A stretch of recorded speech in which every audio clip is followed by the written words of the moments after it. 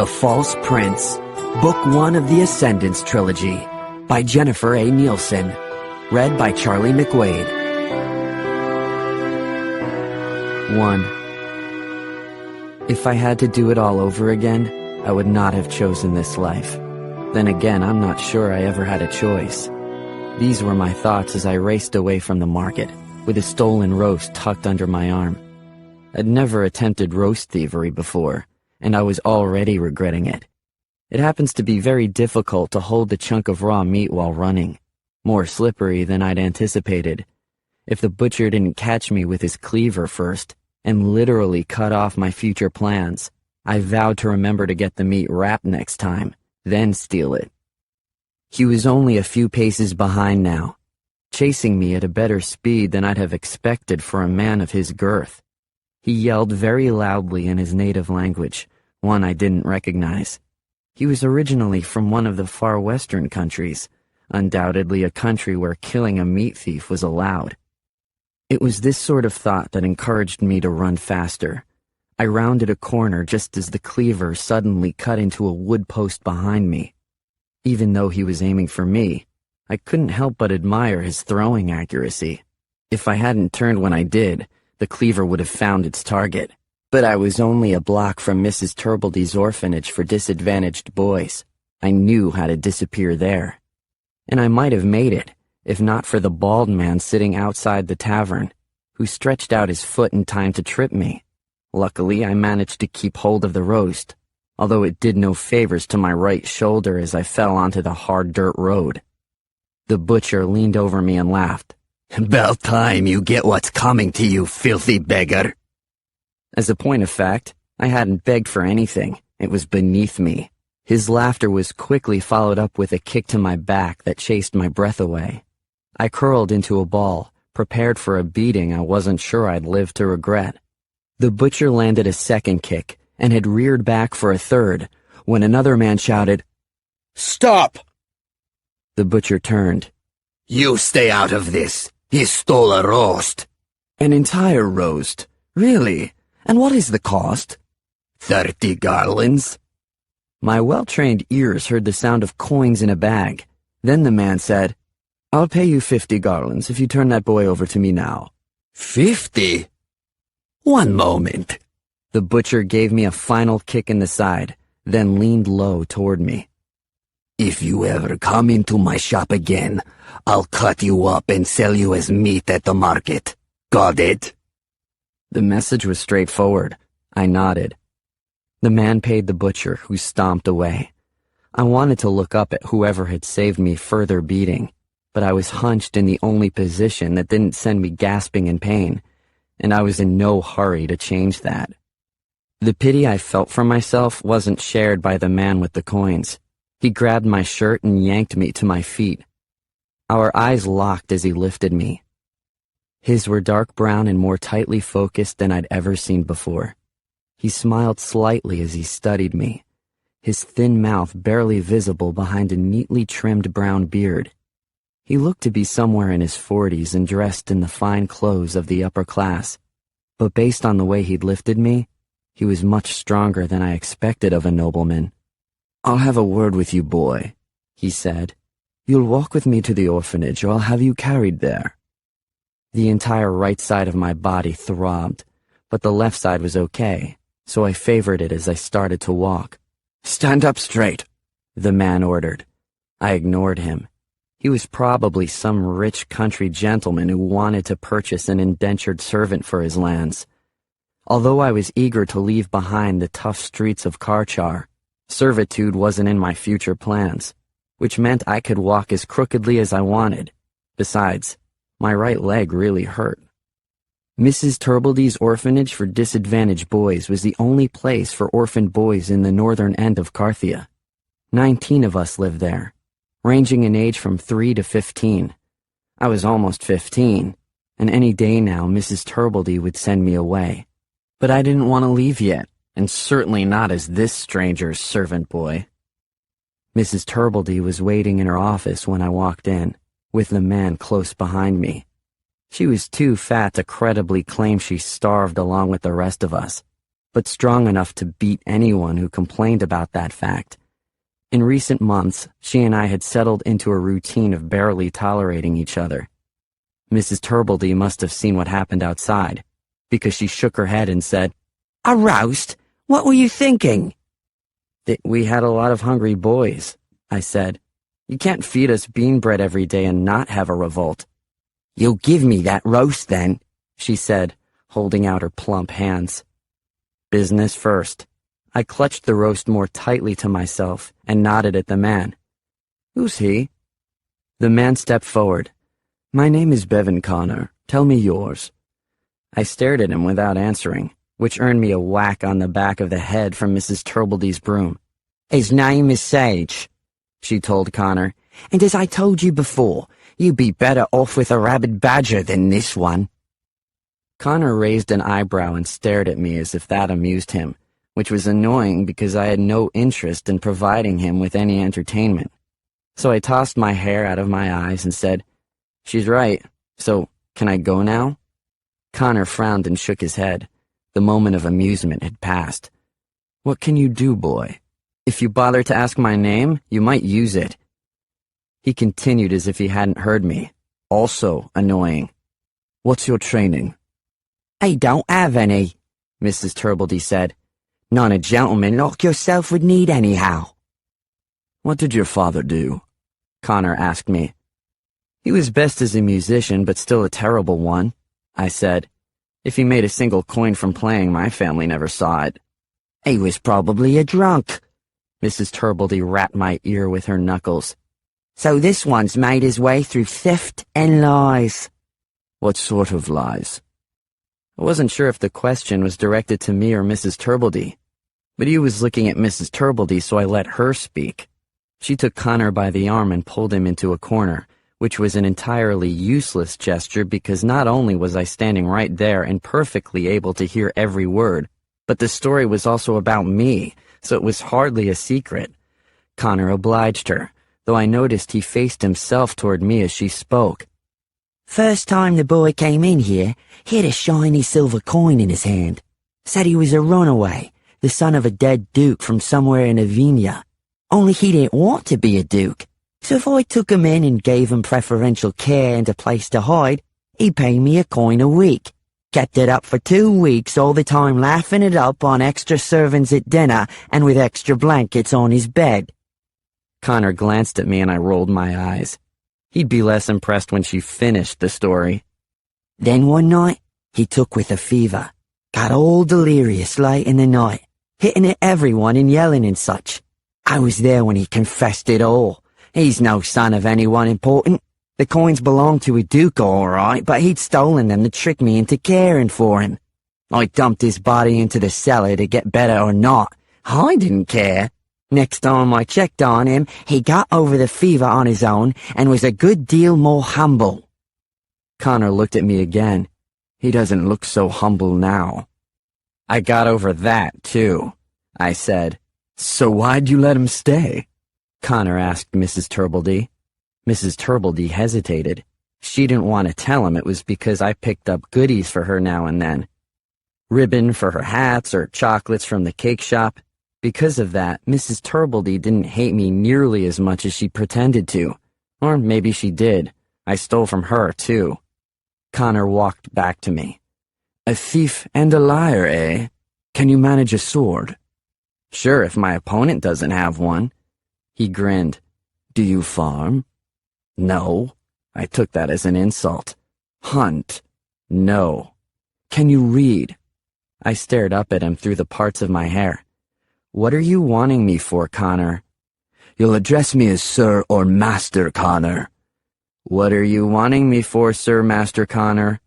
"That's a conversation for another time. Gather your things, I'll wait for you here." I shook my head.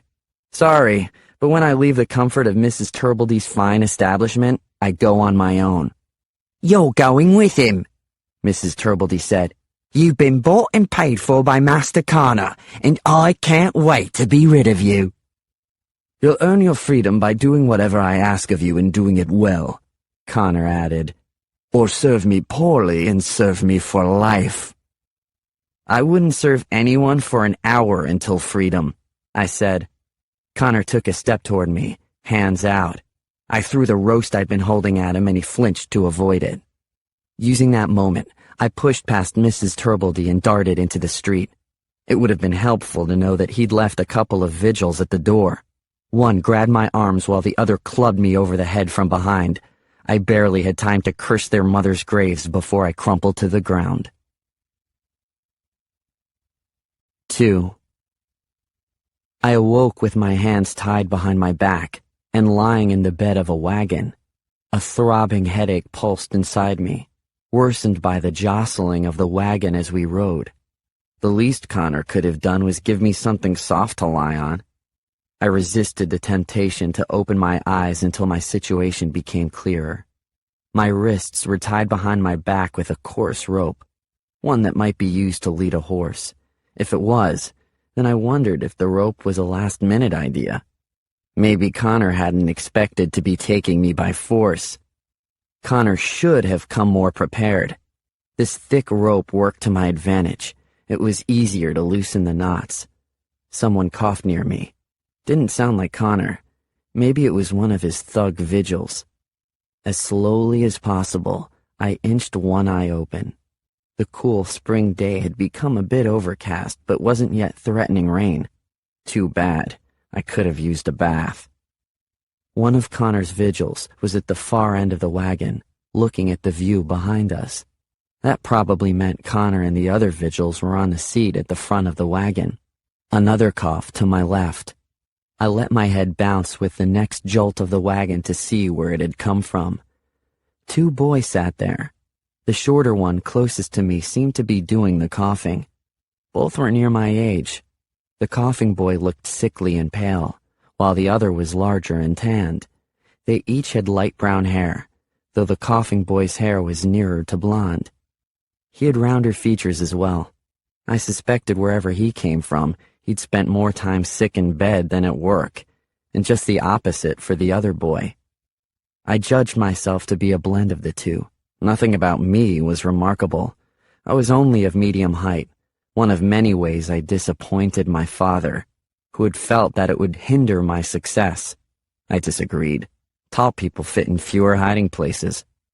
My hair was badly in need of cutting, tangled and dark blonde but getting lighter with each passing month. And I had a forgettable face, which again worked in my favor. The boy coughed again, and I opened both eyes to determine if he was sick or had something to say and was clearing his throat to get our attention. Only he caught me looking at him. Our eyes focused so solidly on each other that it was pointless to pretend I was still asleep, at least to him. Would he give up my secret? I hoped not. I needed time to think, and time for some unfortunately placed bruises to heal. Time was not on my side.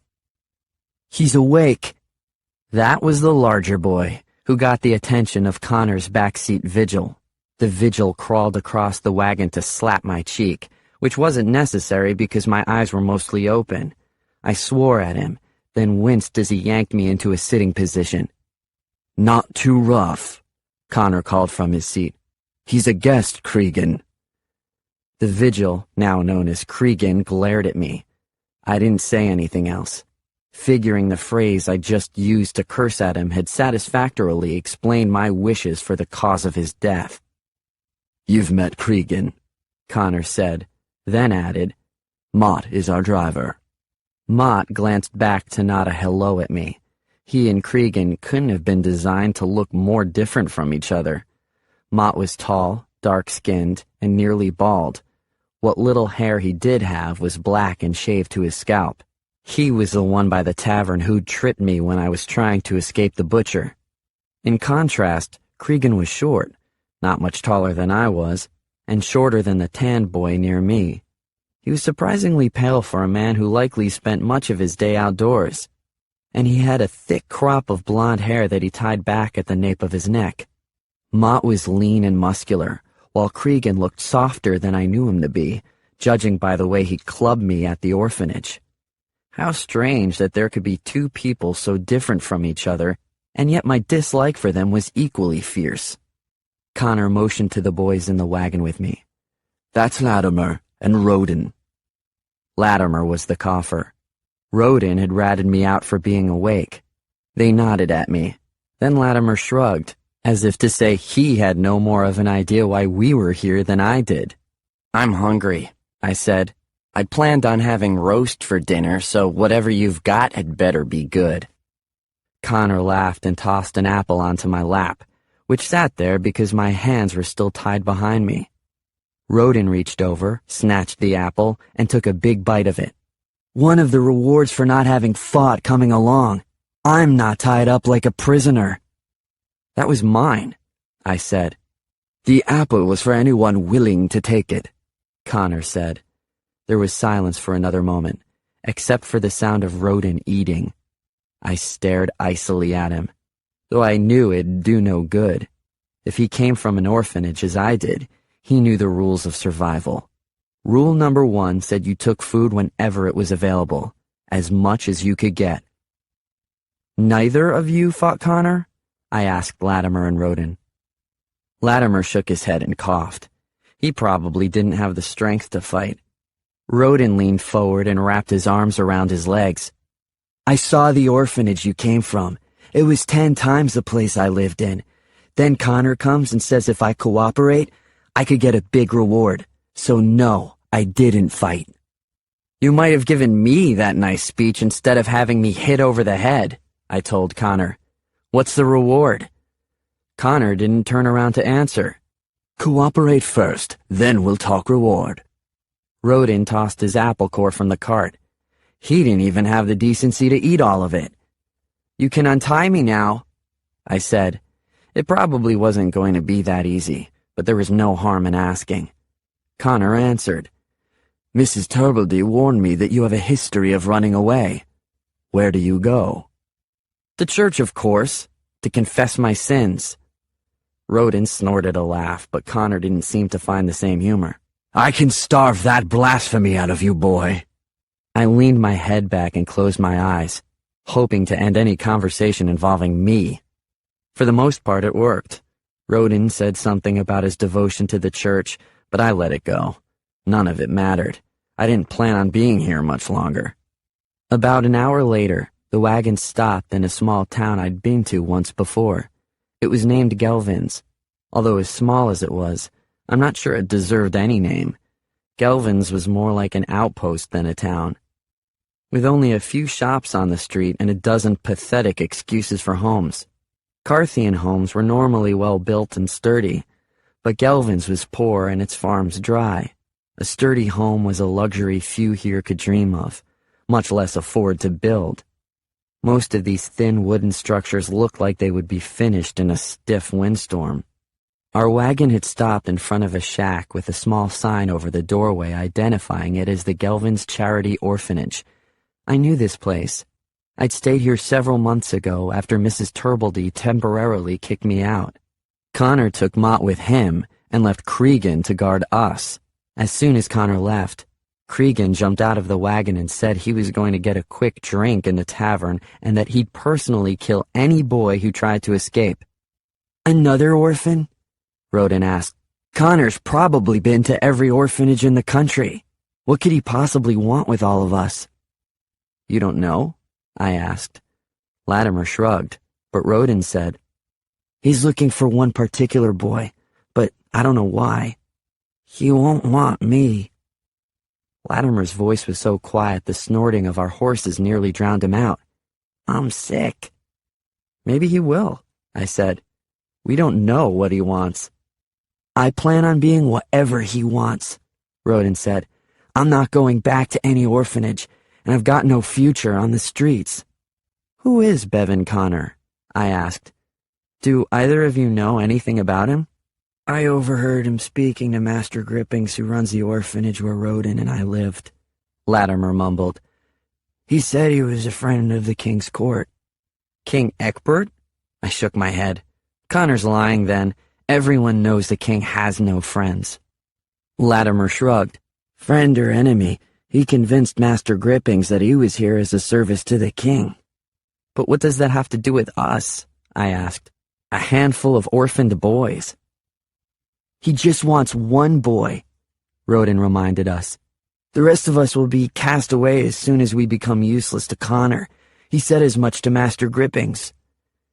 Let me make it easier on you, I said to Rodin. Untie me and I'll be on my way. That's one less boy to contend with. I'll do no such thing, Rodin said. Do you think I want to be punished for your escape? Fine, but the knots are really tight. Could you just loosen them? Rodin shook his head. If they're tight, it's because you irritated Connor's vigils, and you probably deserve it. Connor wouldn't want him to be hurt. Latimer crept toward me and said, Turn around. I can't maneuver with my arms behind me. Just reach back there. Latimer stretched an arm across my back, which I caught with my hand and twisted behind him. Rodin jumped up to one knee, startled, but with my other hand I slipped a noose over Latimer's neck and pulled it so that it was nearly tightened. Rodin froze, waiting to see what I'd do next. Getting the rope off my wrists had been an easy matter. Knotting it into a noose was a bit trickier, although now was not the time to admire my handiwork. Rodin didn't look impressed with my behind-the-back knot tying. Clearly he'd never attempted something like that before, or he would have been. Or maybe he just didn't want me to strangle Latimer in front of him. Not an inch closer to me, I warned Rodin, or else I'll dump him over the side of the cart and you can describe to Connor the sound of his snapping neck. Please don't do that, Latimer breathed. Rodin sat back down. I don't care if you kill him and I don't care if you run away. Leave if you want and pray Connor's vigils don't find you. I stood, apologized to Latimer for threatening to kill him, then gave a ceremonial bow to Rodin. The bow might have been a mistake. Midway through standing up straight, Cregan whacked me in the back with the flat end of his sword. I fell forward, all air knocked from my lungs. You know what'd happen to me if I let you get away, boy, Cregan snarled. I knew, and I wasn't entirely opposed to it. You said you'd kill anyone who tried to escape, Rodin reminded him. And so I will, Cregan said, baring his teeth when I turned to look at him. He'd replaced his sword with a knife and leapt into the wagon in 2 steps. I rolled over to make a run for it, but he grabbed my shirt, shoved me back down, and pressed the knife to my throat. Master Connor doesn't need all of you, and I think he needs you least of all. Suddenly, I had a motivation to be needed by Master Connor. Okay, I grumbled. You win. I'll cooperate. You're lying, Cregan said. I often lie, but not about this. I'll cooperate. Cregan smiled, pleased to have humiliated me. He replaced his knife in the sheath at his waist, then yanked me up by my collar and tossed me into the corner of the wagon. We'll see. A minute later, Connor returned to the wagon with Mott and a boy walking beside him. I squinted, certain I recognized him. He was tall and unusually thin. His hair was darker than both mine and Rodin's, but his was stringy and straight, and more in need of a trim than mine, if that was possible. The boy climbed dutifully into the back of the wagon. Connor glanced at my untied hands, and then at the thin vein of blood trickling down my neck. He eyed Cregan. Any trouble? None, sir, Cregan responded. Only I believe you'll find Sage to be more cooperative now. Connor smiled as if that was all he needed to know of the matter. I'm glad to hear it. Boys, meet Tobias. He'll be joining us in our quest. What quest? I asked. Connor shook his head. Patience, Sage. Patience is the mark of a ruler. And that was my first clue about why Connor had taken us. We were all in terrible danger. 3. I knew Tobias. He might not have known me because I'd come and gone from Gelvin's charity orphanage so quickly. But in my short stay, Tobias had stood out amongst the others. He was no ordinary orphan. He'd been educated as a child and continued to read anything he could get his hands on. He was given special privileges at the orphanage because it was felt he was one of the few with any hopes of one day making a success of his life. Tobias glanced my way. You're bleeding.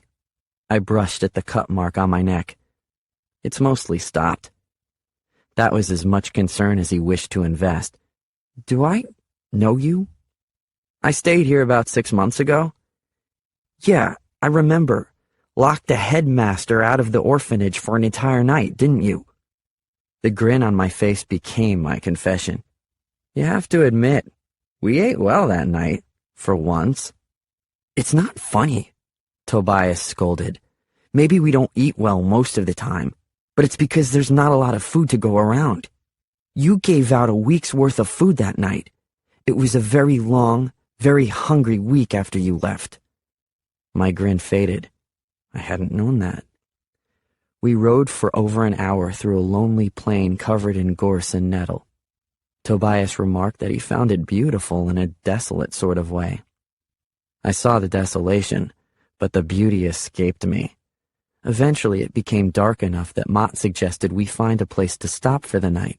The closest town was still Gelvin's behind us, rather than anything yet ahead, so I didn't think it should matter too much where we camped.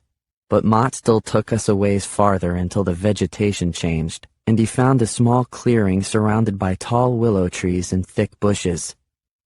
They're hiding us, I muttered to the other boys. Roden shook his head back at me and said, It's safer here than out in the open. They're protecting us. Mott jumped off the wagon and began shouting orders at each of us for what to unload from the wagons and where to put it. Mostly blankets, and I hoped food. I was assigned to remain in the wagon and hand things to the others on the ground. Afraid I'll run away? I asked. Any trust you get here will have to be earned, Mott said. And I'd say you have a great deal more to earn than the others. He nodded at a sack near my foot. Hand me that. Although Connor was the master of our group, Mott was clearly the one keeping our show running. He was no ordinary useless vigil. At least I noticed that he didn't need to ask Connor's permission for everything. And when Mott issued orders to Cregan, Cregan did as he was told. While we worked, Connor stationed himself on a fallen log to peruse a tattered leather-bound book. Every now and then he'd glance up, studying each of us with more than a casual examination, then return to his book. Cregan got a fire going, and afterward Mott instructed us to gather around so that Connor could talk to us. Talk to us? I said. When do we eat? We eat after the talk, Connor said, closing his book and standing. Come, boys, sit. I jumped out of the wagon and squeezed onto the edge of a log Roden and Tobias had dragged near the fire. They weren't too pleased to have me there, but didn't complain either. Latimer squatted on the ground. I considered offering him my seat since he was still coughing, but I guessed he wouldn't take it anyway. Connor coughed too, although his was the kind meant to get our attention. The cough wasn't necessary. We were already watching him. I haven't said much as to why I've collected you boys, Connor began. I'm sure in your heads you've created every sort of speculation, from the likely and plausible to the wild and impossible. What I have in mind is closer to the latter of those. Tobias sat up straighter. I already disliked him as much as Roden, even though there had been far more time for me to learn to dislike Roden. I can't deny there's danger with my plan, Connor said. If we fail, there will be terrible consequences, but if we succeed, the rewards are beyond your imagination. I wasn't sure about that. I could imagine some fairly big rewards. In the end, only one of you can be chosen. I need the boy who proves himself to be the closest fit with my plan, and my plan is very demanding and very specific. Tobias raised his hand, a sign that he'd been educated. At the orphanage I came from, a person only raised a hand if he was about to hit someone with it. Sir, what is your plan? Excellent question, Tobias, but it's also a very secret plan. So what I'd like to do first is offer any of you the chance to leave now. You may leave with no feelings of regret or cowardice. I've been very upfront about both the danger and the rewards. If you don't feel that this is for you, then this is your opportunity to leave. Rodin looked at me. I arched my eyebrows in response. He wanted me to leave, that was clear. And I would have stood right then, except for a nagging voice in my head that told me something was wrong. So I kept still. Latimer raised his hand, not because he'd been trained to, but because it had worked for Tobias. Sir, I think I'd like to leave. I'm not fit to compete with these other boys. And frankly, I'm not one to face danger, even for great rewards. Apparently, the nagging voice hadn't visited Latimer's head. Certainly you may leave. Connor politely raised a hand toward the wagon. Why don't you get back in there and I'll have Cregan drive you to the nearest town. Tonight? The rest of us have more to discuss tonight, so yes, go right now. Latimer gave an apologetic smile to us and thanked Connor for understanding. I nodded a goodbye to him and wondered, like I'm sure Rodin and Tobias did, if it'd be smart to make the same choice. Connor hadn't said what would happen to the boys he didn't pick for his plan, nor just how dangerous things might get. Then I realized what my instincts had been trying to tell me. Mott was ahead of us, motioning Latimer toward the wagon. Where was Cregan? I stood and yelled, "Latimer, stop!" But my warning only gave Latimer time to turn from climbing into the wagon. His eyes widened as he saw what I had sensed. An arrow whooshed past me and pierced his chest. Latimer yelped like a wounded dog and fell backward on the ground, dead. With a furious cry, I leapt toward Cregan, who is still partially hidden in the shadows behind us, and tackled him to the ground. Cregan went for the knife at his waist, but one hand still held the bow he'd used to kill Latimer, so I got the knife first. With my body crossways over Cregan's, I started to crawl off him, but Mott lunged at me from behind and I collapsed face down into the dirt. Cregan took a deep breath, then sat up and easily wrested the knife from my hand. That was probably a good thing. I don't know what I would have done with it if Mott hadn't stopped me. "You killed him!" I growled, getting a taste of dirt into my mouth. Connor knelt beside me and lowered himself so that I could see his face. His voice was eerily calm. Latimer was sick, Sage. He wasn't going to get better, and I think he proved a good lesson for the rest of you. Now you can get up and rejoin the other boys, or you can take a wagon ride with Latimer. It's your choice. I thrust my jaw forward and glared at Connor, then finally said, I suppose Latimer won't be much company now. I'll stay here. Excellent decision. Connor clapped a hand on my back as if we were old friends. He nodded at Mott, who let me go, then added, I'm sure Latimer's death is a shock to you, but it was important for you three to understand the seriousness of what we are doing. When I sat up, Cregan's leg brushed roughly past me as he went to help lift Latimer's body into the wagon. Normally, I'd have kicked him in return, but for the moment I was too stunned to think. Bury him deep, Connor said. Still on the log, Tobias was pale and perfectly still. Rodin looked as if he was having trouble breathing. My breathing wasn't working any better. It didn't help that Mott had rudely pressed his knee into my back for the last couple of minutes. Connor's smile was a thin line on his face. Sage, I believe your question earlier was why we had the meeting before we ate. This is why, so we wouldn't waste our food. His eyes passed over to Rodin and Tobias. How about it then? Does anybody else want to leave? 4. Mott laid out a sack of fresh fruit and salted meat, but other than him and Connor, none of us touched it. It's your last chance until breakfast, Connor said. You'll want to keep your strength up. Rodin shook his head at Connor. He didn't look like he could stomach a bite of food anyway. Tobias had been nearly frozen since Latimer was killed. He'd barely even blinked. I'd gone numb. Literally, I felt nothing. Connor and Mott ate their meal while the rest of us sat. Slowly, the shock wore off and we began to accept that as long as we did what we were told, we'd live to see another morning. Connor offered the food to us again.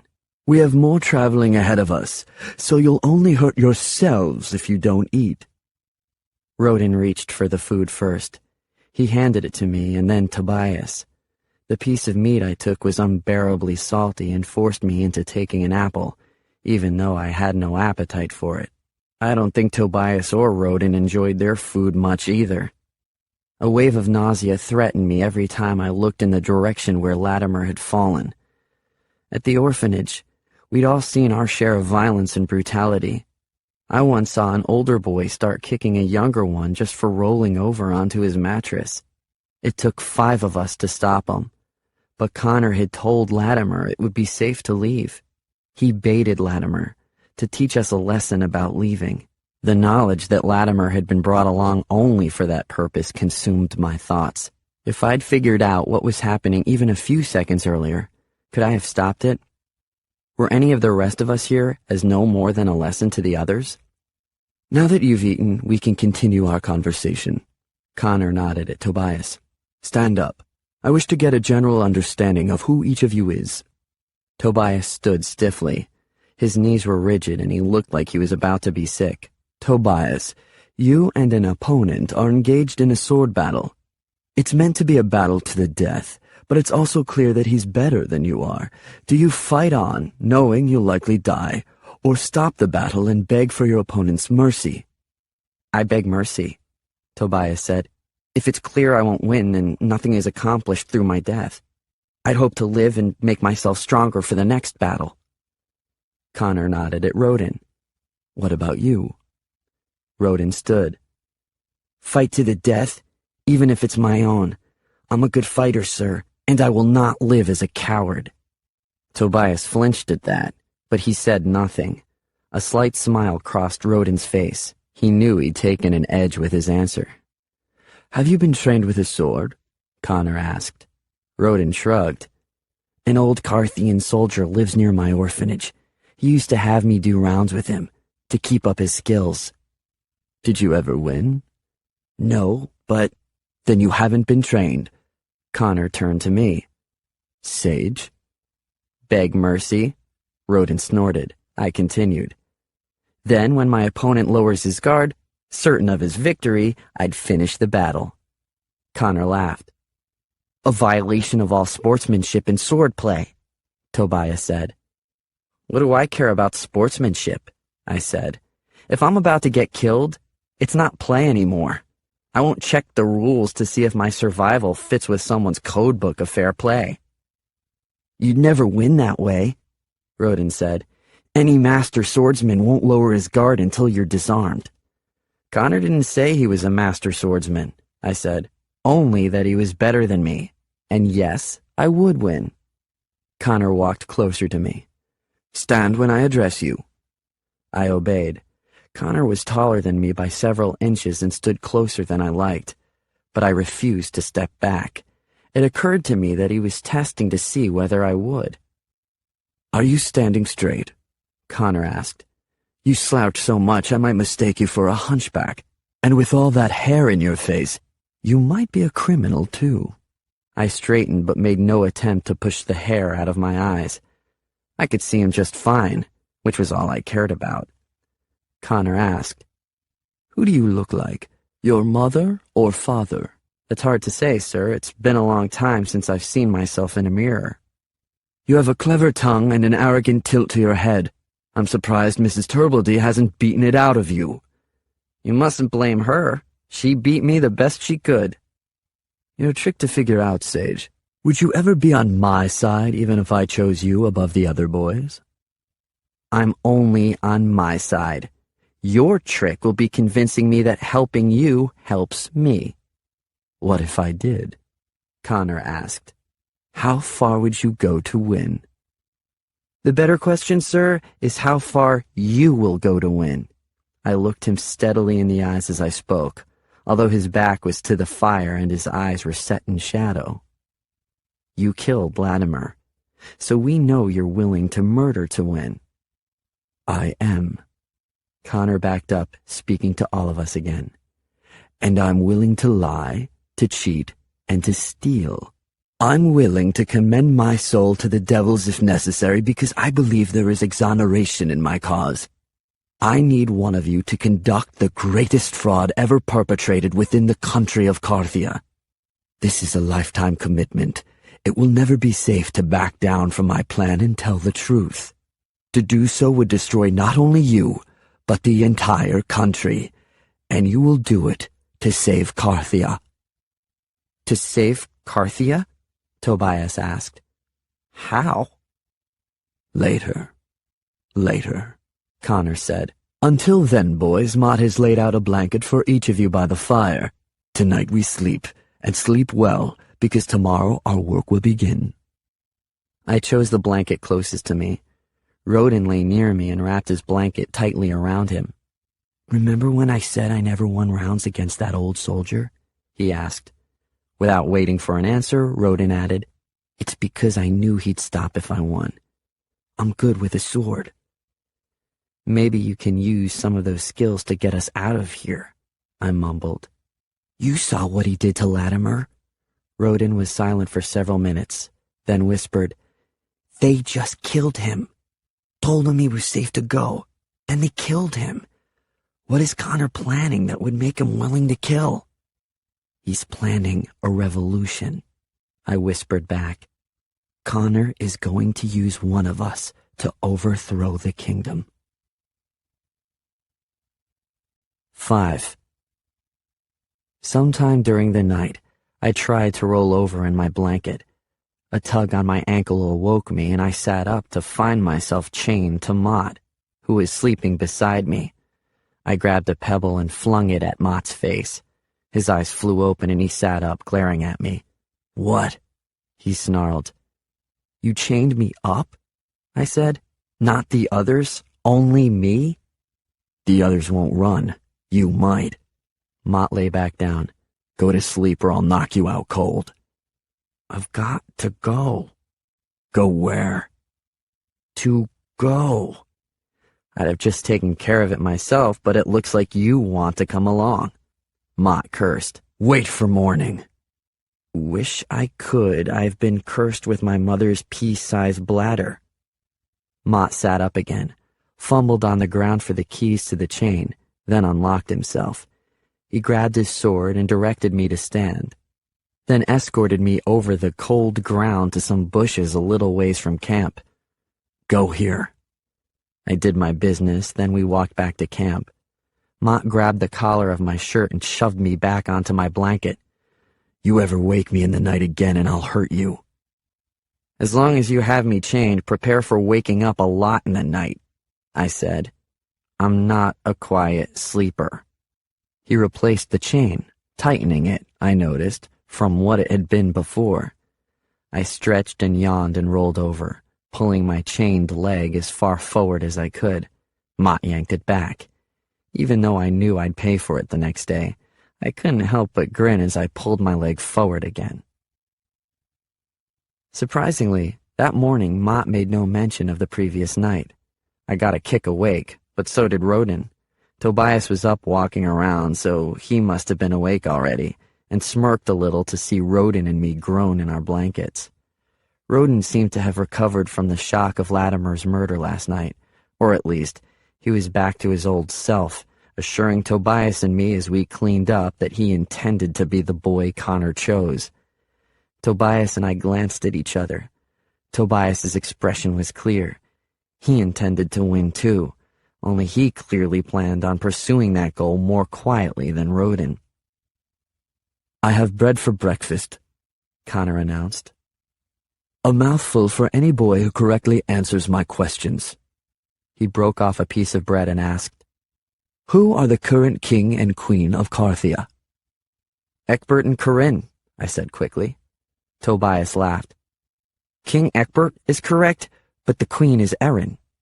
Connor tossed the bread to Tobias, which I thought was unfair. I'd already given him half the answer, yet he got the entire bite.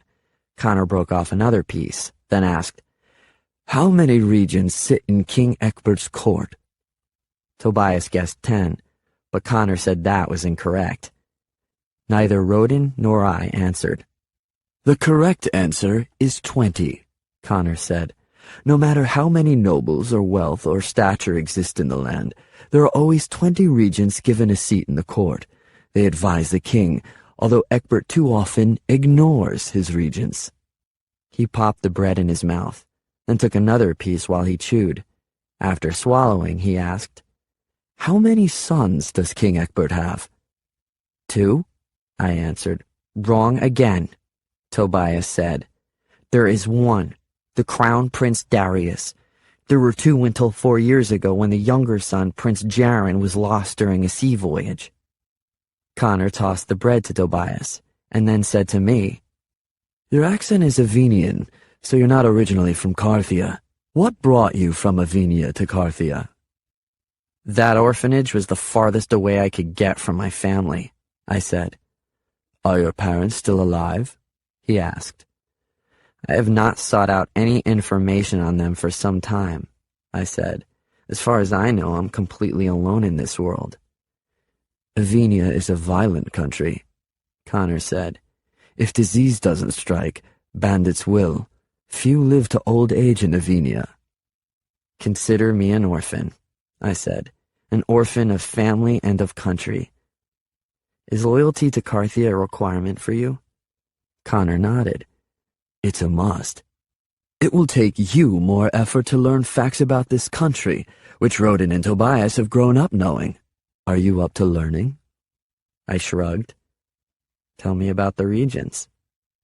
Connor rewarded my question with a chunk of bread, and then said, "I am one of the 20 regents, albeit a minor one. My father was a man of great influence in the court, so upon his recent death I inherited my position in the court. 13 of the regents inherited their positions.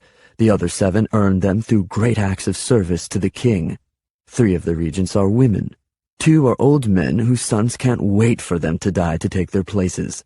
For every regent in the court, there are 5 nobles in Carthia who would love to see them fall from grace, so that another Carthian can be brought into council with the king. All of the regents claim loyalty to the king, but few actually practice it. The secret none of them keep very well is that they wish to have the throne for themselves." "Does that include you?" Roden's question was not rewarded with bread. Connor pressed his lips together and then said, "As I told you, my status in the court is minor. It's useless for me to aspire to the throne. It would be taken over 100 times before I attained enough power to acquire it." "He didn't ask whether you'd get the throne," I said. "He asked whether you wanted it." Connor smiled. "Is there anyone who bows to the throne and does not wish that he was the one who sat on it? Tell me, Sage, have you ever lain on the hard floor of the orphanage, staring at the stars through cracks in the ceiling, and wondered what it would be like to be king?" I couldn't deny that. Beside me, Roden and Tobias were nodding their heads. In the few moments at night before sleep came upon us, when all orphans do their best dreaming, we'd all thought about it. Connor continued his lesson. "Second in power to the king is the High Chamberlain, Lord Kerwin, but Kerwin is a servant to the king and could not become king himself. The most powerful of the regents is the prime regent, a man named Santhias Veldegrath. He is ruthless in his ambition. He's climbed the ladder of power by destroying those with influence greater than his. I suspect there are more than a dozen nobles either dead or in the king's prison because of Veldegrath. He wants the crown and works the king's armies to his favor. If anything were ever to happen to the royal family, Veldegrath would be the first to reach for the throne. The other regents would either bow to his will or send Carthia into civil war in pursuit of their own ambitions." "I know of Veldegrath," Tobias said. "He owned the land my grandmother lived on. One day a messenger came round and told her the rent would be doubled. She hated him to the end of her life." "He has his enemies, yes, but he also has powerful friends. Veldegrath has no compassion for the people, and will suck every good thing from Carthia to himself until it's swallowed up." "So which do you prefer?" Tobias asked. "A reign of Veldegrath, or civil war? Neither. That is why you are here. Connor tossed the remaining bread to the ground for us to divide amongst ourselves, then brushed his hands together and said to Mott and Cregan, "Wipe away any trace of our being here as best you can. I wish to leave within the hour." Roden and Tobias dove for the bread, but I stayed where I was, watching Connor walk back to the cart. The hints he left for us about his plan were not subtle. It was clear what he wanted, but there was obviously some crucial information he was still leaving out. I didn't dare wonder what that might be. Connor met my gaze as he passed by and stopped walking. He gave me an appraising look as we stood there, then slowly nodded his head before walking on. I closed my eyes, horrified that my suspicions might be true. Connor was holding us on the brink of treason. 6. Connor lectured us about Carthia for nearly the entire ride to wherever we were going that morning.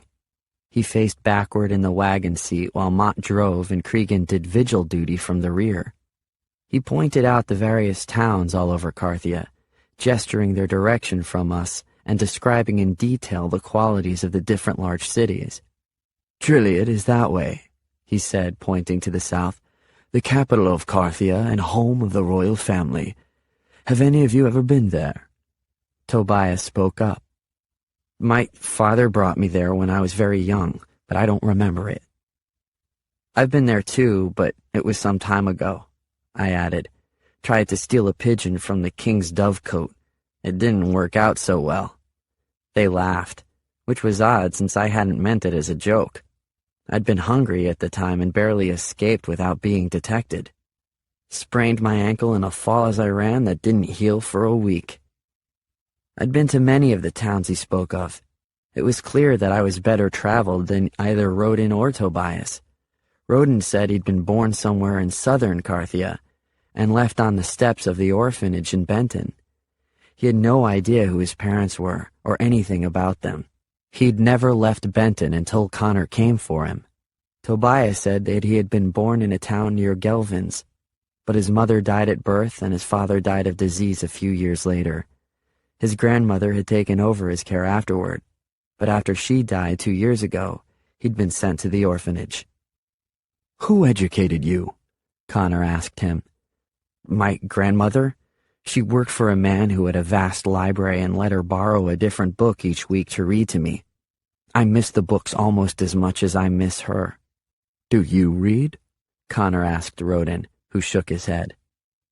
"I've always wanted to, though," Roden said. "I'm good on my feet and thought maybe I'd join the king's army, but to rise in rank, I'd be expected to read." "So you're a patriot," Connor said admiringly. "Then we shall have to teach you to read. What about you, Sage? Can you read?" I shrugged. "Didn't you already ask me that?" "You chose to insult me last time rather than answer," Connor said. "I don't expect you've had much education." "My father said a person can be educated and still be stupid, and a wise man can have no education at all." "Your father was a worthless musician," Connor said. "It sounds to me like he was both stupid and without education." "And Mrs. Turbledy told me your mother was a barmaid? I hate to think of the education she might have given you." I stared at my hands resting on my knees. "If you can give me anything worth reading, I'll make my way through it." "Who amongst you rides a horse, in a gentleman's style?" Again, none of us answered.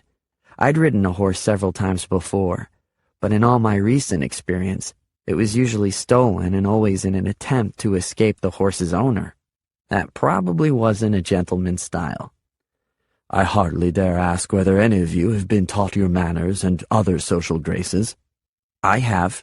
A little," Tobias said.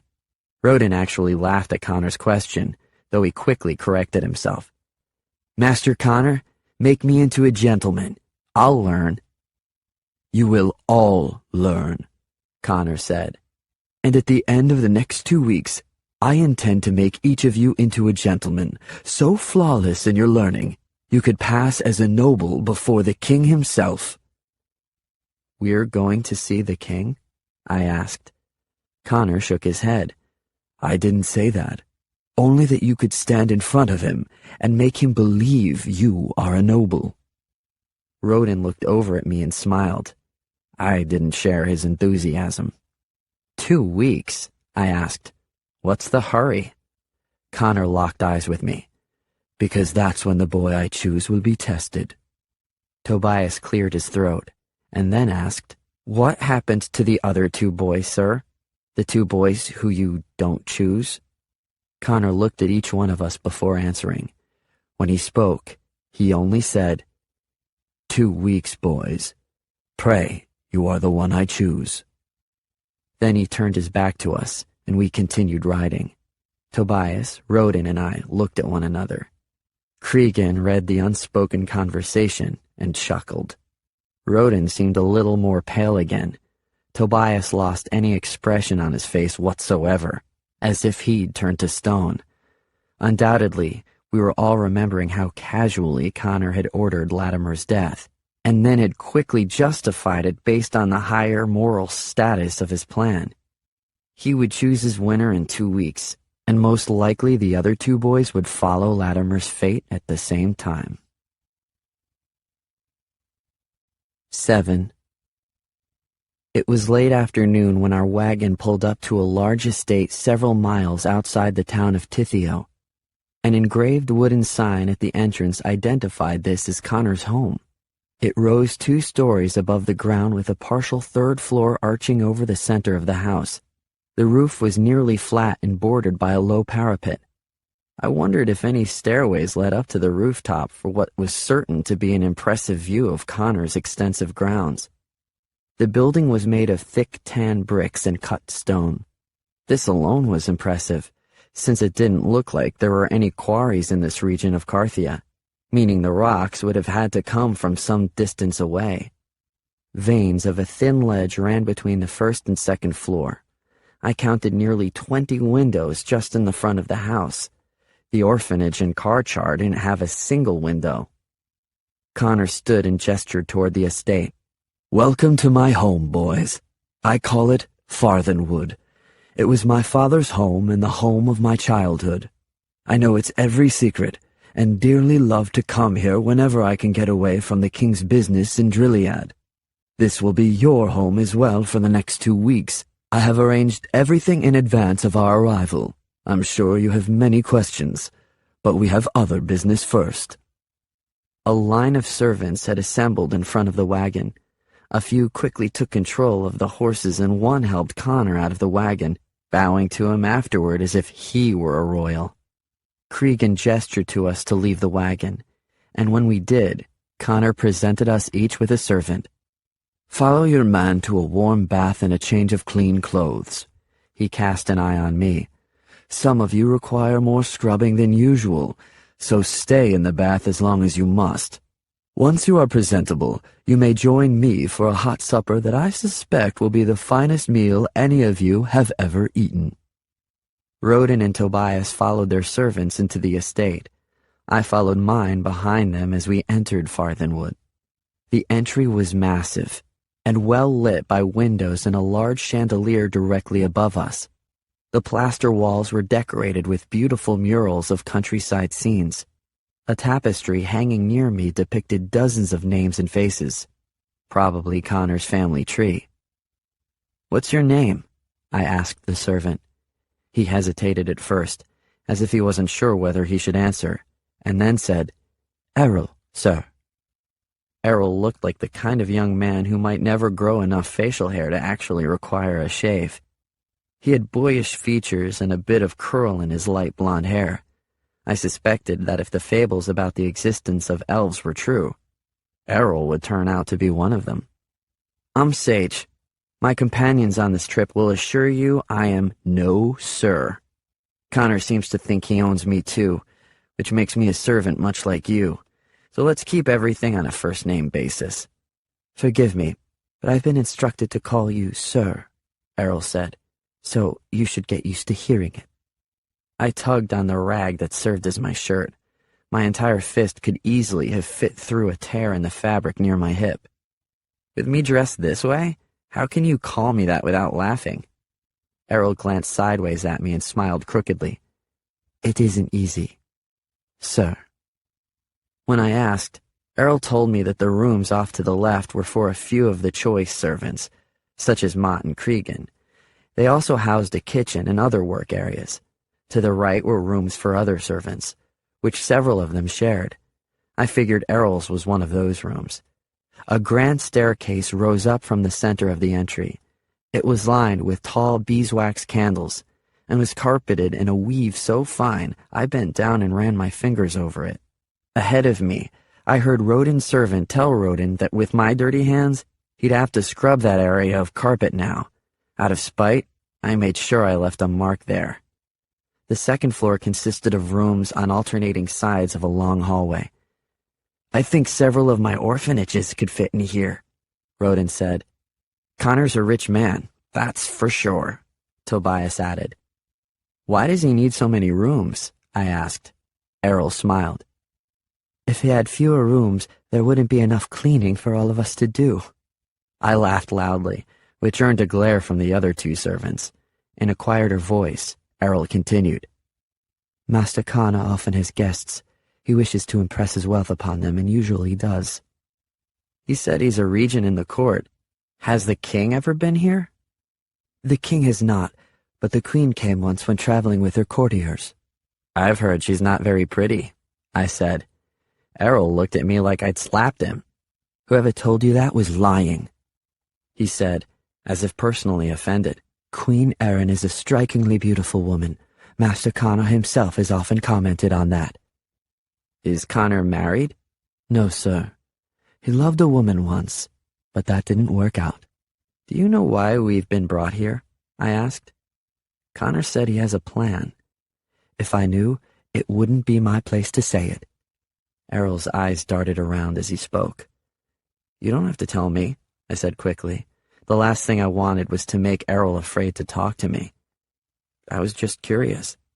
All we hear as servants are rumors and bits of the whole story, Errol said. You couldn't trust the little I know anyway. No, I agreed, then changed the subject. How long have you served Connor? I came here when I was 10, sir, half my life ago.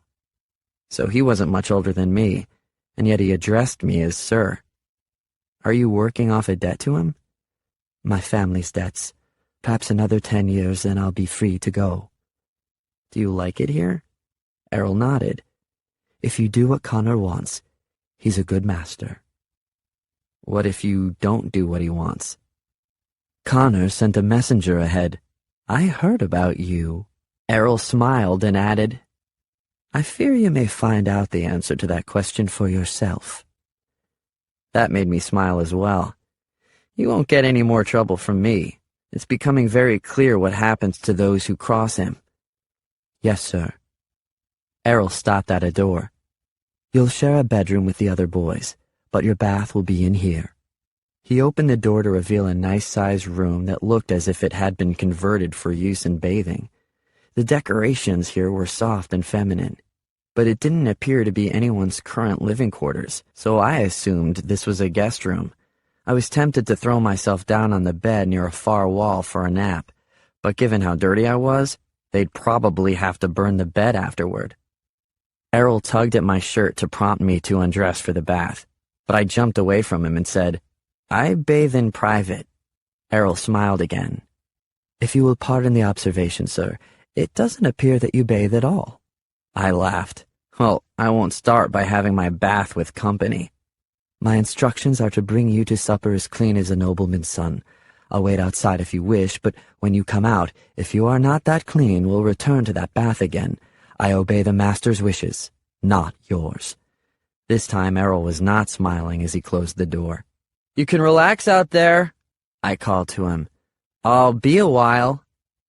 I looked for a way to lock the door but found none, so I dragged a heavy chair to the door and braced it beneath the door handle. The room had a window balcony at the back of the house.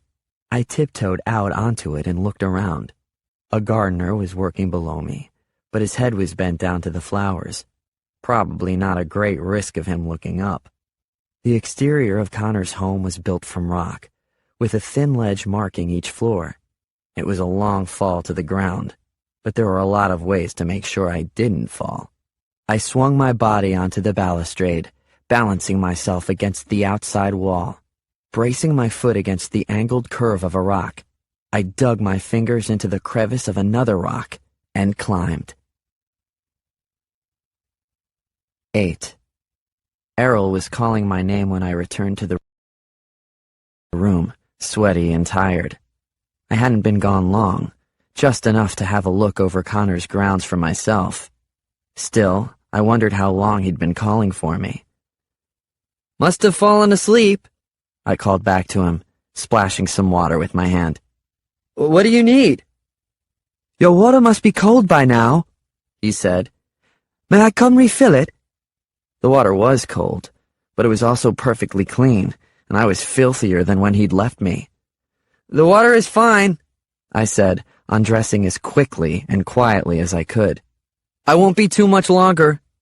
"The other boys left their baths long ago." "Yes, but they were probably cleaning themselves while I was sleeping. Give me a few moments."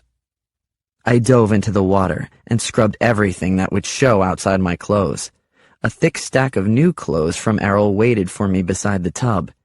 They were a gentleman's clothes, and probably cost Connor a fair amount of silver to purchase for all three of us. Mine had a linen shirt that laced up the front somehow, a soft leather half-sleeved vest with carved bone buttons, long linen pants, and a pair of calf-high boots. I didn't think much of my skin would show. That was only my first bath, because after I emerged from the room, Errol inspected my arms above the sleeves and observed that I still smelled like an orphanage. He insisted on scrubbing me the second time. "The water is freezing," he said. "You like your bath this way?" "It's colder now," I said grumpily, and I never said I preferred it, only that it was fine. Errol's gentle manners were not reflected in his bathing assistants. It surprised me how much dirt came off the second time.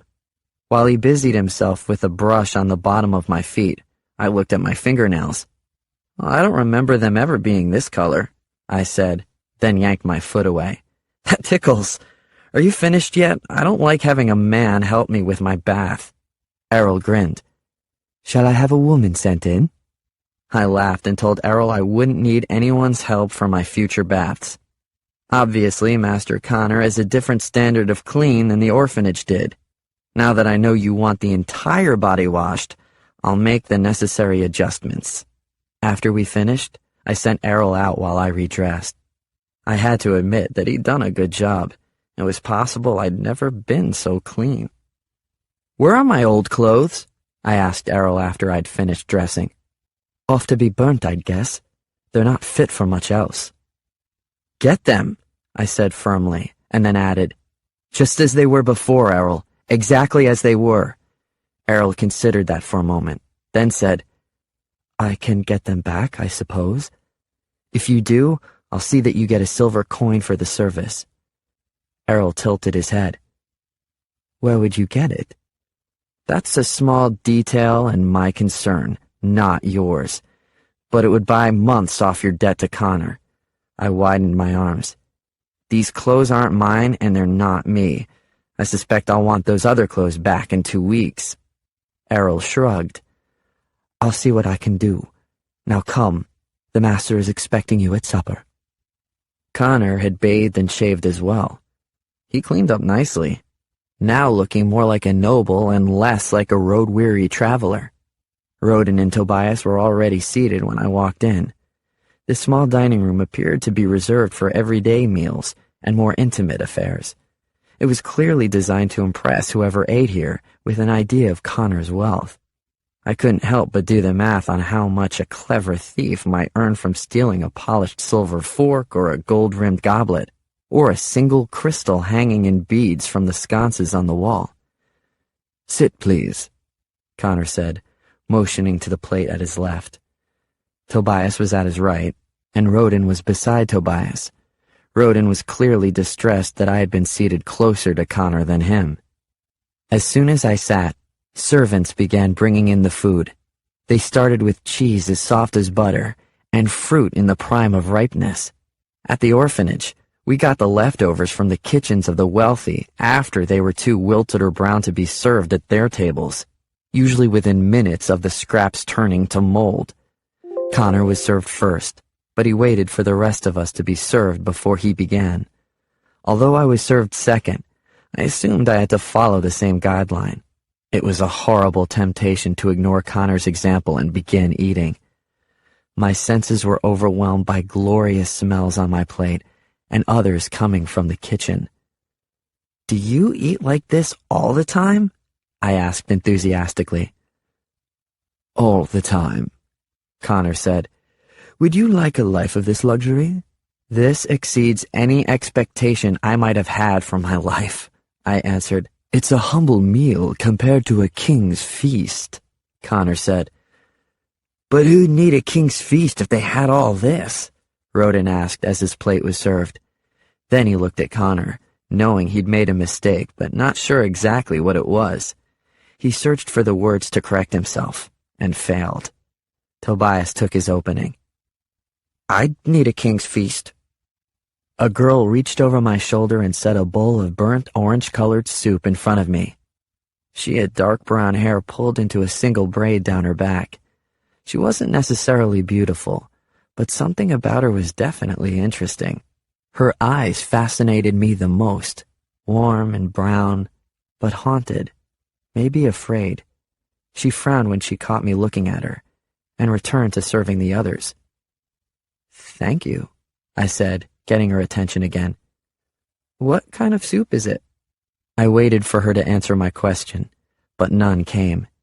Maybe in Connor's home the servants were not permitted to speak at his table. I turned away quickly, hoping I hadn't gotten her into trouble. Connor prattled on, telling us what we could expect to eat for dinner that evening.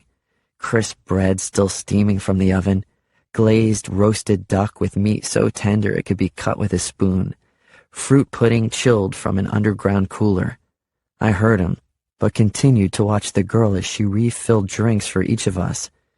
When she leaned to refill Tobias's cup, another servant bumped her with his shoulder, and a little water splashed onto Tobias's lap. Connor glared at her, irritated. I opened my mouth to defend her, but she handed him another napkin and hurried from the room before anything could be said. When we were all dished up, Connor picked up the spoon at the top of his plate and said, "This is your soup spoon. It is for the soup and only for the soup." Following his direction, I grabbed my spoon, trying to hold it the same way he did.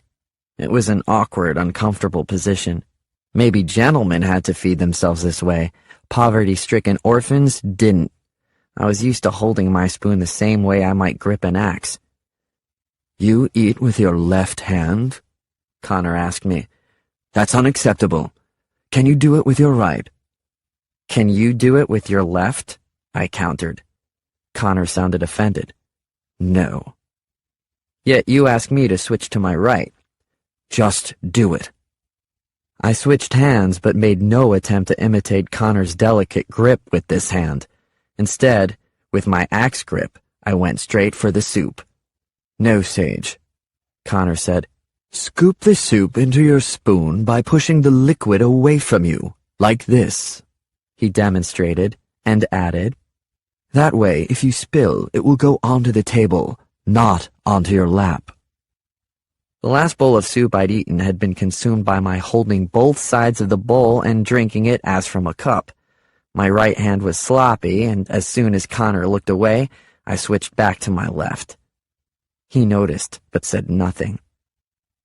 Connor corrected Rodin on how to hold his spoon. "It's not a hammer, boy," he lectured Tobias on leaning over his bowl. "Bring the food to your mouth, not the mouth to your food." But he said nothing else to me about manners. I suspected he'd given up. Following the soup, we had some bread and more cheese. Connor demonstrated the use of the cheese slicer and bread knives. I thought both of those were obvious, so I didn't pay much attention. Rodin and Tobias seemed captivated. The girl who had caught my attention before returned to clear our soup bowls and the bread and cheese while other servants brought us the main course. She frowned at me again, which bothered me because I didn't see what I possibly could have done so soon to irritate her this much. "I'm already full," Tobias said. "It's considered rude to say that," Connor said. "A host plans to serve his guests throughout the entire meal and does not want to think that he is forcing half his meal down their throats." Tobias apologized and said his dinner smelled good, which Connor also seemed to think was a little rude. I didn't think Tobias meant to be rude. It's just that the way he said certain things made him sound haughty. I was plenty hungry, even after the first 2 courses. It had been nearly 2 days since I'd eaten anything substantial, and months since I'd ever eaten enough to consider myself full. Food is considered a luxury in Carthian orphanages. They operate on whatever money an orphan inherited upon the deaths of his parents, which inevitably is little more than the shirt on his back after debts were settled. Private donations come in from time to time by wealthy citizens hoping to buy forgiveness for their favorite sins.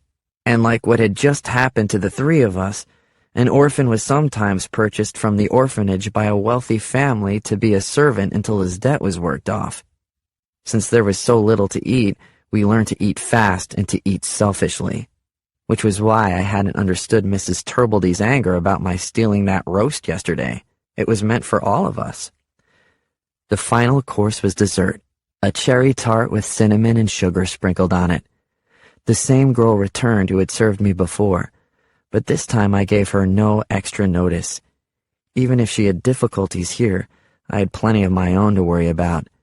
I needed to focus on Connor, who had yet to reveal the worst of his intentions for us. "Leave the room now," Connor ordered all his servants. "I won't need you again until we've finished our supper." When the last of the servants closed the doors, Connor set his knife and fork down and clasped his hands together. "We've come to it at last," he said, looking over each of us carefully. "I am ready to tell you my plan." The False Prince, Disc 2. 9. An hour seemed to pass before Connor continued.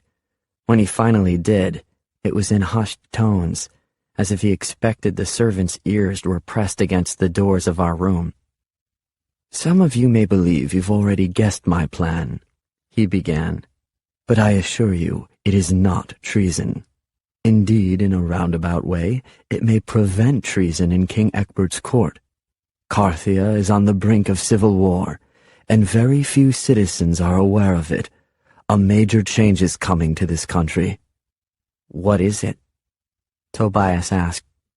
We all had that same question, but Connor's glare reflected his irritation at being interrupted. "I will come to that in a moment," he said. "Do you remember what I told you about Veldegrath? He has long planned for this day, and even now has begun to amass those loyal to him so that he can force the rest of us to give him the king's crown.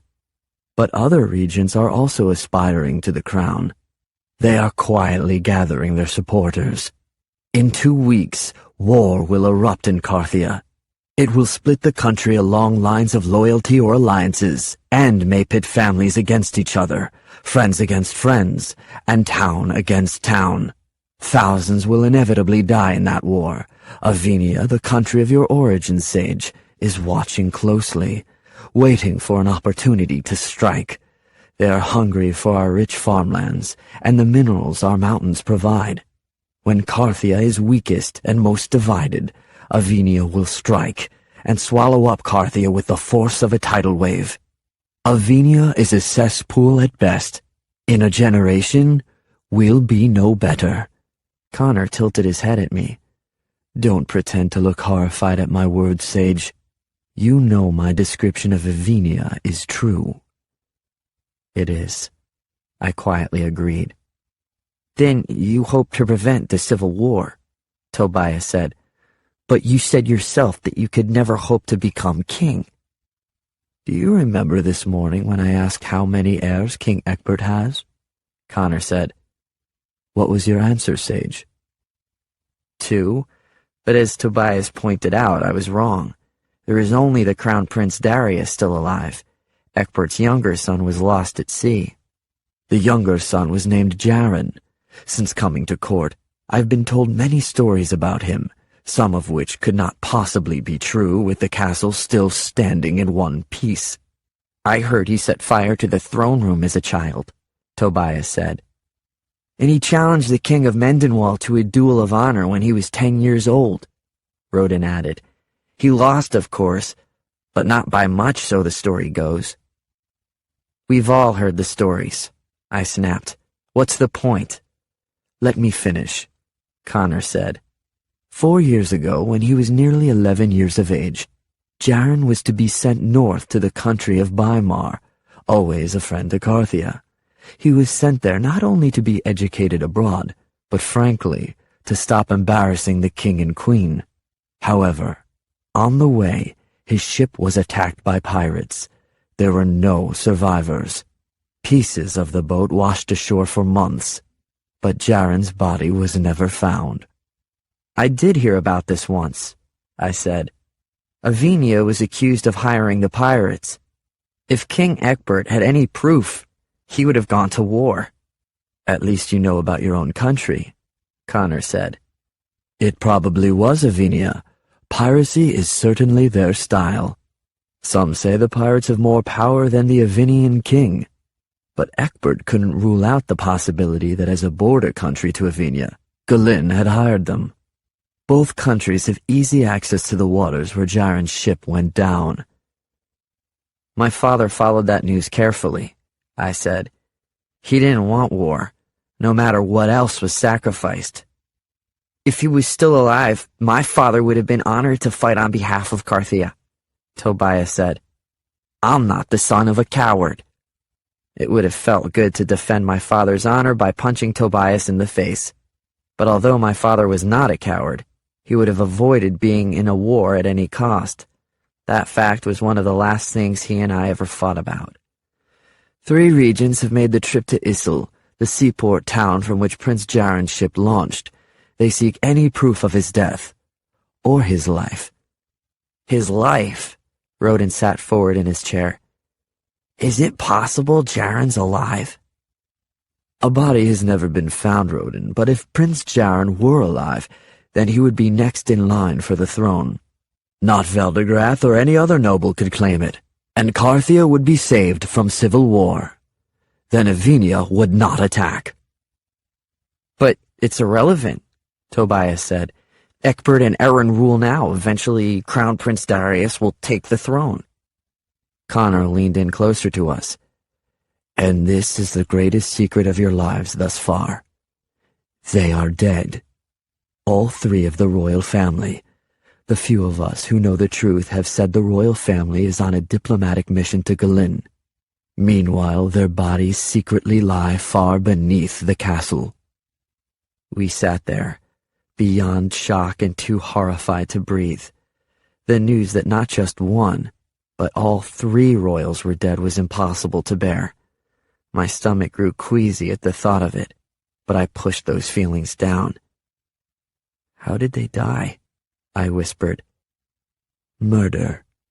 We believe they were administered some sort of poison at supper. They never awoke. Any suspects? Rodin asked. Connor dismissed his question with the wave of his hand. Don't be naive. Ecbert had many enemies, and frankly I wouldn't trust most of his friends. I believe all 3 family members were intended victims, clearing the path for a noble to become king. So was it Veldegrath? I asked. A lot of regents suspect him, but there's no evidence of it, Connor said. We shall see who puts themselves forward to be king, and then judge. And you hope to find Prince Jaren and stop the nobles from fighting over the throne, Tobias said. Not exactly, Connor said. Prince Jaren is long dead, and I can prove it. How? I asked. Connor smiled. I'm afraid for now I must ask you to trust me on that. It's my secret, and mine alone. However, since the regents are unaware of my proof, their trip to Issel is only to end any official doubt before another king is chosen. That is where you come in. Because you see, many Carthians have small hopes that Jaren is alive. Nobody has seen him for nearly 4 years. He would be 14 today, about the same age as you boys. Surely the three of you have noticed certain physical similarities between one another? He paused a moment, and his smile widened. You also have similarities in appearance to Prince Jaren as he might look today. My plan is simple, really. I intend to convince the court that Prince Jaren is one of you. 10.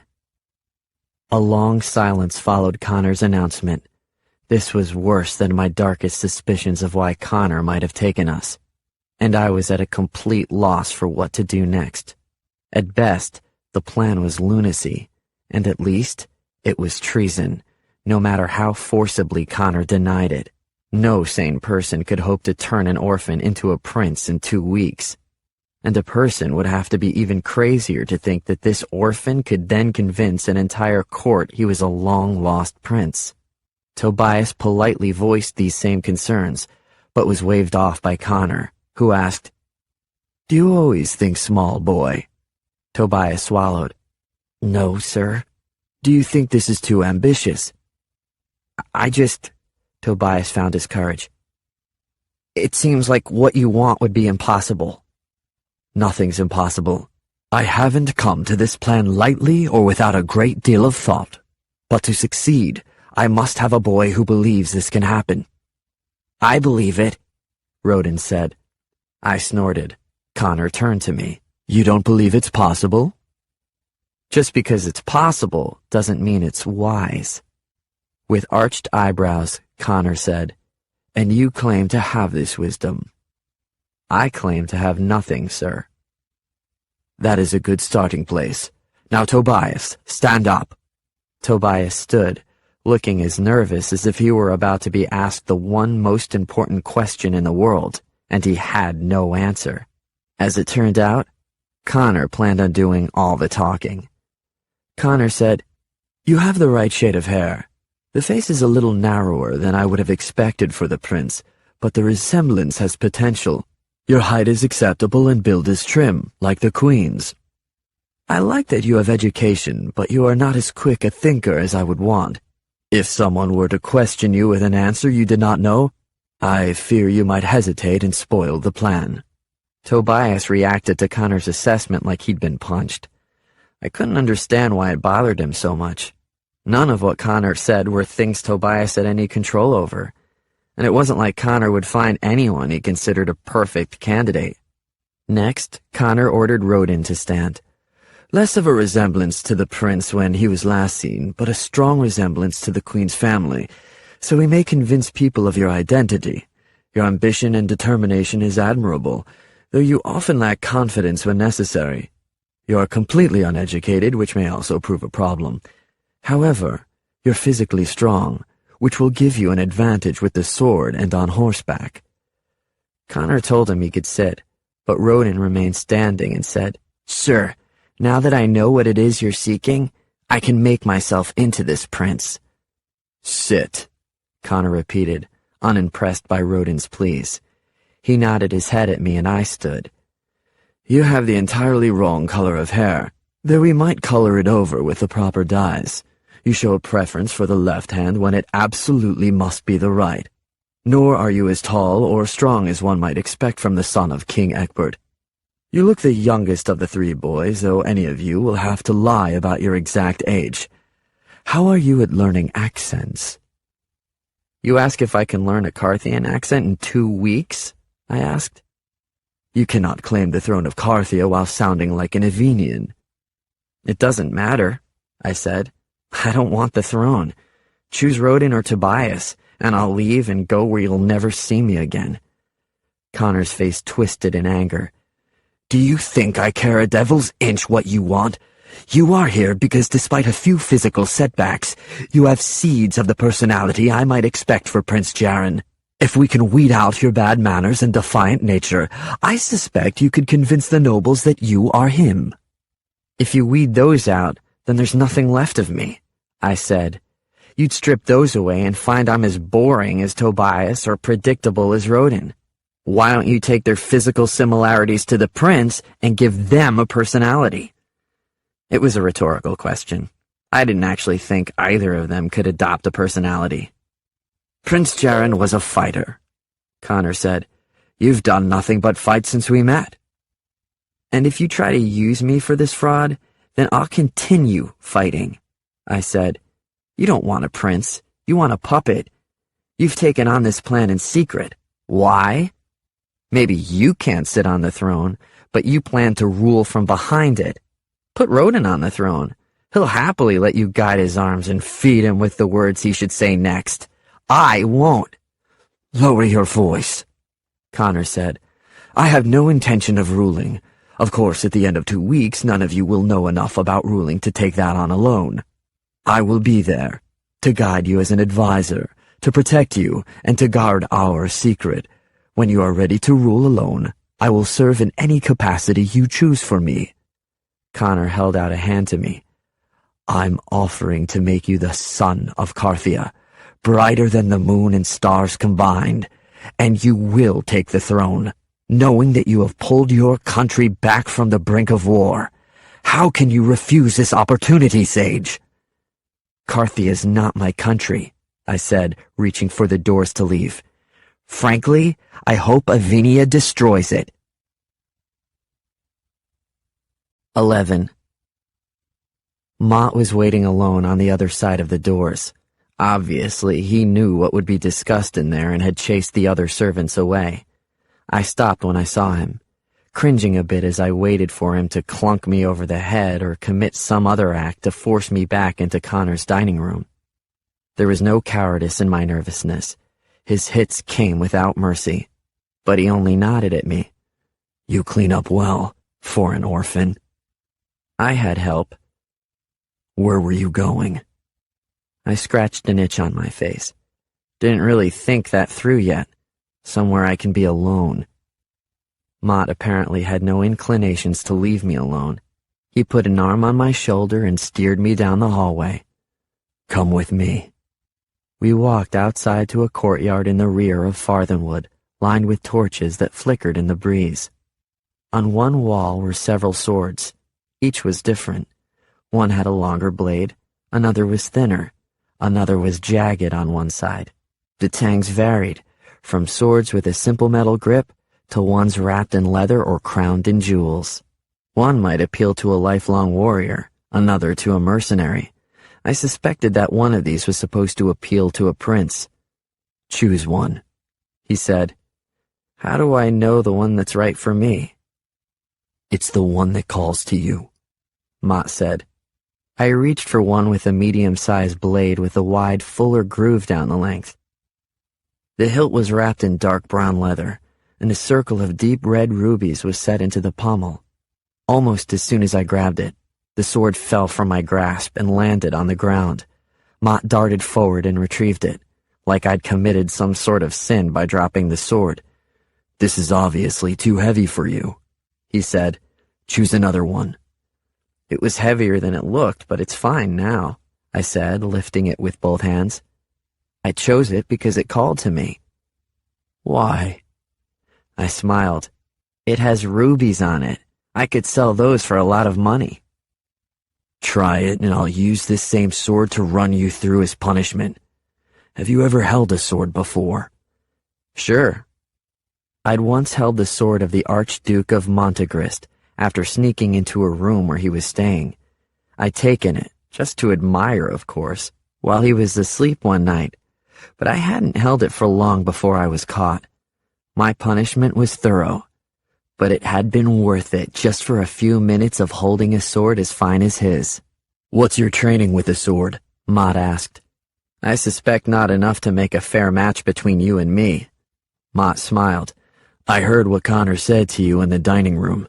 Despite what he describes as your limitations, you do have a chance to take the role of the prince. But you must learn and train and give yourself every advantage you can. Now raise your sword. He demonstrated, holding his sword upright, nearly parallel to his body, and tilted outward. Like this. This is first position. I followed him and moved my sword as he did. Like this? Get used to the feel of it in your hand. Swing it back and forth. Learn to control it, to balance it. I obeyed. Despite its weight, I liked the feel of the sword. I liked me with this sword in my hand. It stirred up memories of how I used to be, before the day-to-day survival that comes with living in an orphanage. Still in first position, Mott said, "This is where you begin any basic attack." "So I should avoid it then," I said. Mott raised an eyebrow. "Why is that?" "If it's that basic, then it's the first move everyone learns, which means everyone knows how to defend against that one." Mott shook his head. "It doesn't work that way. Sword fighting isn't a chess game where you make one move, then so does your opponent." I sighed. "Obviously." Mott pulled a wooden sword off the wall, comparable to mine in length. "Let's test you then. See how you do for a beginner." "Should I use a wooden sword too?" That made Mott smile. "Even with a wooden sword, I can still do more damage to you than you'll do to me with that real one." As soon as he finished speaking, he cut a line through the air past my sword and hit my shoulder. "Would you at least try to stop me?" he asked. I made a face and thrust my sword at him, but he parried it. "Not bad," Mott said, "but be bolder. Prince Jaren was known for that." Sounds like he's dead, so whatever his boldness was with a sword, it obviously didn't save him. "Nobody could have survived so many pirates," Mott said. "Nobody on that ship did survive." "And they probably all had swords," I said, swiping at empty air when Mott took a step backward. "So training me with one is useless." "Relax your body," Mott said. "You're too tense." "Why me?" I asked, lowering my sword. "Why am I here?" "Why shouldn't you be? Tobias is smarter than me, and Roden is stronger. Apparently, I have only slight resemblance to what he feels a prince would look like today." Mott lowered his sword as well. "Tobias may be more educated than you, but I have no doubt you're cleverer. Roden is stronger, but a strong heart will always overcome a strong body." He smiled. "And as for the physical resemblance, it would help if you cut your hair and stood up straighter. I can't see your face half the time you're speaking. Now, raise your sword. Your problem is that you're trying to hit my sword. Hit me." "I'd hurt you." "This is a sword fight, Sage. That's the idea." I raised my sword and lunged at him. He stepped toward me and slid his sword up the inside of my blade, then rotated and pushed it down. My sword fell from my hand and clattered to the ground. "Pick it up," Mott said. After glaring at him for a moment, I picked it up, but I held it blade down, making it clear that I was finished with this lesson. He frowned at me. "I had you figured wrong. I thought you'd be more of a fighter." "Fighting for what? The privilege of getting myself killed one day like Eckbert's family? Even if I did what Connor wants, I'd never feel like a prince. I'd only be playing the part, nothing more than an actor for the rest of my life." "And what are you now?" Mott lowered his own sword. "You put on a facade of toughness, but I've seen you look frightened. You pretend to care for nobody, but I didn't miss your reaction when Latimer fell. And you pretend that you could run from your family in Avenia without looking back. But I hear the tone of your voice when you speak of them. I don't think you hate everyone half so much as you claim to. You're an actor now, Sage. All Connor wants is for you to act on behalf of Carthia rather than for yourself." Mott had hit closer to the truth than he realized. I didn't want to think about my fears, or about Latimer, or especially about my family. I handed him the sword and said, "Thanks for the lesson, but I'll never be a prince." "Interesting that you chose this sword, then," Mott said. "It's a replica of the one Prince Jaren once owned. If Connor can look at you and see a prince, then it's about time you did the same." 12. Mott escorted me back inside Farthenwood. It was clear that his orders were to see I was never left alone. He described to me in detail how the copy of Jaren's sword had been forged only off a drawing Connor's father once made from memory. Since Jaren's sword had been lost when his ship was attacked, I cared nothing about the story and didn't even pretend to listen. I should probably go back to the dining room. I mumbled, "You're sweaty now. A gentleman would never enter a dining room smelling as you and I do." "Then where?" "Back to your room. Rodin and Tobias will join you before too long." "There's nothing to do in my room." "Get some sleep. Tomorrow begins your training for Connor's plan, and I assure you it will be exhausting." "Are you going to chain yourself to me again?" He smiled. "Of course not, but your room will be guarded. If you try to escape, the vigil will catch you and then notify me. Please believe me when I say you don't want to disturb my sleep for a second night in a row." "Are you one of Connor's servants too?" I asked Mott. "Does he own you?" "I serve him, but he doesn't own me. My father worked for his father, so it was natural I should work for the son. I believe in him, Sage. I hope in time you'll believe in him too." "He killed Latimer.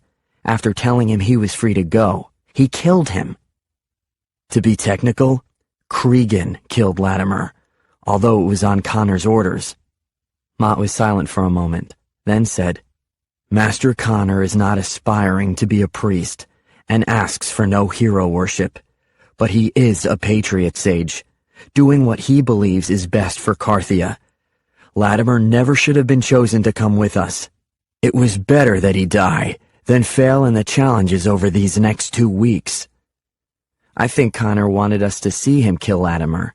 Then we'd know how serious he is about this plan." "Perhaps," Mott said. "And if that was his idea, then it certainly worked." I stopped walking for a moment, forcing Mott to stop and look at me. In a soft voice, I said, "The 2 boys who don't get chosen for his plan, is he going to kill them too?" Mott put his hand on my shoulder and pressed me forward again. "He has to protect the secrecy of his plan. See that you get chosen, Sage." Errol was waiting on a bench near my room when we arrived. Mott asked him to take me into my room and assist me with dressing for bed. "I don't need help dressing," I said to them both. "I solved the mystery of how to button a shirt long ago." "Help him," Mott repeated. Errol looked at me, silently pleading with me to accept the order so he wouldn't have to face Mott. I sighed loudly enough for Mott to take notice of my annoyance, and then nodded my head at Errol. "Fine, let's get this over with." Mott waited outside. Errol shut the door and began rummaging through the drawers of my wardrobe while I explored the room. Mrs. Turbledy could have crammed every boy at the orphanage into a room of this size, and it seemed like a waste of space to have only 3 beds in here.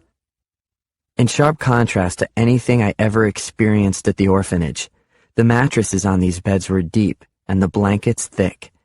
Each bed had a small wardrobe beside it, and the desk was near the center of the room, facing a fireplace. The thought that I might never again have to live like I had at the orphanage filled my mind. If only that new life wouldn't come at such a high price. "Which is my bed?" I asked. Errol pointed to one at the far end of the room. "That one." "I want this one, near the window." "That was meant for Master Rodin." "Master Rodin?" Errol missed the sarcasm. "Yes, sir." "Well, Master Rodin can have my bed. I'm taking this one next to the window." "Master Rodin has already been informed that this is his bed." I pulled the covers apart and then spit on the pillow. "Tell him what I've done. If he still wants it, he'll be sleeping with my spit." Errol smiled. "Yes, sir. Are you ready to dress?" I held out my arms and let Errol do the work. He worked quickly and quietly, which only made me feel more ridiculous. "Errol, while we ate, there was a server girl, about my age, dark hair, dark eyes." "Her name is Imogen, sir. She came to us a year ago." "How?" "Connor raised the rent on her family's home. They fell further and further into debt. Connor made an offer for Imogen to come work the debt off, though with the high rates on her family's home, she never will." Why her? Most of us think it's revenge. Imogen's mother is widowed. Connor proposed marriage to her years ago, but she refused. Some believe he wanted Imogen here so he could marry her instead when she became of age. But he quickly lost interest and assigned her to the kitchen. Why? She's a mute, sir. Not particularly bright either. She performs her duties but will never be anything more than a kitchen servant. There, you're dressed. I laughed as I looked down at my nightclothes. Maybe I was too accustomed to sleeping in my clothes, but I felt overdressed. What's this? I asked, tugging at the outer garment. A robe. You'll remove this before actually getting into the bed. But I'm right here. I'm 3 steps from my bed. Errol smiled again. Something about me frequently amused him. Would you like me to remove the robe for you? No, I'll do it myself. Can I do anything else for you tonight? Where are my clothes I came here with? I saved them for you, sir. They're being washed. They didn't need to be washed.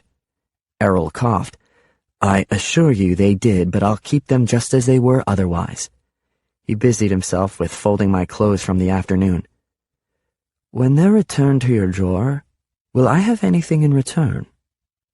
If he was hoping for a reward now, he'd be disappointed. I nodded curtly at him. When they're in my drawer, you will. You can go now, Errol. Tell the others to come in quietly because I'll be asleep. Errol closed the doors of my wardrobe. I saw Mott peek in at me while the doors were opened, but when they closed, I was finally alone.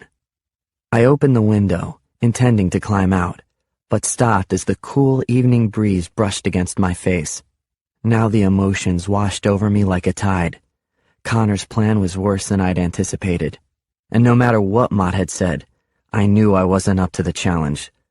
I looked out into the dark night and wondered how long it would take me to run the length of Connor's property. Beyond that was a river that would mask my escape. I could walk all night and for as long as it took until I got to Avinia, to freedom. But I couldn't do it. Now that I knew his secret, Connor would never stop hunting me down. I was trapped here, and my choice was clear. Become the prince, or he'd kill me. 13. The next morning, my eyes opened before the servants came to wake us. The soft pastel light of morning seeped through the window at a low angle, so it must have been very early. I lay in bed for several seconds, orienting myself to the unfamiliar feelings of warmth and comfort. Then I remembered where I was and the strange game I was caught up in. The reality was stark and cold. I sat up in bed to have a better look outside. You awake too? Rodin asked quietly. Couldn't sleep any longer. I hardly slept at all. There was silence for a moment. Then Rodin asked, What do you think happens to those boys Connor doesn't choose? Neither of us lingered too long on the convenience of speaking of those boys as if they were strangers. After a slow exhale, I said, You know the answer. Rodin sighed as if he had hoped I'd have something better to offer. The saddest thing is there won't be anyone to miss us when we're gone. No family, no friends, no one waiting at home. It's better that way, I said. It'll be easier for me knowing my death doesn't add to anyone's pain. If you can't give anyone pain, then you can't give them joy either. Rodin clasped his hands behind his head and stared up at the plaster ceiling. We're nobodies, Sage. I should have left the orphanage months ago, but I couldn't do it. With no education or skills, there was nothing for me on the outside. How would I have earned my keep? Tobias would be fine on his own, I said. He could work in a trade or open a shop. He'd probably have been pretty successful. What were your plans? Rodin asked. I shrugged. Everything for me was just staying alive for another week. The irony struck me as funny. Now I just have to live out the next 2 weeks. Connor has to choose me, Rodin said. It's not about becoming king or anything. We all know it's Connor who'll have the power.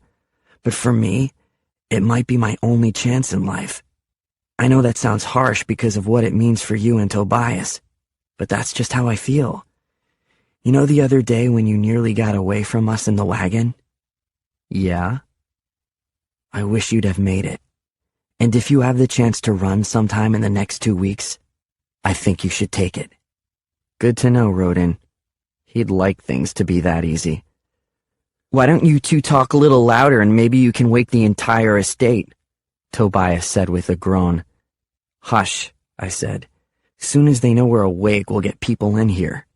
Tobias sat up on one arm. You and Rodin have been chatting like old friends all this time, and now you tell me to hush? Hush, Rodin said. Tobias lay back down. I wonder what Connor has planned for us today. We have 2 weeks to learn everything Prince Jaren would know, Rodin said. I think this might be the last moment of quiet we'll have until then. It's really not a bad plan, Tobias said. Connor's right. This might be the only way to save Carthia. It's an insult to the real prince, I said. When this is discovered, and we all know that one day it will be, what we are doing here will be worse than treason. For a nobody orphan to pretend to be a prince? Who do we think we are? Calm down, Tobias said. Who says it will be discovered one day? Connor will be there at every step to guide us. He has to, because he'll hang too, if we're found out.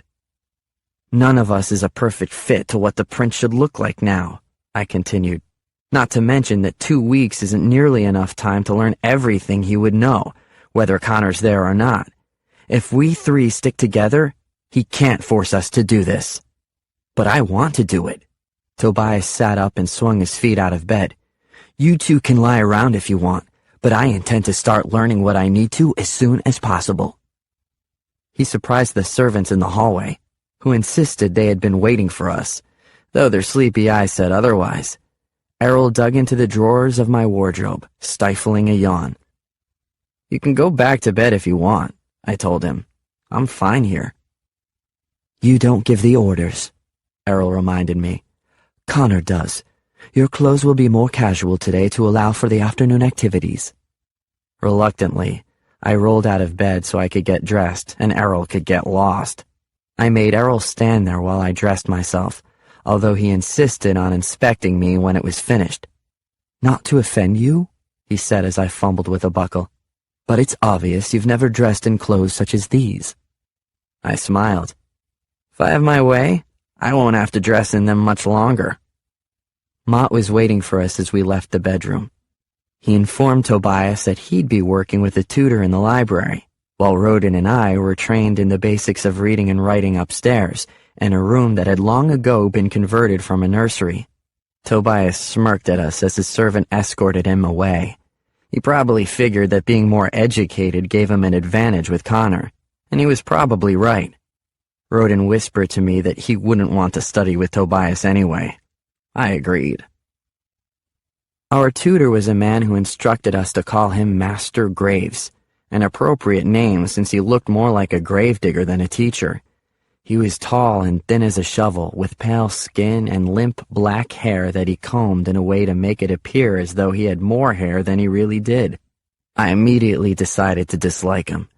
Rodin, however, seemed to be keeping an open mind about whether he was in fact a member of the Walking Dead. At least, when I whispered this possibility to Rodin, he smothered a grin and quickly told me to hush.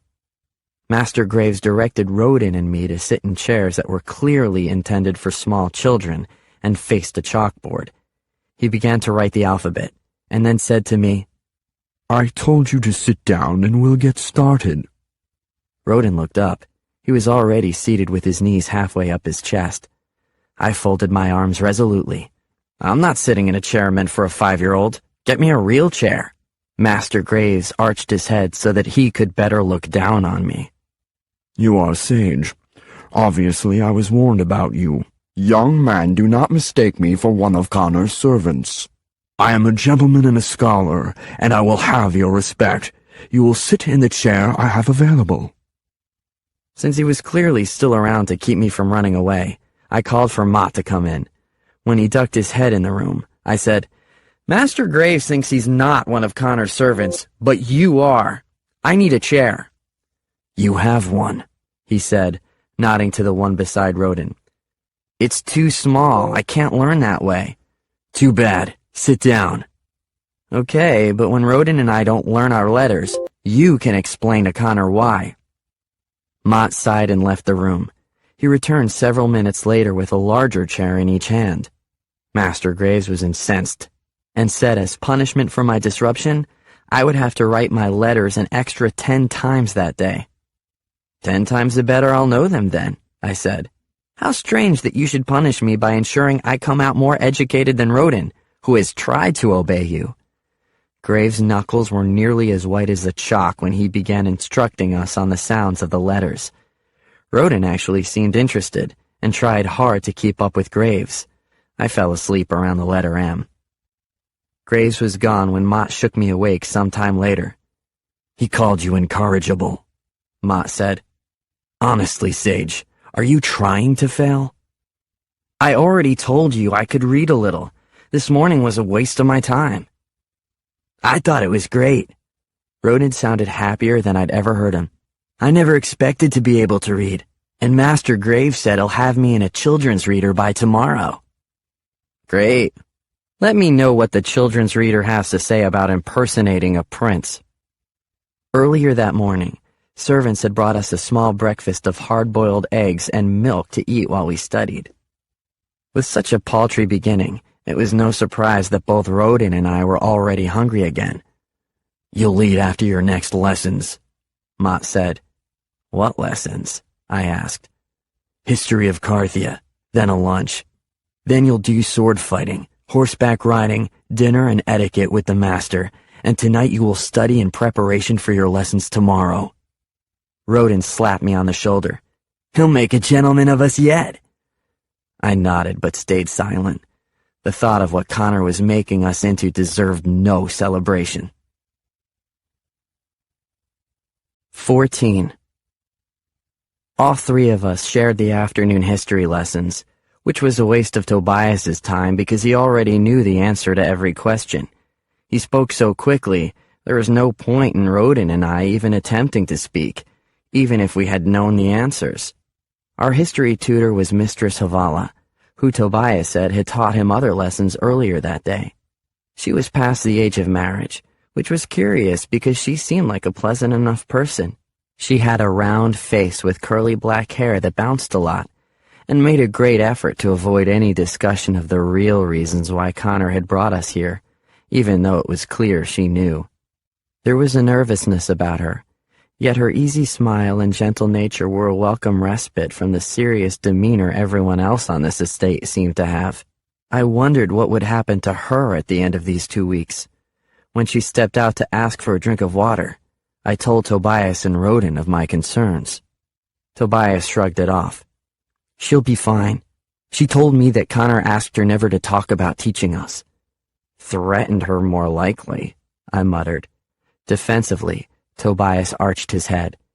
"If she doesn't talk, then it won't matter what Connor did." "It always matters." I looked to Rodin to agree with me, but his head was buried in the book in front of him as he tried to figure out the word at his fingertip. We all fell into silence as Mistress Havala returned. Tobias lapsed into a sort of daydream until Rodin and I failed to answer her next question, which he then answered without hesitation. Mistress Havala was an excellent tutor, and by the end of the class session, we could all name the major Carthian cities and describe their contributions to the country. Fortunately for us, few cities in Carthia can be considered major, so it was easy to learn them. Unfortunately for Carthia, their contributions to the country are equally unimpressive. The new prince would need to work hard to build up production of our natural resources. Predictably, Tobias announced he was up to the challenge. Mistress Havala raised an eyebrow at his words, but said nothing. There was a knock at the door, and 2 servants entered carrying what I guessed was our lunch. I didn't know the first girl who entered, but the second servant was Imogen. She looked at me, gave her usual frown, then lowered her eyes. They set the trays down and left. Mistress Havala placed the book she'd been teaching us from on her desk, then handed us each a meat pie wrapped in a thick pastry. I ate mine in 4 bites and turned to Tobias, who was only halfway through his. "Can I have the rest of yours?" Tobias laughed. But I hadn't been joking. He finished the rest of his pie without answering me while Mistress Havala continued on. After our history lessons, Mott returned and escorted us to Connor's stables. Cregan was waiting for us there. His arms were folded so tightly as we approached, I briefly wondered if they were knotted. "That's right," he said grumpily. "I'll be teaching you to ride." After Mott was gone, he pointed to a saddle balanced on the top of a fence. "Let's start here. This is what you sit on to ride a horse." "You can't be serious," I said. "Are you really going to treat us like it's the first time we've seen a horse? We can all ride." "I don't know what your skills are," Cregan said. "My skills are better than yours," I said. "I can outride you with my eyes closed. Probably so can Tobias and Roden." Cregan's eyes narrowed. "Better than my skills? I'm not just a rider. I'm a trainer. I break wild horses, and I can break you." I ignored that last part and said, "I can ride anything you can ride." Cregan smiled. "You won't bait me so easily, boy." "Why not?" Tobias said. "If he says he can ride, why not test his skills?" Cregan stared at Tobias, then me, then said, "All right, wait here," and walked back into the stalls. "Thanks," I said to Tobias. Tobias glanced sideways at me. "I'm not on your side, Sage. Hopefully this will teach you a lesson." Our attention was diverted by a crashing sound in the stables. Slowly I shook my head and mumbled to Tobias, "You don't think he has an untrained horse in there, do you?" "Sounds like it," Tobias said. "Can you ride?" Roden asked me. "I've ridden before, is that the same thing?" "No," Tobias said flatly. "I can ride, but I'm not stupid enough to challenge Cregan to a wild horse." "Just apologize and tell Cregan you want lessons," Roden said. "And let everyone hold that over my head?" I asked. "I'll just ride the horse in a circle or two. It'll be fine." Cregan was practically laughing aloud as he escorted a horse outside the stables. It was already trying to buck, and it was work for him to hold on to the reins. Cregan grinned wickedly.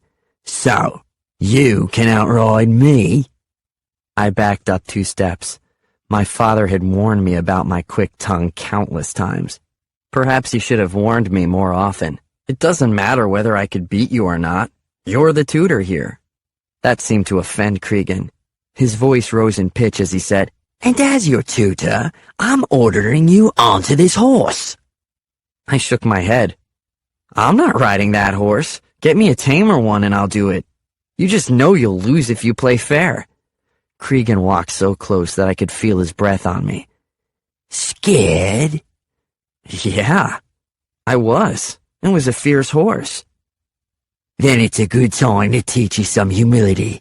Get on the horse or face the consequences." "Leave him alone. Sage was just talking big," Roden said. Cregan pointed a finger at Roden. "Sage won't help you in the end, boy. Don't you help him." Then he looked at me.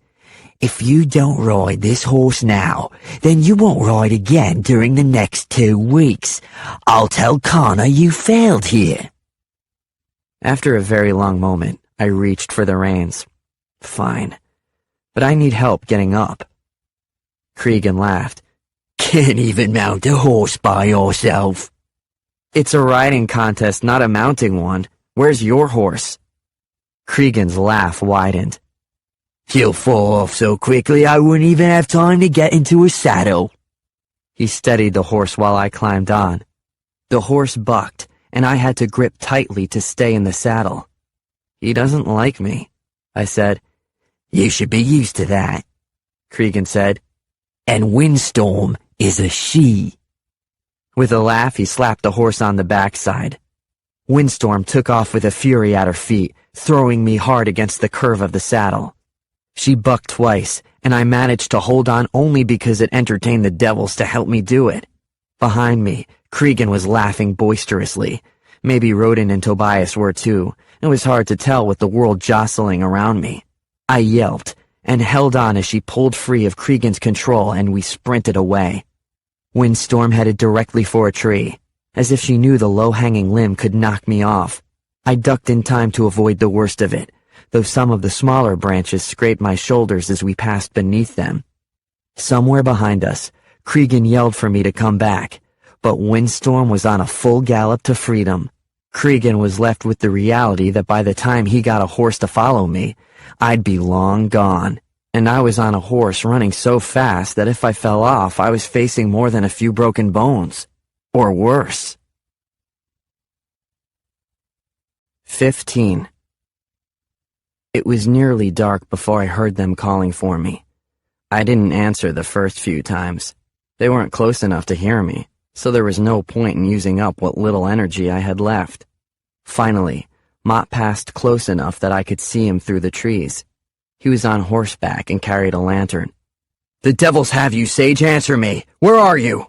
"Over here!" I called. I had hoped it would be Mott who found me. If it had been Cregan, he'd have likely beaten the last of my strength from me as punishment. But Mott seemed to hate me less. I might have a chance with him. He found me lying on the bank of the river, legs half submerged in the water. The water was cold and my legs had gone numb long ago, but numb was preferable to the ache I'd felt before. Mott cantered over and slid off his horse. "There you are," he said, sounding more relieved than angry. "How'd you get so far away?" Most of it was a blur in my mind, so I didn't bother answering. Mott crouched beside me. "I told Connor he's a fool to consider using you as his prince." "Princes ride in carriages, not on horseback," I said. "As it so happens, a prince will often ride on horseback." "Not with that horse." Mott grinned. "No, not that horse. Where is she?" "Long gone. I can't even tell you which direction." "Connor will be furious. He was going to have her broken soon. Are you hurt?" "I think bruises are the worst of it. She stopped to get a drink of water and I fell off." Mott chuckled.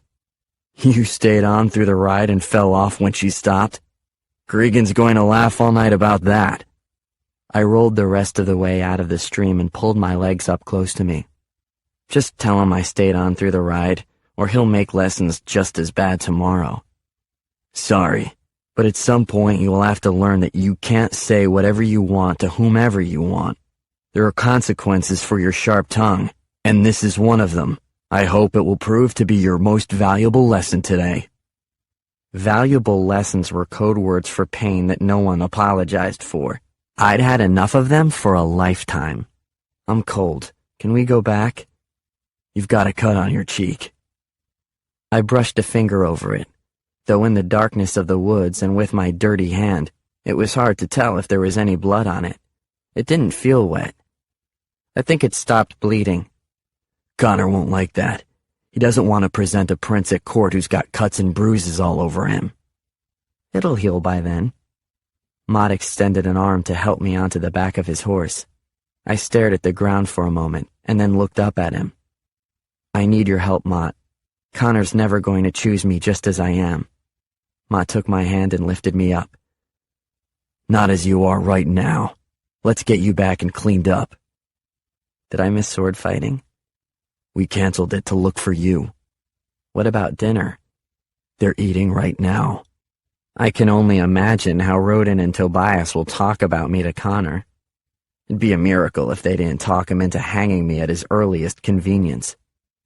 Mott began riding us back to the stables. The springtime night had cooled, and I shivered in my wet clothes. Mott must have felt sorry for me because he spent most of the ride instructing me on how to manage a wild horse. Unfortunately, I had other things on my mind, so I missed most of the lecture. Too bad, because what I did hear actually sounded interesting. Then Mott asked, "What's your interest in Imogen?" I shrugged. "Nothing. Why?" "She passed me a note earlier today asking me to stop you from looking at her, so I'll ask again. What's your interest?"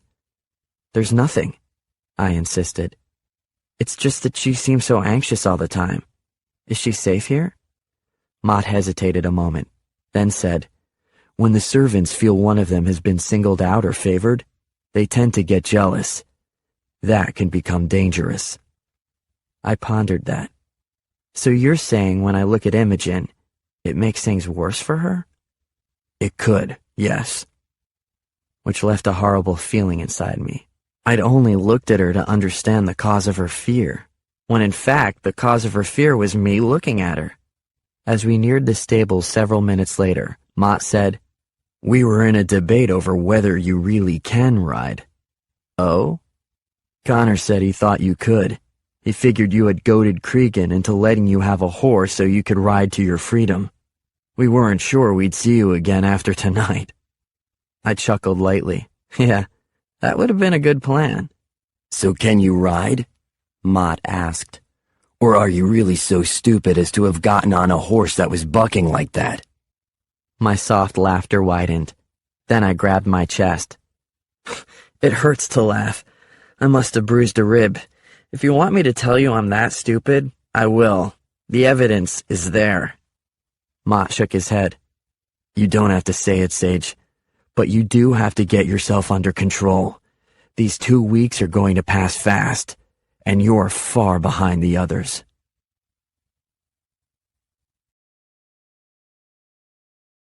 XVI. The aromas of spiced meat and fresh baked bread were inescapable as Mott and I entered Farthenwood through a back entrance. The kitchen wasn't far away. I'm getting dinner, right? I asked. Someone will bring it to your room, after your bath. Tell me, Mott, is it true that the wealthy smell worse than the poor? Mott arched an eyebrow. Why do you say that?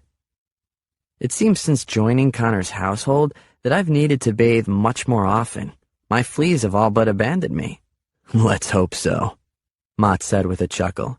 Then he handed me off to Errol for another scrubbing in a bath that had been set up in a corner of our bedroom. My bath was so quick, Errol said he doubted I could have gotten entirely clean. I told him it was good enough considering I'd only get dirty tomorrow and not to push the matter. He didn't. Where's my dinner? I growled. Connor nearly starved us today. Someone should have it here shortly, Errol said. You should hurry and dress. Then get out and wait for it. Knock when it gets here. Errol nodded and left the room while I fumbled with my nightclothes. I checked the drawer again for my old clothes, but they still weren't there. I'd speak with Errol if they weren't back tomorrow. A knock came to the door, and I yelled at Errol to enter while I pulled the robe around myself. Someone sniffed, and I turned. Imogen stood in the doorway, holding a tray of dinner. She clearly wished someone else had been ordered to bring the food. For that matter, so did I. I thought you were Errol, I said, as if that would make any difference. Imogen glanced at the door as if to indicate he was still in the hallway. Then she held up the tray and shrugged. Oh, right. I pointed to a table near Tobias's bed. He had a few papers laid out that were full of notes. He was studying material more advanced than Roden and I would ever get to before the 2 weeks ended. Imogen set the tray down and started to leave, but I said, "Wait!" It hadn't really occurred to me what to say at this point, nor could she respond to anything I might come up with. Finally, I mumbled, "I'm sorry. If I caused you any trouble, then I'm sorry for that." She nodded what I hoped was an acceptance of my apology, and even offered something close to a smile. "I'm Sage," I finally said. Strange, I know, but who gets to choose their name? She pointed to herself, and I said, "Yes, I know. You're Imogen." She started to leave again, but I added, "Could you help me with something? I need a thread and needle. I ripped one of my shirts out on that horse ride, and I've got to sew it up." Imogen held out her hands, indicating she would sew it for me, but I shook my head. I'd rather do it myself. If Connor finds out I've torn his new clothes, I'll get in trouble. Can you get me the needle? She nodded and pointed at the cut on my face. "It's okay. I get hurt a lot. I'm used to it." Tiny wrinkles formed between her brows. She opened her mouth as if there was something she wanted to say, then closed it and lowered her hand. "You are too familiar, Imogen," Tobias's servant marched into the room. He picked up a book from a shelf near the door and hurled it at her, hitting her in the back. "You are supposed to give him the food, then get out!" In an instant, I got Imogen behind me, then pulled out a knife that had been under my pillow and held it out to the servant. "How dare you!" I yelled, so angry the words sputtered from my mouth. "She's just a kitchen girl." The servant stiffened, alarmed by my reaction but clearly confused too. I swiped the knife through the air, forcing him to back up. He gave a cry for help and looked around like he wanted to run, but I had him cornered. Hearing the commotion, Mott ran in. "Lower the knife, Sage." His eyes widened. "That's mine!" He lifted the leg of his trousers, where the knife had been sheathed. "When did you—" "Oh, the horse ride back." "I needed a knife to cut the meat. They didn't give me one." Mott inched toward me and held out his hand. "Give it back, Sage. Now." I reversed the blade and gave the knife to him by the handle. "Did you see what he did to her?" Mott gently put a hand on Imogen's shoulder. "You may go, girl." Imogen didn't look at me as she left the room, and I didn't stop glaring at Tobias's servant. "He's not welcome in this room anymore," I said to Mott. "He shouldn't work for Connor another minute after what I just saw." "You may go as well," Mott told the servant, who tripped over his own feet in his hurry to leave the room. Mott stared at his knife a moment, then wiped the blade with his shirt as if I'd dirtied it. "Your mother was kitchen staff, I believe?" "Barmaid." "Same thing. Obviously you have some sympathy for Imogen." "It has nothing to do with that. She didn't do anything wrong, and he threw a book at her." "And do you think you helped her just now? Do you think that made anything better for her?" I kicked at the floor, angry with myself, and angry with Mott too, though for no clear reason. Maybe because I hated it when he was right. "She's well treated here," Mott continued. "Tobias's servant will be disciplined, and you should be on your knees thanking me for not reporting this to Connor. What I want to know is why you took my knife." "I told you I can't cut the meat without one." "Do you feel you're in danger here?" "From Roden and Tobias?" I shook my head. "No." "From me? Connor?" "You work for Connor. If there's any danger from him, there's danger from you." Mott didn't disagree. He couldn't. He replaced his knife in the sheath strapped to his ankle, then pointed at the dinner. "Eat up, and get a good night's sleep. Tomorrow will be harder than today." "There's nothing to do up here but stare at Tobias's stack of books." "Try to read one. It could only help you." "I'd rather join the others. It's not fair that I'm kept up here while Roden and Tobias get to show off to Connor." "Connor is furious with you for losing a prize mare. Trust me when I say it's better that you stay up here tonight." It'd take a miracle for Connor to choose me as prince. Despite the truth of my words, I couldn't help but smile. "Yes," Mott agreed, and then added, "though I doubt even a miracle could save you now." 17. I was already in bed when Tobias and Roden came in. If they realized that I might be asleep, they spoke to me anyway. "We heard about the trick you pulled with Mott's knife," Roden said. "Connor wanted to give you a few lashes, but Mott said he handled it with you already." "Who's my dressing servant now?" Tobias asked. "Dress yourself," I muttered. "You've managed for your entire life until now." "Connor's made us into gentlemen," he said. "A gentleman would never stoop to dress himself." "If he put us in dresses, we wouldn't suddenly become women," I said. "You're an orphan in a costume, Tobias, nothing more." Roden's servant was in the room, gathering Roden's nightclothes. Tobias looked at him and said, "Build us a fire." Roden and I both groaned. "It's already warm enough," Roden said. "Do you want to cook us in our beds tonight?" Tobias began gathering the papers on the desk near his bed. "I want to burn these." "Why?" I asked, propping myself up by my elbows. "What's on them?" "Notes I've made in studying to be the prince. I don't want you or Rodin to read them and gain from my efforts."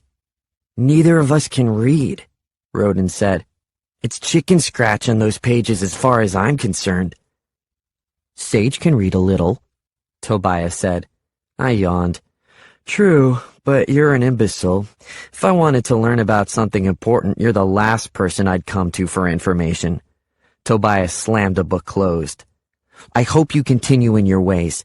It makes Connor's decision that much simpler." "Connor's decision is made," I said. "Oh?"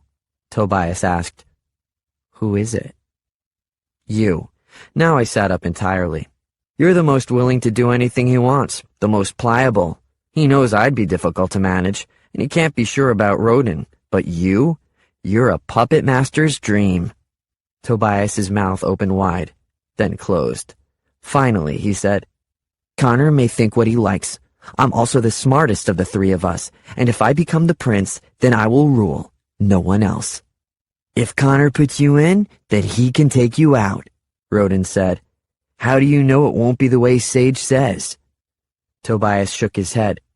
"Don't you two worry about me. Worry about your own necks instead." Lessons the next day were much the same as the day before. Master Graves rapped my knuckles several times for staring off into space when he thought I should stare at his chalkboard instead. Mistress Havala educated us on the names of everyone connected with King Eckbert's family. Very few members of Eckbert's family remain alive, and most of them are distant relations, so there is little chance of meeting anyone who knew the prince well enough to identify him," she said. "But everyone will expect you to know these names." Tobias took steady notes. I ate most of his lunch, and he never noticed. Mistress Havala spent the remainder of our time after lunch describing Prince Jaren's older brother Darius. "He was everything a future king ought to be," she said. "Educated, compassionate, wise." "That's what Carthia will expect from whichever of us is chosen, then," Tobias said. "We have to do better than just imitate Jaren. We have to exceed the people's expectations for Darius." "Leave it to you, and by the end of the week, the chosen prince will have to raise the dead, too," I scoffed. "None of us is going to exceed Darius." "You won't," Rodin said. I had no comeback for him. My whole life was a testament to the truth of that fact. There's an old saying in Avenia that goes, "Just because it's calmer than a hailstorm doesn't mean it's calm." Several times during our horseback lessons later that day, that thought ran through my mind. The tension in the air was thick and tangible. Cregan and I quickly settled into a truce of not speaking. Or rather, I wasn't speaking to him. He had plenty to say to me. "Can't blame me for you losing Windstorm," he said. "You get to say whatever you want to me, challenge my authority here, and I take the blame? You think you're a fine gentleman now, so you can look down on me? Well, you're still the pathetic orphan, Sage. You smelled like a pig when you came in here, and no matter what sense they add to your bathwater, you always will." I gritted my teeth and reminded myself that in all fairness, I probably had smelled pretty bad before. "I'll have to pay for that horse, the master says," Cregan continued. "Paying it off will take so many years of service, I can't count them. But I won't be his servant much longer. I have plans of my own." He wanted me to ask what his plans were so he would have the satisfaction of telling me that it was none of my business. I didn't care an inch about his plans, so I stared at him steadily, which infuriated him further. "From now on, any horse you ride will be tethered to mine, and you will get the calmest, least excitable horse in the stables. You won't be able to get it to do anything I don't want it to do." "Wait," Tobias said. "If he gets the easiest horse, then it will appear to Connor that he's the best rider."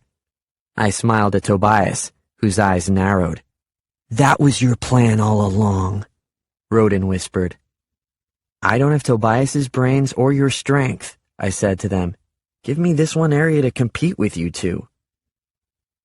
Cregan stared at us for a moment, clearly trying to decide whether to give me the easiest horse or not. He didn't want to help me, nor did he want to risk getting himself in trouble again with a horse out of my league. "I'm not even best with horses," he said. "I'm a swordsman, but Ma ordered me here so he could teach swords." "Teach us both," Rodin said. "I'll learn." Tobias rolled his eyes. "So far, you've taught us neither horses nor swords. Our lesson time is passing fast, sir." "The devils are punishing me for everything I've ever done wrong in my life," he said, marching to the stables to get the horses. "They've sent me you three."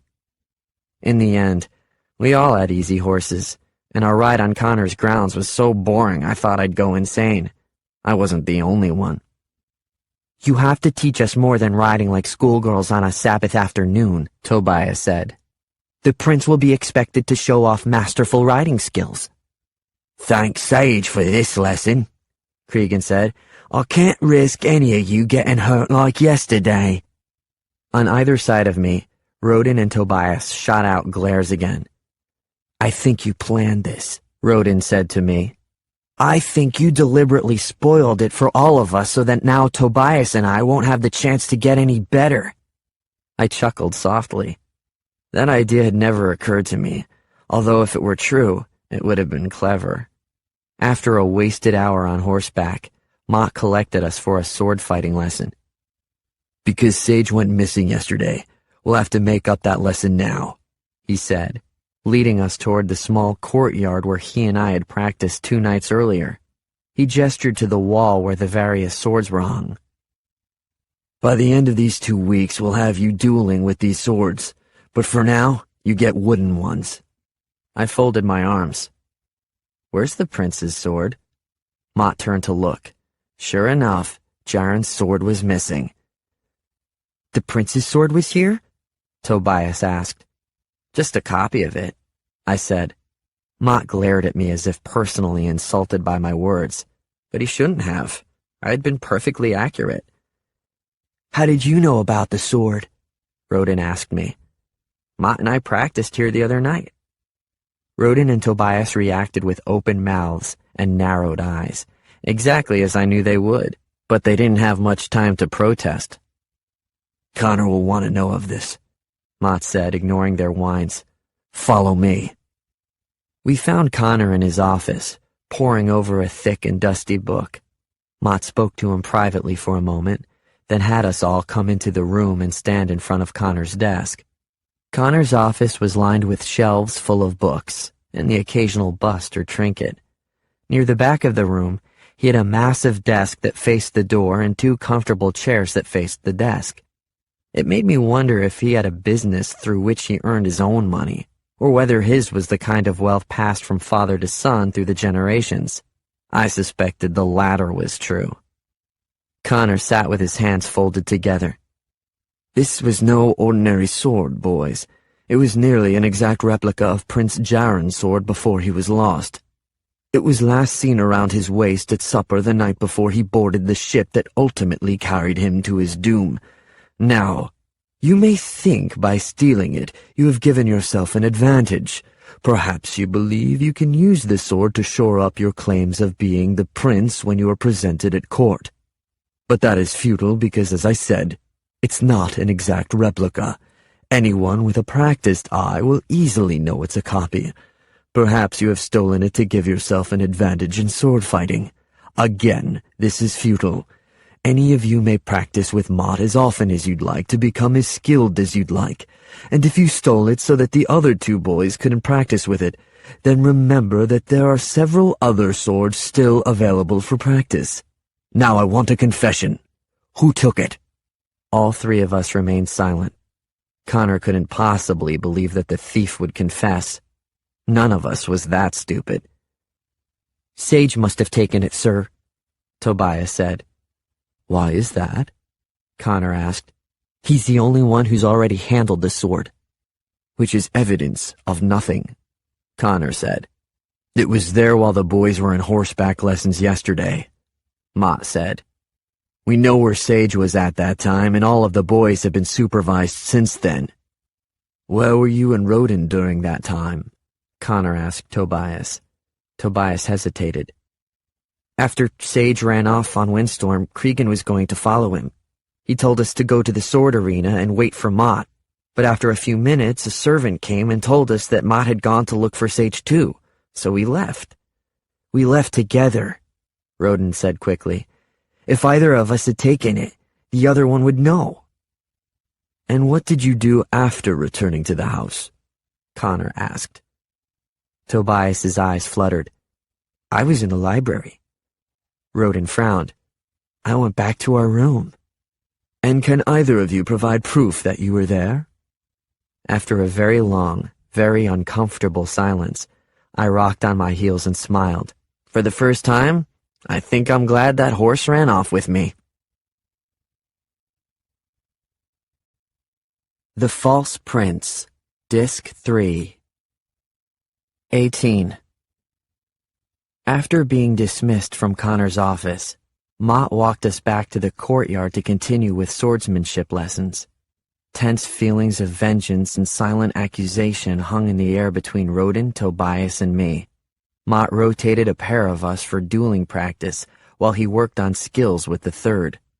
The wooden swords Mott gave us were severely tested for durability as they clacked against each other, or, in a lucky moment, hit against an opponent's arm, back, or leg.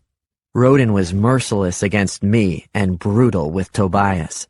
I did very well against Tobias, but Mott said he was disappointed in my performance against Rodin. This is more than just learning swordplay, Mott said. You must learn it as Prince Jaren knew it. He challenged a king to a duel at the age of 10. What does that tell you about his attitude in battle? That he was stupid, I said flatly. If the story's true, he lost that duel. It shows his bravery, Rodin said, ever eager to please. And his training. He must have expected to win. I barked out a laugh. If he did, add arrogance to his list of worthless traits. It's too bad the prince we're trying to become isn't the older brother Damon. Darius, Tobias corrected. Whatever. It sounds like he had a character worth imitating, not Jaren. Mott stepped closer to me. I find it interesting that you'd say that, Sage, considering you naturally have several character traits in common with Jaren. I was silent for a moment as emotions I didn't understand filled me. What was it? Shame to acknowledge that Mott was correct? Was I as foolhardy as Jaren seemed to have been? Or was something telling me not to try for the crown? Perhaps in having fewer of Jaren's character flaws, Rodin or Tobias would make a better king. Mott seemed to be waiting for me to say something, so without knowing whether I was correct or not, I shrugged and said, Jaren was a child when he challenged that king to a duel. Perhaps he learned his lesson and would make wiser choices today. Mott frowned. I never thought Jaren's challenge was a sign of weakness. I'm sorry that you do. Now let's continue. Mott paired me with Rodin for another round while he worked with Tobias. I held my own until Rodin got me backed into a corner. I lowered my sword to end the duel, but Rodin took the opportunity to strike a hard blow at my chest. I reeled backward, then dropped my sword and lunged at him. One solid punch from me would teach him a much-needed lesson about sportsmanship. Mott pulled me off of him and yelled, Bad form, Rodin. This is a practice, not a match. You should have stopped when Sage lowered his sword. Sorry, Rodin mumbled. I didn't mean it. Just had a lot of energy. Mott turned to me. And Sage? I won't apologize, I said, folding my arms. Mott considered that a moment, then said, No, I wouldn't either. Shake hands, boys, and I'll take you back. Rodin offered me his hand, and I reluctantly took it, but with a simple shake, we both shrugged off the anger. While Rodin replaced our swords, I watched as Mott brushed his fingers across the empty space where the imitation of Jaren's sword had been. Mott clearly loved that sword. I couldn't understand why. Rodin walked along beside me back to Farthenwood. No hard feelings, I hope, about the way that match ended? Do that to me again and I'll kill you, I said. He smiled grimly, not sure whether it was a joke or not. I wasn't sure either. "It's safe to tell me if you took the sword," he said. Not a bad way of changing the subject, so I played along. "A secret that is safe between you, me, and Master Connor," I said with a wry sideward glance. "It's not an accusation," Roden said, then lowered his voice. "It's more likely that Tobias took it anyway." "Why is that?" Roden shook his head. "Don't you know? You always seem to have everything figured out before any of the rest of us." I didn't know, and I told him so. "You know how bad he is with the sword. I was obviously the best out there, and you're not great, but you're better than he is." I smiled. If that were true, I wouldn't have so many bruises. Roden continued. "Tobias needs the sword to help him look more like the prince." Tobias would look foolish wearing a sword at his side that he can't even use properly. So what do you propose? "I hope Connor chooses me," Roden said. "But if he doesn't, then I hope he chooses you, not Tobias. For Carthia's sake, I wouldn't want him as prince, whether Connor is behind the throne or not. If you and I band together, we can sabotage him." Then what happens when it's down to you and me? Will you sabotage me as well? Roden looked down at the trail. "I might, and I know you might sabotage me too." "How did we get to this place?" I asked, fully aware there was no answer. "No matter what we do, the devils have us." Roden playfully knocked me in the side with his shoulder. "The devils had you long ago, Sage." Tobias had gotten quite a ways ahead of us by this point. He turned and called, "Hurry up, you two! I won't be late for dinner because of your slacking." Dinner with Connor was uncomfortable at best. Tobias and Roden were seated at his right and left. As a sign of his displeasure with me, I was in the third position, farthest away. I picked up my dishes and reset them at the far end of the table so that I'd directly face Connor. "Why'd you do that?" Connor asked. "We can't see each other where I was at," I said. "This makes more sense." "Maybe I have no wish to see you," Connor said. "Well, if that were true, you'd have had Mott keep me in my room." "In any event, it was very rude." "It was prince-like," I said. "A prince would never let anyone else determine his seat." After a brief hesitation, Connor smiled and raised his glass and toast to me. "Indeed." Connor took several opportunities during dinner to point out the errors I was making in manners. Tobias and Roden weren't making the same mistakes, so they must have had this lesson the night before, while I was lying on the ground by the river. I told him I'd make fewer mistakes if I didn't have to use my right hand for everything. He pointed out that it wasn't likely the prince would switch to the left hand for me, so I'd have to be the one to change. I corrected the errors, and Connor moved on. Despite my objection that it was a boring topic more suited for Master Graves than dinner conversation, he indulged us with a lecture on the customs of castle life, the daily schedule a king might manage. "If he's king, why is he tied to his schedule?" I asked. "Why couldn't he tell all his subjects that he's off doing what he wants and they can wait?" "He could," Connor said, "but his primary responsibility is to his country, not to himself. He is a manager, a decision-maker, a leader, not a child at play." "But if one of us takes the throne, you'd do most of that for us, wouldn't you?" Connor shook his head. "I'll be there to help you function in your role. I'll be a counselor, a guide, but you will be king." Connor went quiet while Imogen and two other servants brought in the next course of our meal. She served Roden instead of me and didn't look at any of us. When she turned, I got a glimpse of a dark bruise over her left cheek. She'd been wearing her hair to hide it, but when she bent over, the bruise was obvious. "Where'd you get that?" I asked her. She glanced up at me, then quickly looked down, so I turned to Connor. "Where'd she get that bruise?" He waved his hand non-committally. "She has a reputation for clumsiness, I expect she ran into a cupboard door or a wall. Isn't that right, Imogen?" Imogen looked from Connor to me, then back at Connor and nodded. Nobody in that room could have missed the fear in her eyes. "Somebody did that to her," I said. "Nonsense," Connor said. "Imogen, if somebody hurt you, you'd tell me, wouldn't you?" He laughed at his own joke. Obviously, Imogen could not have told him. And I suspected, even if she could, she still wouldn't have dared. "We have business," Connor said to all of the servants in the room. "You may all go." When they left, Connor said, "You seem very interested in that girl's affairs, Sage." "Somebody gave her that bruise. We both know it wasn't an accident." "She's a servant girl beneath your station now. Let those in her circles look after her interests." "Those in her circles probably caused it."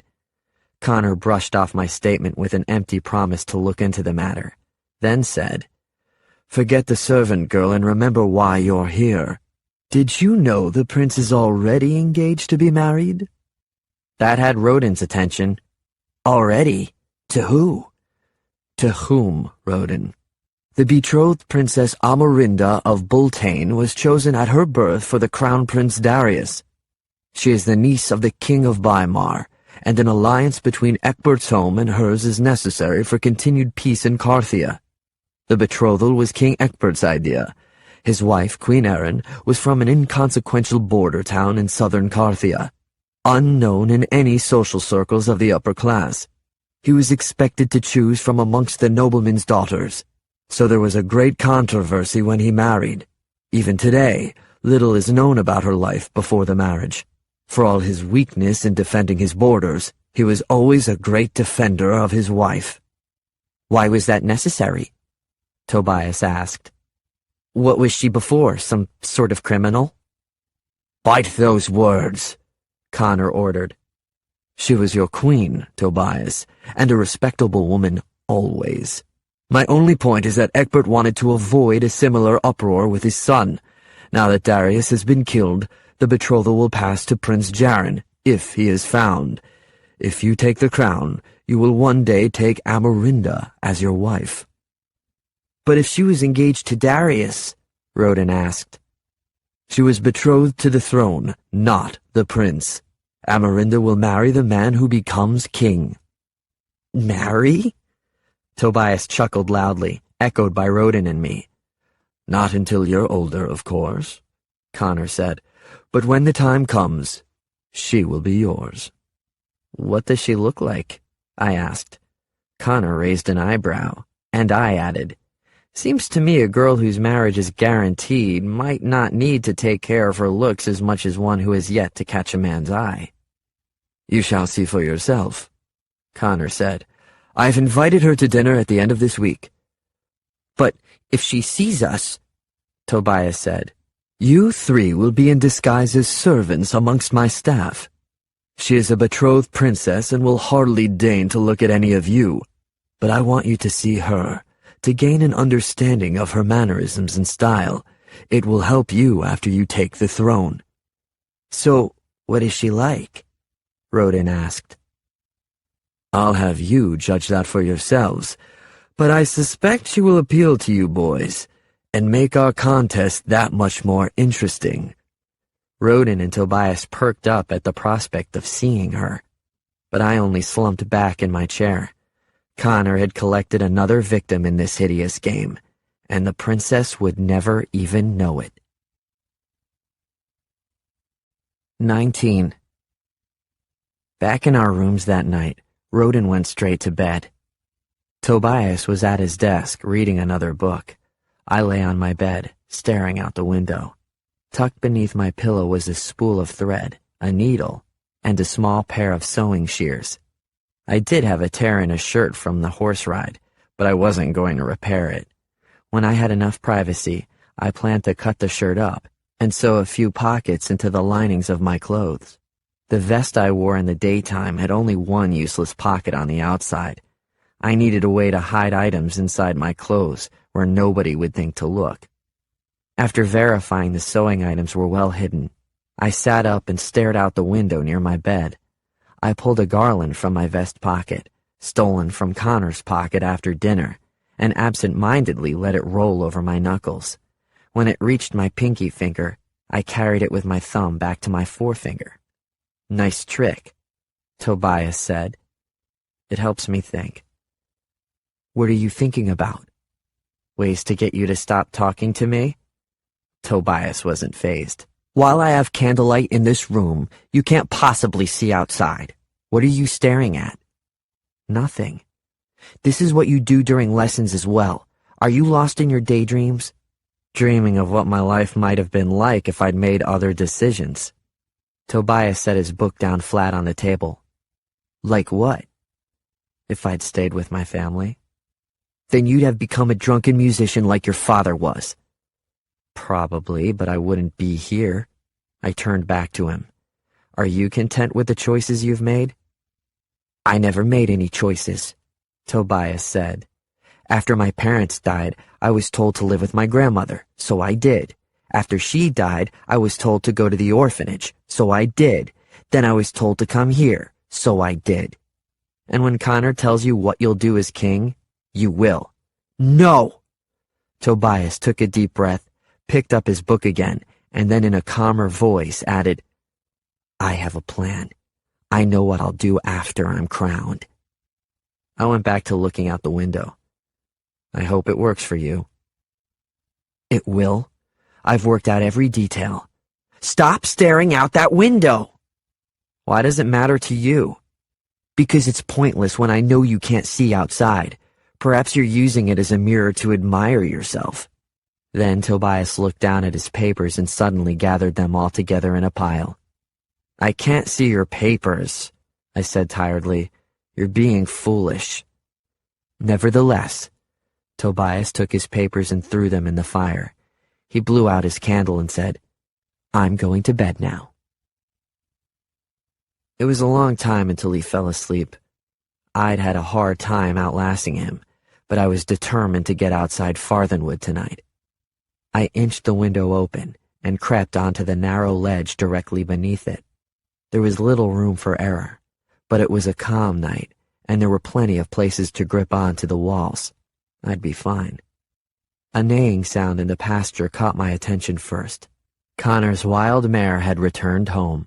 That was good news for me. It would diminish any sting in Connor's anger toward me for having lost her.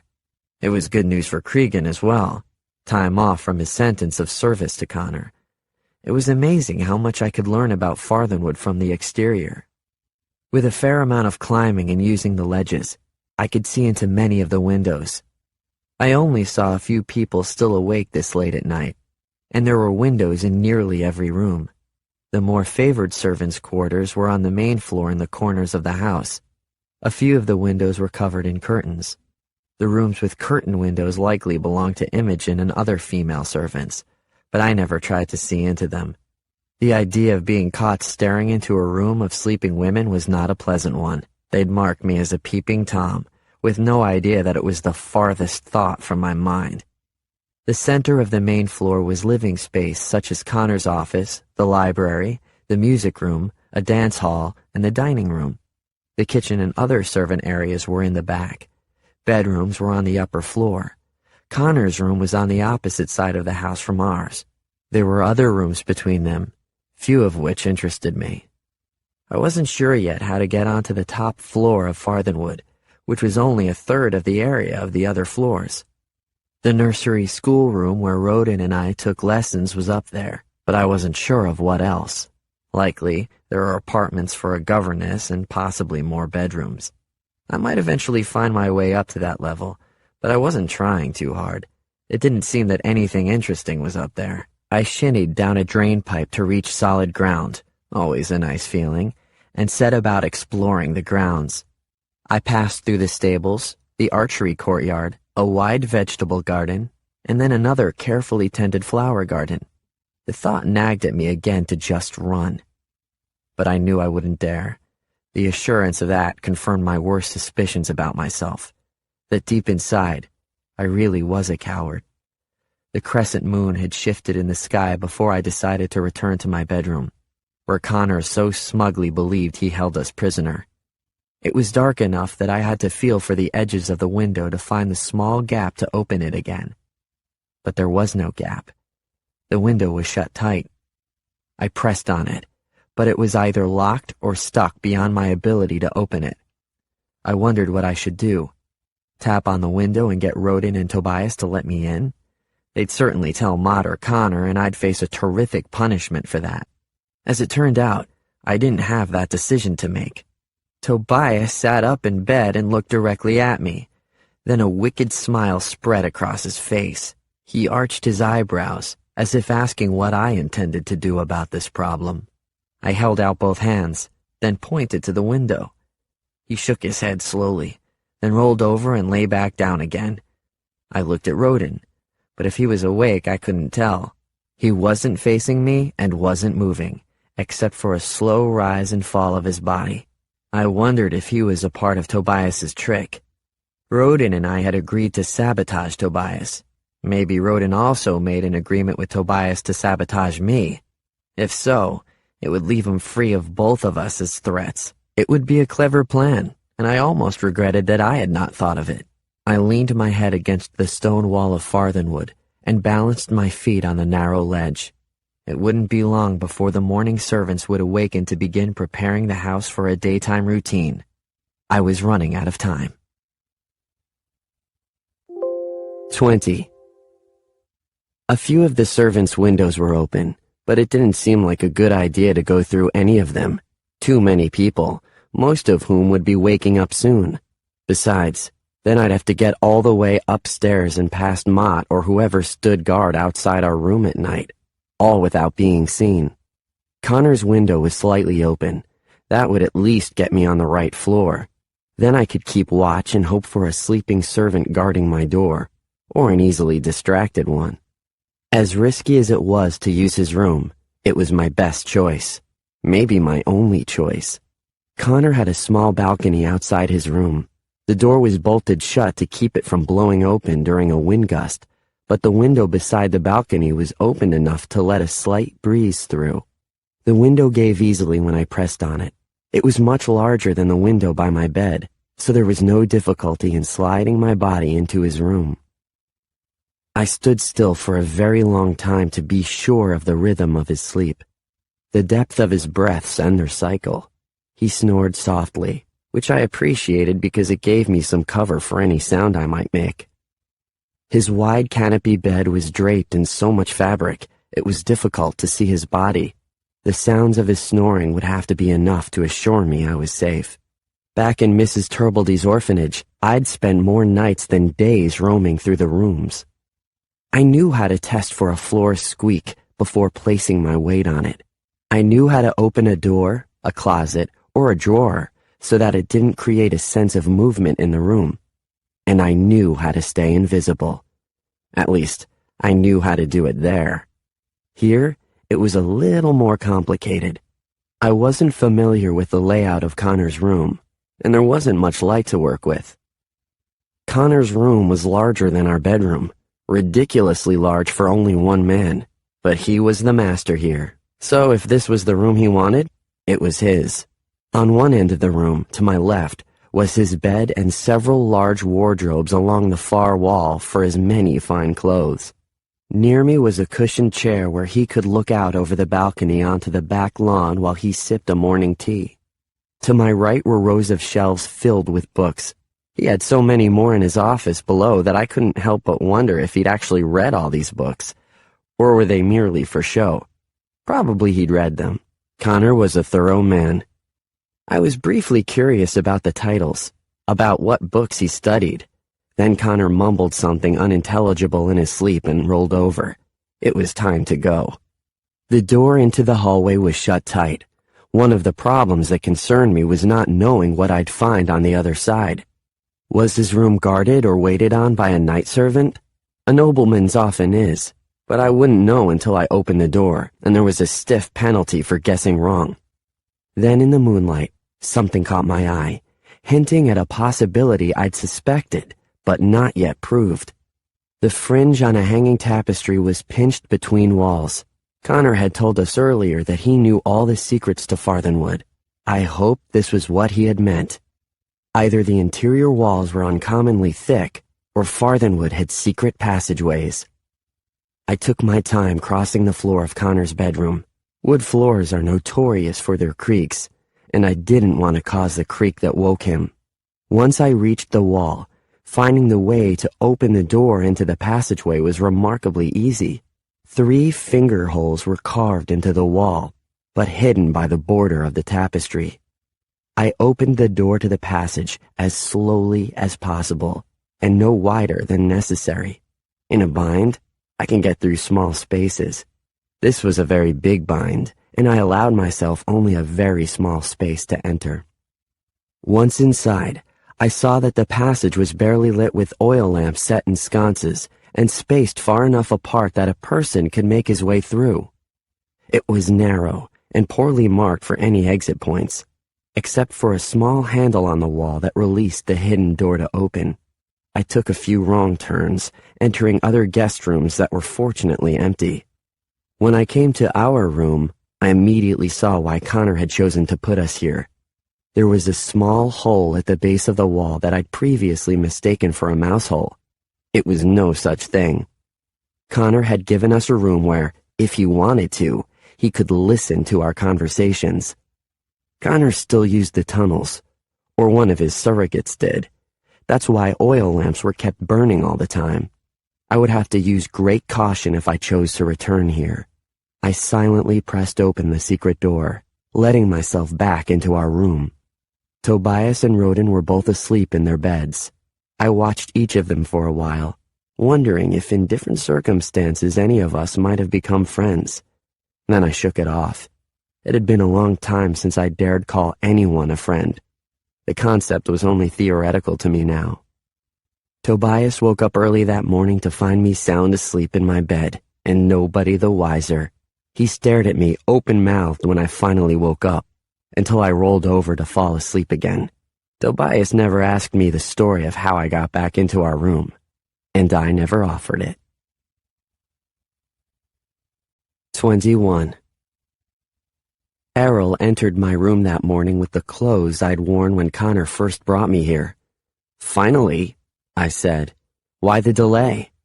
Errol hesitated, finally deciding that instead of answering, he'd ask whether I had any reward for him. "I don't know what you're talking about," I said lightly. "But if you're ever in the library, there's a small bump in the pages of Connor's family history. You might straighten it out." Errol grinned. "No offense, sir, but all 3 of you came in here empty-handed. It might be wise for me to ask where that coin came from." I shook my head. "The truth is, Errol, that it would not be wise at all. Thanks for returning my clothes. Now get out and leave me alone." "I can put those clothes away, sir." "So can I. Close the door behind you." When he left, I unfolded the clothes to inspect them.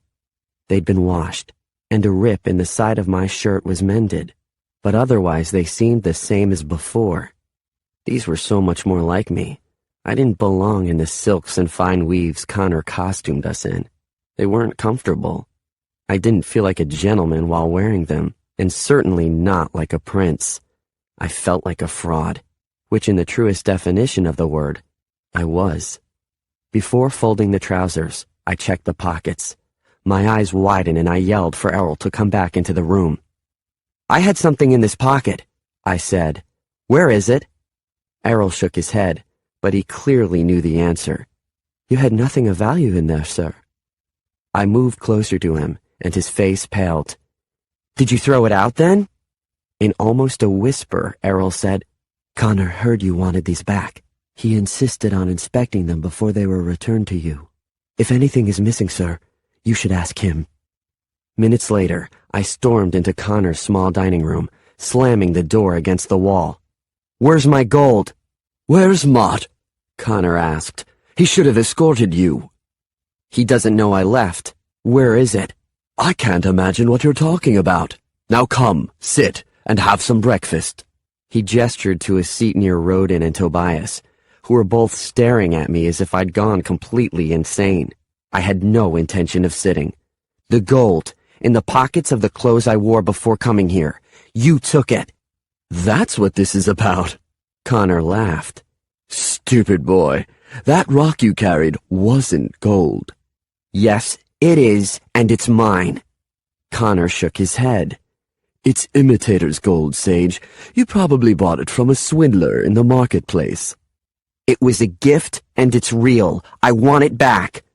No. Connor folded his hands together. You're training to become a prince, even a king. A king wouldn't carry imitator's gold in his pocket. Study hard to become royalty, and I'll see that you carry real gold wherever you go. We're all imitators here. So if you're right about the gold, then there's no more appropriate thing for me to carry than that rock. Where is it? It's mine now, Connor said. I'm sure I'll find a useful purpose for it one day. Maybe as a skipping stone in the nearby river. Now please sit down. We were about to discuss the royal lineage. You discuss it, I said. I've got better things to do. And I stormed out. I didn't make it to the reading or history lessons that morning.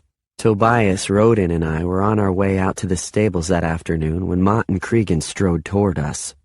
I was eating an apple swipe from the kitchen, but from the expressions on their faces, I didn't think I'd get to finish it. They look angry, Tobias said to me. What did you do? Is it always something I've done? I asked. Don't you and Rodin ever do anything worth their attention? It's always something you've done, Rodin agreed. Although I was tempted, there was no point in running. We were trapped between the stables and the house, so they'd catch me anyway. Besides, whatever punishment was coming my way, I didn't need to complicate it further. Cregan placed both hands on my chest and shoved me to the ground. Sure enough, the apple rolled out of my hand and into the dirt. Where is that rock? He asked. The fall to the ground knocked the breath from me, but I still muttered, It's gold. You stole it from the master. Who stole it from me? What I did only set the universe back in order. You don't want this fight, Sage, Mott warned. Now please, where's the rock? I set my jaw forward and dug the heel of my boot into the dirt. Maybe he was right, but I wasn't going to admit it.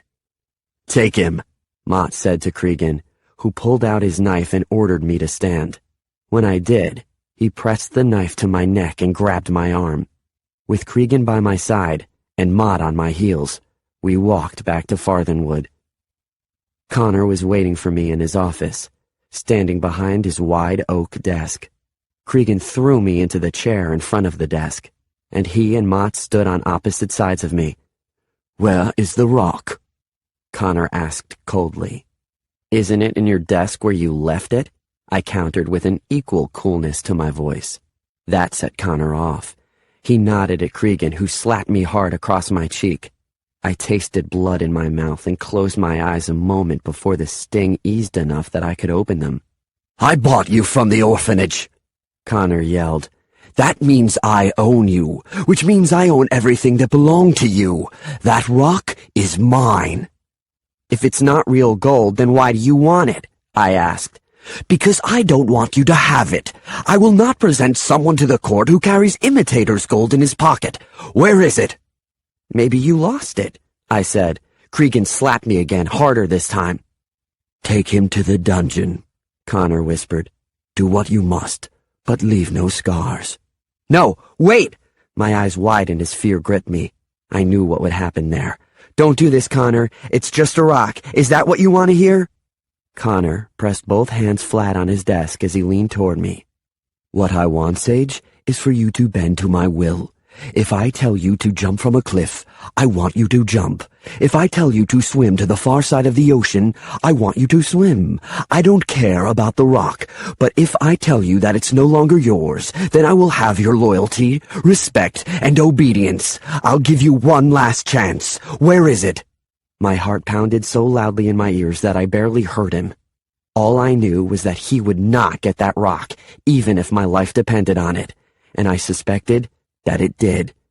Take him, Connor said. Mott and Cregan grabbed each of my arms and literally dragged me, kicking and screaming, out the door. 22. Connor's dungeon smelled of rotting urine. I vaguely wondered who else had been brought here and how long ago. The dungeon was only a single room surrounded by rough-hewn rock walls and rusty iron bars. There were no windows, and no lights except for the few lit candles and sconces on the wall outside the bars. It was damp down here, and I shivered in the cold air. Except it wasn't that cold. I was terrified. When Cregan used a hand to open the barred door, I wrenched an arm free of his grasp and got in one good punch on his neck. Mott grabbed my arm and rested it behind me with the other, pinching them tightly together. "I'll make you pay for that," Cregan hissed. Once we were inside, he sliced off my shirt and shackled my wrists with a chain that hung from the ceiling. When he raised the chain, I could only barely touch the floor with my arms suspended above me. Mott had gone to the far corner of the room, but now he approached me. In his hands was some sort of whip. It had a long handle with a thick leather strap on the end that he held tightly bundled. "Connor said not to leave scars." It was impossible to control the tremble in my voice as I spoke. Cregan's grin revealed his eagerness for that whip to fly. "He said nothing about bruises. As long as he hits you with the broadside of this strap, you'll feel the pain, but it shouldn't cut you." "Please don't do this, Mott." I wasn't above begging. "You chose this," he yelled. "Didn't I warn you before?" "What's so important about the rock?" Cregan asked. "It's not about the rock," Mott said. "The boy just wants to win. This is his way of proving that Connor doesn't own him." "He doesn't own me," I said. That elicited Mott's first snap of the whip. I'd prepared myself for pain, but not as great as this. A scream burst from my lips that didn't sound like me. Mott snapped it again, and then a third time. My legs collapsed beneath me, which pulled hard at my shoulders. "Where's the rock?" Mott asked. Without waiting for an answer, he snapped the whip again. I felt myself separating from the pain, as if a part of me had stepped aside to watch it happen. That part of me cringed at the sound of strap hitting flesh. The other part continued to scream. "He doesn't own me," I whispered. "It's my gold." The whip snapped again, ripping like a claw into my skin. Then Mott scowled. "Get a towel." "Connor said not to draw blood," Cregan said. "He said not to leave scars. Get me the bandages and then we'll leave him alone. We'll give him time to think about his next answer." Cregan disappeared for a moment while Mott cursed and threw the whip back into the corner of the room. A minute later, Cregan returned with a bottle of clear liquid and a cloth. "I'll take care of this," Mott said. "Don't tell Connor anything more than you have to." "Give me 5 minutes alone with him," Cregan said with a growl. "I'll find out where the rock is." "Get out," Mott commanded. When we were alone, Mott unscrewed the bottle. I caught a whiff of it and shook my head. "Don't. No more." "The sting won't be much better than the whip," Mott warned. He poured the liquid onto the cloth, then pressed it to my back. I howled again and kicked Mott in the knee, and he stumbled backward. "You'll get infected if I don't clean this," he said angrily. "I'm the only friend you've got right now, so don't upset me." "If you're my friend, then who are my enemies?" "You are your own enemy, Sage. Look in the mirror for the cause of your problems. Do you think I wanted to hold that whip?" He patted my back again with the cloth and I cursed at him. "Watch your mouth or Connor will have me whip that out of you too." "It hurts!" My back was on fire and every nerve in my body felt it. "I don't know why Connor hasn't killed you already," Mott said. "He sees something in you worth keeping, but his patience won't last forever. Give him the rock, Sage." "No." Mott wrapped the wet cloth around my side and knotted it tightly. "You're a fool," he said. "If this is your strategy to become prince, it's a terrible one. Bow to Connor, boy, and give him the rock." Before he left, he blew out both candles, leaving me suspended from the ceiling, half naked injured, and in complete darkness. 23. They came to check on me 2 more times that day. The first time, Cregan brought a bowl of steaming soup. He said he knew I hadn't eaten much that day, and that I must be starved by now. All I had to do was tell them where the rock was hidden, and they'd let me go. I told him the soup smelled awful and I'd rather lick the dungeon floors. Cregan said that could be arranged. Then he leaned against the wall and ate the soup. When he was full, he threw the remains on me and laughed. "I asked Connor to let me kill you right now," he said. "If you make it quick, then go ahead." And I meant it. Cregan got so close to me that I could smell the onions from the soup on his breath. "Oh no, I wouldn't make it quick. I take my time with you. Guess I have to be patient though, because unfortunately the master wants to keep you around a little while longer." "Go away then." He seemed amused at my attempt to order him, and tried an order of his own. "Where's the rock?" I turned my face away from him, and was rewarded with a punch to the stomach. "I can do that all I want," he said. "It won't leave scars." "Keep it up," I said when I recovered my breath. "After I'm king, it will lessen my guilt for having you executed." Cregan glared at me, issued a few threats for what he'd do the next time he came down, and stomped back up the stairs. Any number of hours later, Mott came with a rock that he said was as shiny as the one I'd had before. He pointed out that it was a little bigger than the other one and looked more valuable. I could have this rock. I only had to return the other one to Connor. "That's imitator's gold," I said, irritated at his attempt to patronize me. "Mine was real." "Yours was just a worthless rock," Mott said. "Even I could tell that." "Why does Connor want it then?" "Why do you want it?" Mott said. "Neither of you could possibly care for what any other person wouldn't even bother to pick up off the side of the road.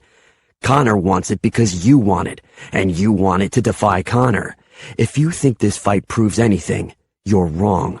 "Tell Connor he needs me to be his prince," I said.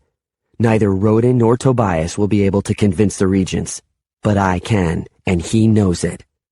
"I'll tell him," Mott said. "But I think Connor would be a fool to pass you off as the prince.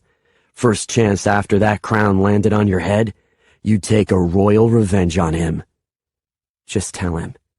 Tell him I'll be his prince." The next time I heard footsteps on the stairs, I expected it to be Mott or Cregan. But the footsteps fell too lightly. It was impenetrably dark in here, and when the glow from a candle rounded the corner, its dim light was harsh on my eyes. I squinted, and my dry voice was hoarse as I asked, "Who's there?" There was no answer. The door to the dungeon opened, and only then did I recognize Imogen. She held a finger to her lips to silence any further questions, then withdrew a flask from her skirt. She raised it to my mouth and let me gulp in cool water until I shook my head that I'd had enough. Also hidden beneath her skirt was a warm roll. She helped me eat it, then wiped my mouth with her fingers so there would be no sign of food or water. "Thank you," I said. After a slight hesitation, she whispered, "You look awful." My eyes widened. "You talk?" Her voice was soft and low. "You must keep 2 secrets from me, that I can talk and that I came here tonight." "Why did you come?" "It's been more than a day since they brought you here. I don't know how much longer Connor will keep you here. Can't you give him what he wants?" I shook my head. "He wants to own me. If I give in to him on this, then there's nothing left of me." She offered me more water, which I gratefully accepted. "I should have brought you more to eat," she said, "but I was afraid they'd notice." I closed my eyes to rest them for a moment, then opened them and asked, "That bruise I saw the other night, was it my fault?" "I had troubles before you came, and they'll continue after you're gone. Besides, right now you should worry more about yourself." "Who hurts you?" Do you know how ridiculous that question is, coming from someone in your position? The encouraging smile she had forced onto her face faded. I'm fine. Some days are harder than others, that's all. And it's easy for them to pick on me because they know I'll never tell. Why do you pretend to be a mute? She lowered her eyes, then looked back into mine. It turned Connor's attention away. It's better this way, trust me. We fell silent for a moment. Then Imogen tilted the flask. It's finished. I'll bring you more later if I can get away. Don't risk it.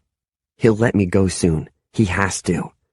Imogen exited the dungeon, fastening the door as it had been before. Looking back through the bars, she said, Don't give up, Sage. And don't give in to him. Please. A lot of us are watching you, and we need to see that it's possible to win. She disappeared as quickly and quietly as she had come. With just the bit of food in my stomach, I was able to relax a little, and for the first time ever, I learned to sleep standing up. 24. It was impossible to know what time it was when Mott and Cregan returned for me again. It didn't feel as if I'd had any rest, but my arms ached so badly, I was sure I'd slept for some time. Whatever food Imogen gave me had long ceased to offer any comfort. Cregan reached the dungeon first and got directly in my face. With a snarl, he asked, Where's the rock? Gold, I mumbled. Enough! Mott pulled Cregan's outstretched arm down. This is between the boy and the master, not you. Cregan grabbed my hair to force me to look at him. You're not the prince yet, so I can tell you this. I'm going to do everything in my power to see that Connor chooses one of the other two boys. Because after they ride off to the castle, I'm going to kill you myself. And you will beg for mercy, but you'll come to understand just how merciless I can be. I said enough, Mott repeated. Let him down, Cregan. They released the chains, and I crumpled to the floor like a rag doll. Cregan kicked me lightly until I let him have the satisfaction of a groan, and then dropped an armful of clothes on me. The master wishes to speak with you. Get dressed.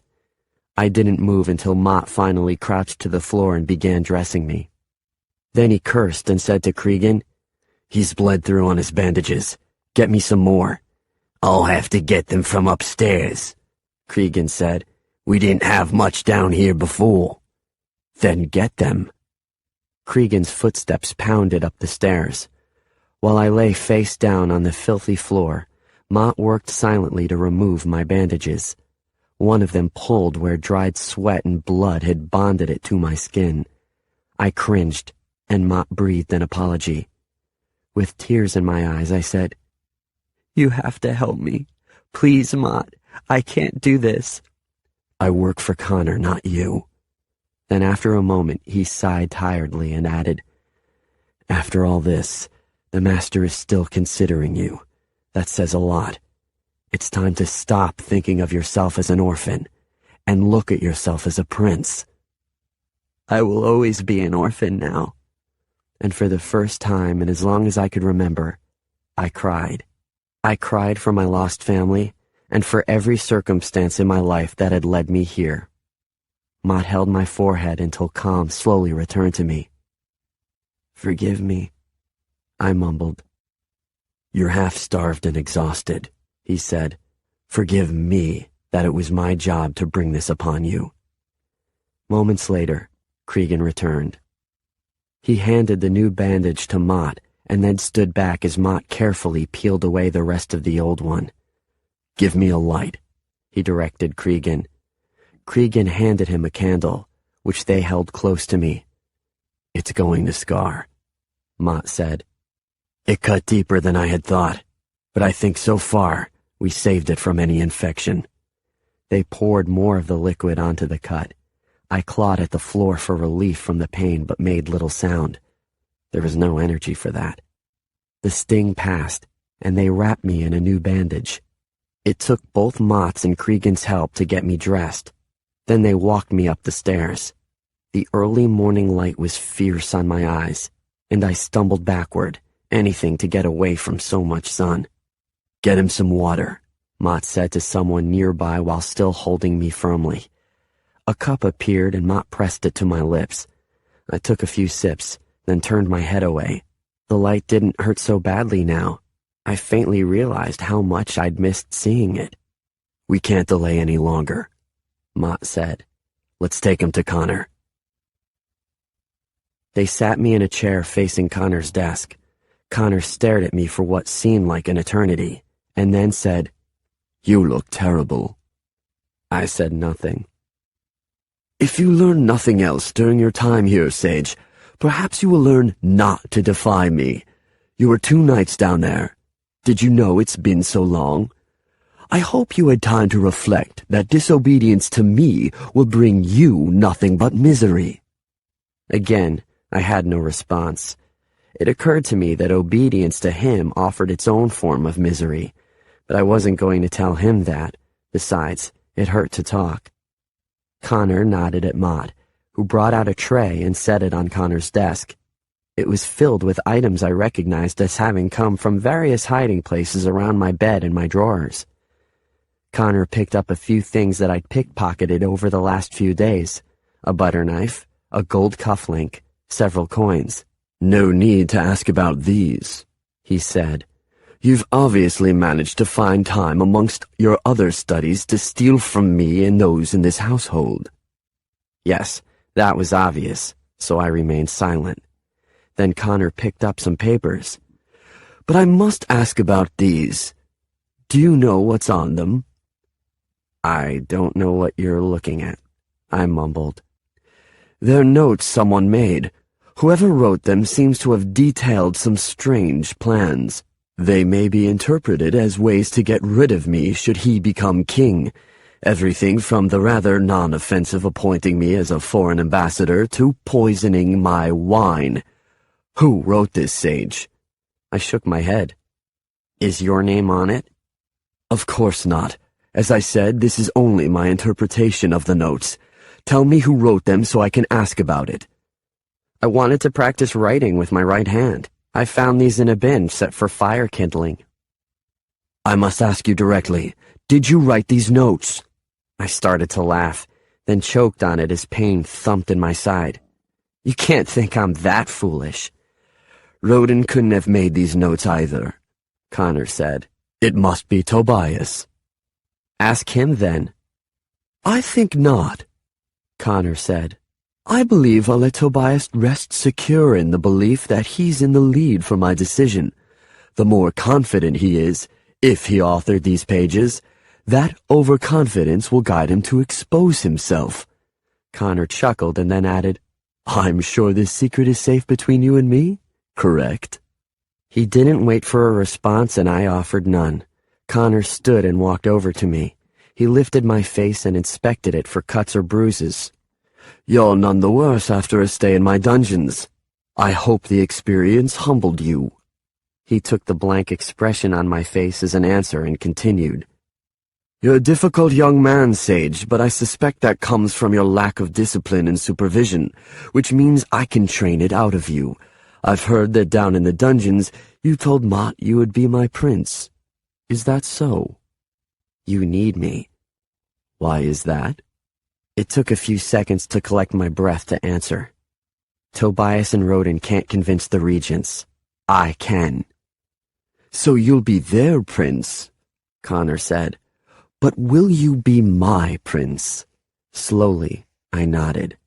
Connor smiled and said, "You have 1 more week to prove it to me. Sleep today and you'll resume lessons tomorrow. Now go get some rest." He never asked me about the rock, but he got what he really wanted. I had promised to be his prince. 25.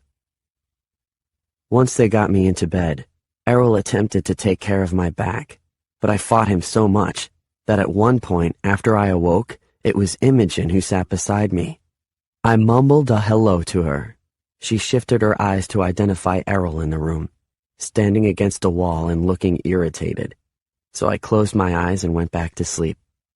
The next time I awoke, Imogen was using a warm, damp cloth to clean my face. It was getting darker outside, though only a few lamps were lit yet. I looked around the room, but we appeared to be alone. "Where's Errol?" I asked. "Gone, for now." "So they let you out of the kitchen to play nursemaid?" "No one else would come, not after the way Errol described all the trouble you were giving him." "He made it hurt worse." She frowned. "I'll try to do better. Let me look at it." "Don't. It'll look bad, and then you'll have to pour this stuff on it." "That stuff is alcohol, and it'll keep infection away." She helped me roll onto my stomach, then lifted up my shirt and pulled at the bandage.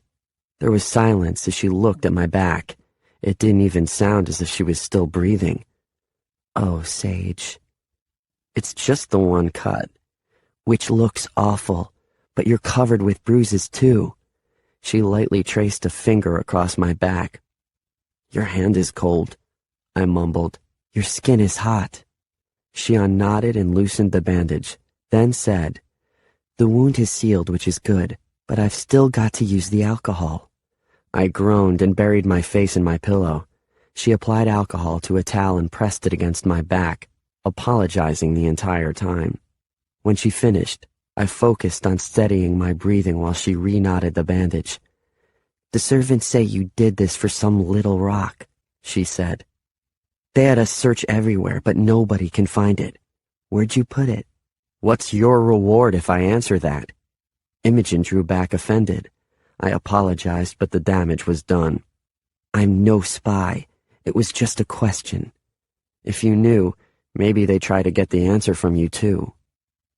"You're the only one in the entire world, Connor included, who truly gives a devil's inch about that rock. Gold. Whatever it was, you're crazy to defy Connor that way." "Only 1 week more, then everything will change." "Didn't you learn anything in the dungeon? Nothing will change as long as you're living under Connor's rules. You've got to find a way to get out of here. If he chooses me this week, I could get you away from here too." She hesitated, then said, "You're delirious with exhaustion." "I'm not." "You are," she insisted. "Sage, you are. Trust me on that. If I were the prince, whatever title they give you, you'll always be a servant to Connor. You'll always belong to him in some way, which means you're in no position to make that offer. Now enough of this. You have to eat something. Can you sit up?" With Imogen's help, I got to a sitting position. She offered to feed me, but I said I'd rather do it. "After becoming prince, I could trick Connor," I said after I'd taken a few sips of a warm vegetable broth. "Free myself of his influence. Then you could—" We were interrupted by Tobias and Roden returning to the room. They stopped in the doorway and stared awkwardly at me. "Thought you'd never see me again?" I asked.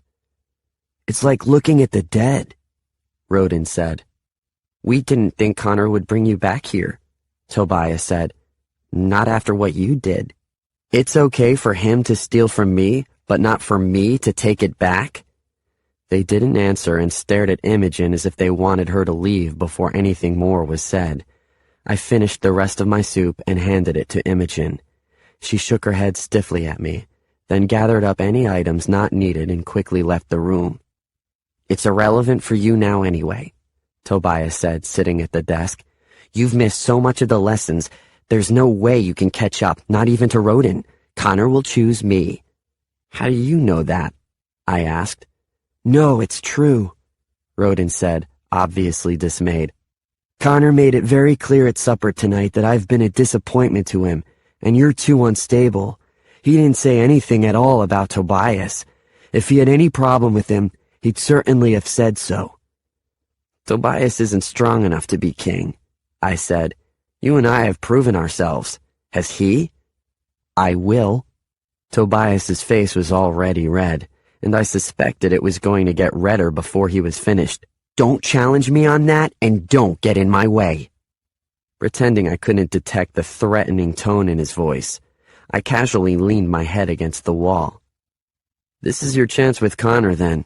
Be strong. Be bold. Tell him about all the notes you've made. Show them to him and prove just how smart you've become." Tobias glanced over at his stack of papers. Worry lines creased his forehead, and he asked, "Have you been in my papers?" "What good would that do me? I just think those notes would show off the results of your studies.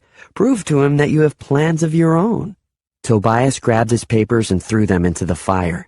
He marched over to my bed and stuck a finger in my face, then yelled, "You think you're so clever, but if you push me any further, you'll see how foolish you are." "I never denied being a fool," I said, lying back down on my bed. "That's the difference between us."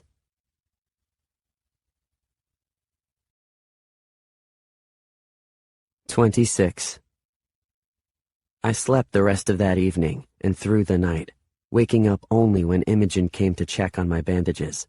There was so much I wanted to ask her, but someone else was always in the room with us, and any real conversation was impossible. I was more careful this time to let her do her job without giving her any particular attention, though I still felt the entire charade was ridiculous. Most of these servants came to Farthenwood in better circumstances than I had, and right now I was much more like the servants than Connor. My friendships with Imogen or Errol or Mott shouldn't have threatened any of them. Morning brought stiffness to my muscles. I must have been too tired the day before to notice how sore they were, or maybe it was that I didn't have to move around much before now. Errol insisted on helping me dress, even brought Mott into the room to ensure I accepted that help. It wasn't necessary. Standing there with my arms out while Errol dressed me was about as much as I could do. With considerable struggle, I managed to stay awake that day, and even paid a semblance of attention to the morning tutors. Master Graves made it very clear that they had moved on without me and had no time to return to the lessons of the previous few days, so I would have to catch up as best as I could. "It's been a week since you came to Farthenwood, Sage, and you're no further along than the first day we started." I told him that was probably because I'd only had 2 of his lessons and, in all fairness to myself, hadn't really bothered to pay attention to either of them. This only darkened his glares at me, and he focused the rest of the lesson on Rodin. Mistress Havala also said there wasn't enough time to review what had been discussed while I was, she generously used the word indisposed, but gave me 2 books that she said contained much of the same information. "You probably can't read them without help," she said. "Perhaps Tobias will help you in the evenings." "I'm certain that Tobias has already given me too much help," I said. Tobias gripped the sides of his chair and said whatever he might do to please Master Connor would please him. Rodin and Tobias did horseback and sword-fighting lessons that afternoon. I was excused from participating, but Ma insisted I watch them. I watched the horseback lessons until they rode too far away for me to see them, and I fell asleep. The sword-fighting lesson was somewhat more interesting. Tobias was still a disaster with a sword, but Rodin had improved significantly. I wondered if he was naturally talented, or if he'd been putting in a lot of extra hours of practice. Mott commented on it too. Rodin shrugged and said Cregan had offered to help him during free hours. "Cregan is skilled with his sword, but he's self-taught," Mott warned. "With him as your teacher, you will learn to fight, but your style will not reflect the training of a prince." "My lessons with you will help me pass for the prince," Rodin said, "but Cregan's lessons will keep me alive." Dinner that evening was relatively quiet. Connor vaguely inquired after our progress, but said he'd already had full reports from all our instructors. He asked me what I was doing to try to catch up. I shrugged and said I planned to study Tobias's notes after he was asleep. Tobias shot me a glare, but Connor laughed. "And what is your response to that?" Connor asked Tobias. Tobias shook his head. "I have no notes, sir, and Sage couldn't read them if I did." "If you did have notes, Sage could get them and perhaps even read them. You had better be careful, Tobias, or Sage will end up as my choice." "That would be a mistake, sir," Tobias mumbled. "Your mistake," Connor corrected, "is that you are more interested in pleasing me than in becoming like the boy Prince Jaren was. Learn to fight back, Tobias. Be strong." His eyes drifted to me, and he shook his head. "Don't be smug about that, Sage. Jaren didn't seek fights either. The way you do. I can see you all still have much to learn about who the prince really was." After we returned to our room that night, I fell onto my bed, not caring what clothes I slept in, as long as I could sleep. But Tobias sat at the desk, turning his chair to stare directly at me. Finally, I muttered, "You obviously have something to say, Tobias, so what is it?" His eyes narrowed. "I am strong enough to stop you, Sage. You too, Rodin. I'm warning you both not to push me any further." "Connor said the prince never sought out fights," I reminded him. "This isn't about being like Jaren," he said. "It's about stopping you, and I will if I have to." Grimacing with the sting in my back, I rolled over to face the wall. Before closing my eyes, I said, "Connor will choose me this week, and you know it. You wouldn't dare to stop me." As tired as I was, I forced myself to stay awake for nearly an hour after that until I was sure both Rodin and Tobias were asleep. Because no matter what I said, it was becoming increasingly obvious that Tobias would at some point carry out his threat. 27.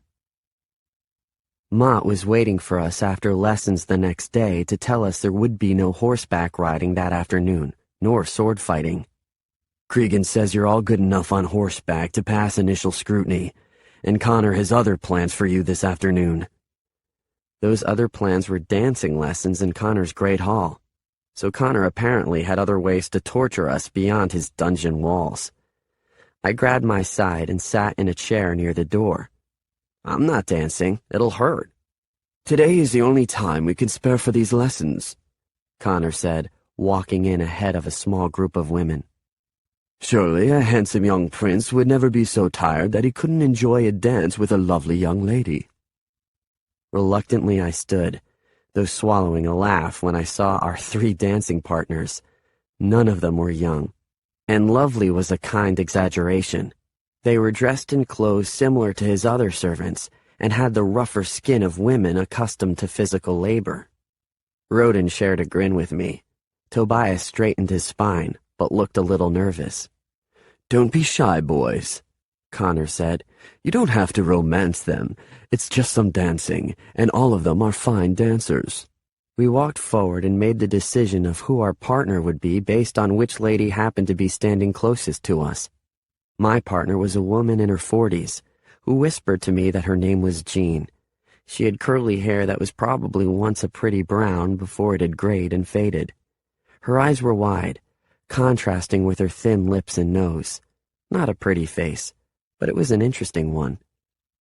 Connor began instructing us in a basic minuet, demonstrating the steps himself with Rodin's partner, then clapping his hands to a beat as we imitated him. Jean was pleasant and helpful, and forgiving with every mistake I made. "You're doing fine," she said. It was a lie, and we both knew it, but I appreciated it nonetheless. Neither Tobias nor Rodin seemed to be doing much better. Connor remained patient with us, though, and after several tries, we all began to make the steps in a respectable manner. At a break between dances, Connor asked if my father was a musician. "As I've told you on more than one occasion, sir." "Surely you play an instrument, then?" "I've also told you my father was a poor musician. You cannot believe the student could rise higher than his teacher." Connor walked to the corner of the room, where a small instrument case was propped. He pulled out a fiddler and fitted the pieces together. "I'd like to hear you play, Sage, if you were taught by your musician father." "I'd leave my lovely dance partner alone, sir." "I'll dance with her, if you play something we can dance to." I eyed Connor. "Is this a test?" With a tilt of his head, Connor said, "Everything is a test." So I took the fiddler. It needed a bit of tuning, which was awkward for me at first. I'd actually never played a fiddler, but it was a basic wind instrument, and with only a little trouble at first, I could guess at the fingering. "What I don't remember must be improvised," I warned them. "Forgive me if I fail to do this song justice." Then I began to play. It wasn't a song for dancing, but was instead a sad melody that had always given me images of loneliness on a forgotten beach in the night. It was a tune that used to make my mother cry, and after a while, My father no longer played it. After a while, he no longer played any songs at all, but I never forgot the tune. When I finished, there was a hush in the room. I handed the fippler back to Connor, who solemnly said, "You are right, Sage. The student cannot rise higher than his master. I believe we need to dance again." I caught Connor's eye a few times over the next dance, wondering what he had intended by asking me to play. If I'd been lying about my father's hobby, all I would have had to say was that he never taught me. After the dance finished, Connor told us to rest a moment, then folded his arms and chuckled. "None of you will ever be great dancers," he said. "But at least you won't humiliate yourselves either. We'll work a bit longer. Then I'll have each of you boys go and change clothes. You'll work in the kitchen tonight, learning from the servants there about what is expected in serving guests. You'll need to learn these roles because I'll have you serving the betrothed Princess Amarinda tomorrow evening." "When does she arrive, sir?" Tobias asked. "I expect to receive her sometime late this evening, though she isn't planning to dine with us until tomorrow. Sage, have you been working on your accent? If you are called upon to speak to her, I won't have you replying with an Avenian accent." "I happen to be alone quite a bit in recent days," I said in a Carthian accent. "It gave me a great deal of time to practice." "Not bad," Connor said with a smile. "But you're still too soft on your consonant sounds. Tighten them up, and never let me hear the Avenian accent again." I acknowledged Connor's request with a nod. Then Connor said, "I think we'll practice a waltz now. Take your partners by the hand, please." Kitchen duty that afternoon was tedious. Our escort in the kitchen happened to be my dance partner Jean, who I learned was more a supervisor than a servant. Connor had a large kitchen, and Jean took great pride in showing us how smoothly it operated. "The master occasionally has unexpected guests, so we always have a plan for last-minute meals," Jean said. "We've enjoyed this week since you boys came. We're preparing a lot more food than usual, and our serving dishes come back empty." "Everything tastes so good here," Rodin said. Tobias and I both smiled at that. It wasn't her decision who was made prince, so neither of us could figure out what he hoped to gain by complimenting her. Rodin answered that question a moment later when he noticed our grins. "It really does taste good," he whispered. "You should have seen what they fed us at my orphanage. I don't even think it was food half the time." Jean instructed us on the proper way to hold a tray and how to serve or retrieve dishes on the table. She showed us how to pour a drink and even let us sample a taste of Connor's best wine. I was interested in a detached sort of way, and so was Rodin. It was nice to know, but did me little good. However, Tobias leaned over to us at one point and whispered, "If Connor hadn't pulled us from the orphanages, this would likely have been our futures." "Not mine," I said firmly. Nothing in me could accept a life like this. Rodin quickly agreed. "You know what little you must," Jean finally said. "Now make yourselves useful in here. There's always too much to do, and if we have you on loan, we'll use you." She showed us a pile of dishes that needed to be washed. I pointed out there was really only room for 2 dishwashers and assigned myself the job of kneading dough at the other side of the room. Rodin and Tobias didn't seem to care, so Jean gave in and waved me away. I wandered over to the wood counter in the corner and picked up a lump of dough. After a minute, Imogen entered the kitchen, and Jean directed her to come over and help me. To my surprise, she didn't seem to object, and only moved a set of kitchen knives out of my way, giving herself room beside me to knead another lump of dough. "I've done this before," I said, working my fingers into the warm dough. "It was one of the jobs at the orphanage, but the dough here is much better. We ate from a lot of charity ingredients before, which almost always meant whatever was unfit for the upper classes." She glanced at me and I continued, "I don't see why the upper classes object to food with weevils in it. They're very nutritious." That finally earned a real smile, even though it was far from the funniest thing I'd ever said to her. Then I realized the smile wasn't about me. Something in her had changed. "You're different," I said quietly. Without looking up at me, she nodded. She couldn't tell me what it was, but she didn't need to. There was less fear in her than before. Imogen! A tall, square-cut man shouted from the far end of the kitchen. Based on his clothing, he was one of Connor's chefs. Lazy girl! Imogen swung around. I started forward, but she grabbed my wrist to hold me back. Isn't that dough ready yet?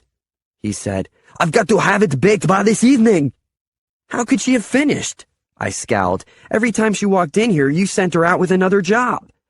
The chef crossed to me and shoved me against the brick wall. Pain lit across my bruised back and throughout my body, but I somehow held my tongue. Don't tell me how to operate in my kitchen, he snarled. Let him go, Mott said, entering the kitchen. He grabbed my shirt and yanked me away from the chef's grasp, then motioned for Tobias and Rodin to follow him. We're finished here. As we walked out, he said to me, Can't you go anywhere without causing a problem? Is that who gives Imogen her bruises? I asked. Mott clenched his jaw. It's clear that if you work from the kitchen tonight, one of you will end up killing the other. I'll assign you different duties. Then with a parting glare, he walked ahead of us. Tobias and Rodin caught up to me as we followed Mott. He hurt your back, Rodin said. I can tell by the way you're walking. My back is fine. It wasn't true, but I felt braver for saying it. It's your own fault if he did hurt it, Tobias said. Why do you do it? I shrugged. What? Aggravate people the way you do. You seem bent on making enemies here. And you insist on making false friends. They're no different. Don't you ever get tired of pretending to be something you're not? Like the prince? Tobias arched his head. No, I could pretend to be him for the rest of my life. Don't judge me just because you're not able to do the same. His words hit me too close, and I fell behind him and Rodin as we walked back to our rooms. We both knew he'd won that round. The False Prince, Disc 4. 28. We were secluded in our room when the betrothed princess arrived later that night. Rodin suggested I sneak out and bring back a report of what she was like, which I was perfectly willing to do, but Tobias said he'd tell Mott if I left. You can't have the advantage of seeing the princess before we do, Tobias said. Knowing you, you'll convince her tonight that you are the prince, and she'll have you crowned at the castle before Rodin and I are awake tomorrow. I snorted, and then said, Now that you're on to me, I'll have to figure out an even cleverer plan. Mocking Tobias was risky, and probably unfair, but it was usually too hard to resist. I grabbed one of the books off his desk and brought it back to my bed, letting it fall open somewhere in the middle. What are you doing? Mistress Havala said I'd have to study on my own to catch up. That's what I'm doing. You can't read. I said I can't read well, but I paid very close attention to Master Graves this morning, and I hope to read well enough to understand this book. Tobias folded his arms. Do you even know what it's about? I shook my head and flipped to another page. It would help if there were more pictures in it. It's on early Carthian history.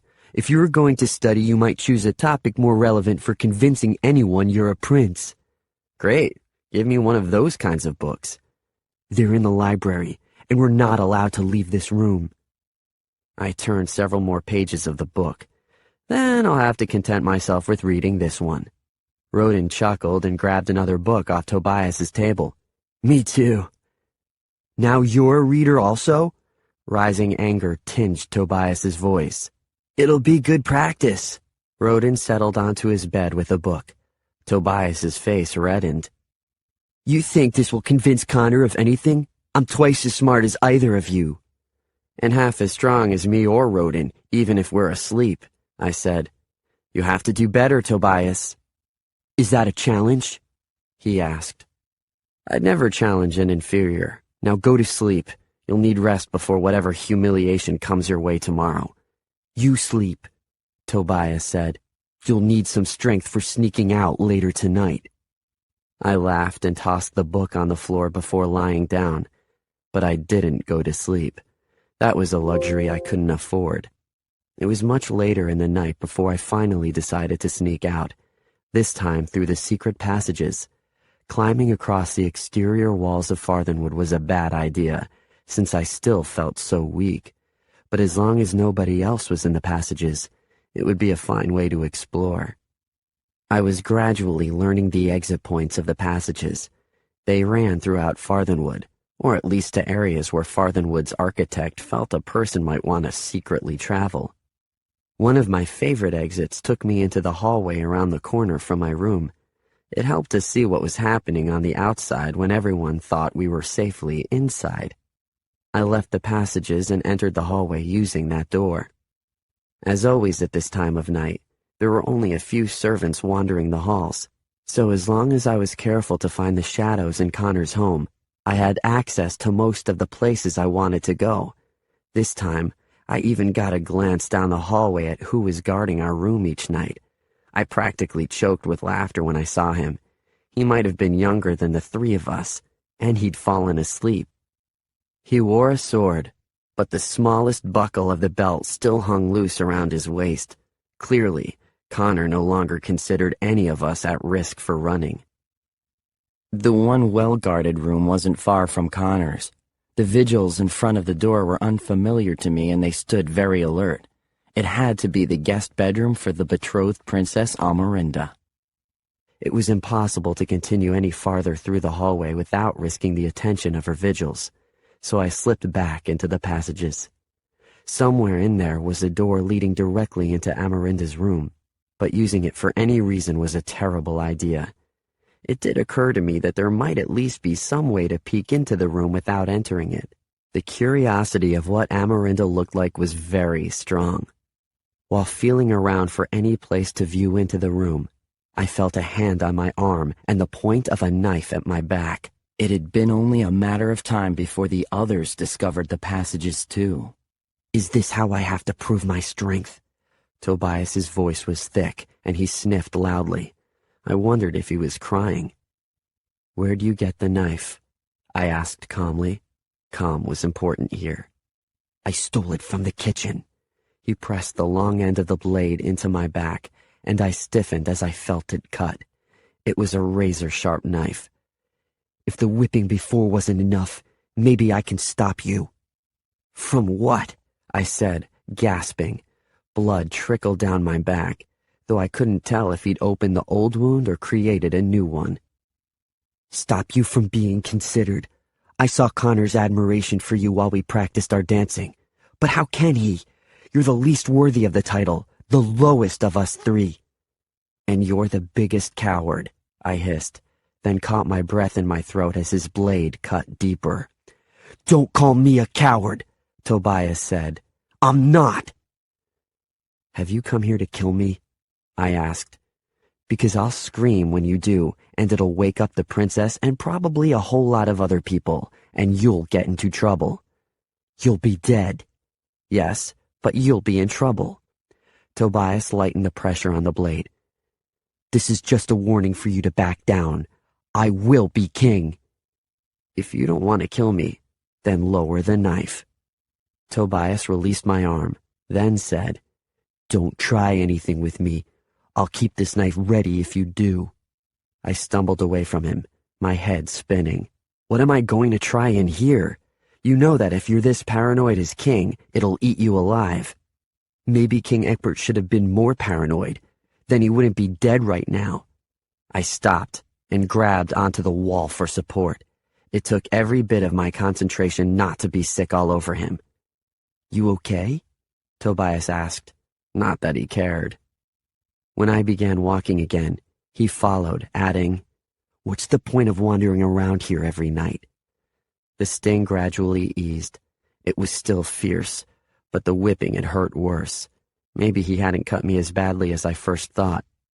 "Connor has you and Rodin in his control," I said. "Not me." "Not me either," Tobias quickly said, but from the tone of his voice, it was obvious that even he didn't believe it. "I'd like to go to our room now," I said. "I'm tired, and you hurt my back." "I'm not apologizing for that. I'd rather keep you weak."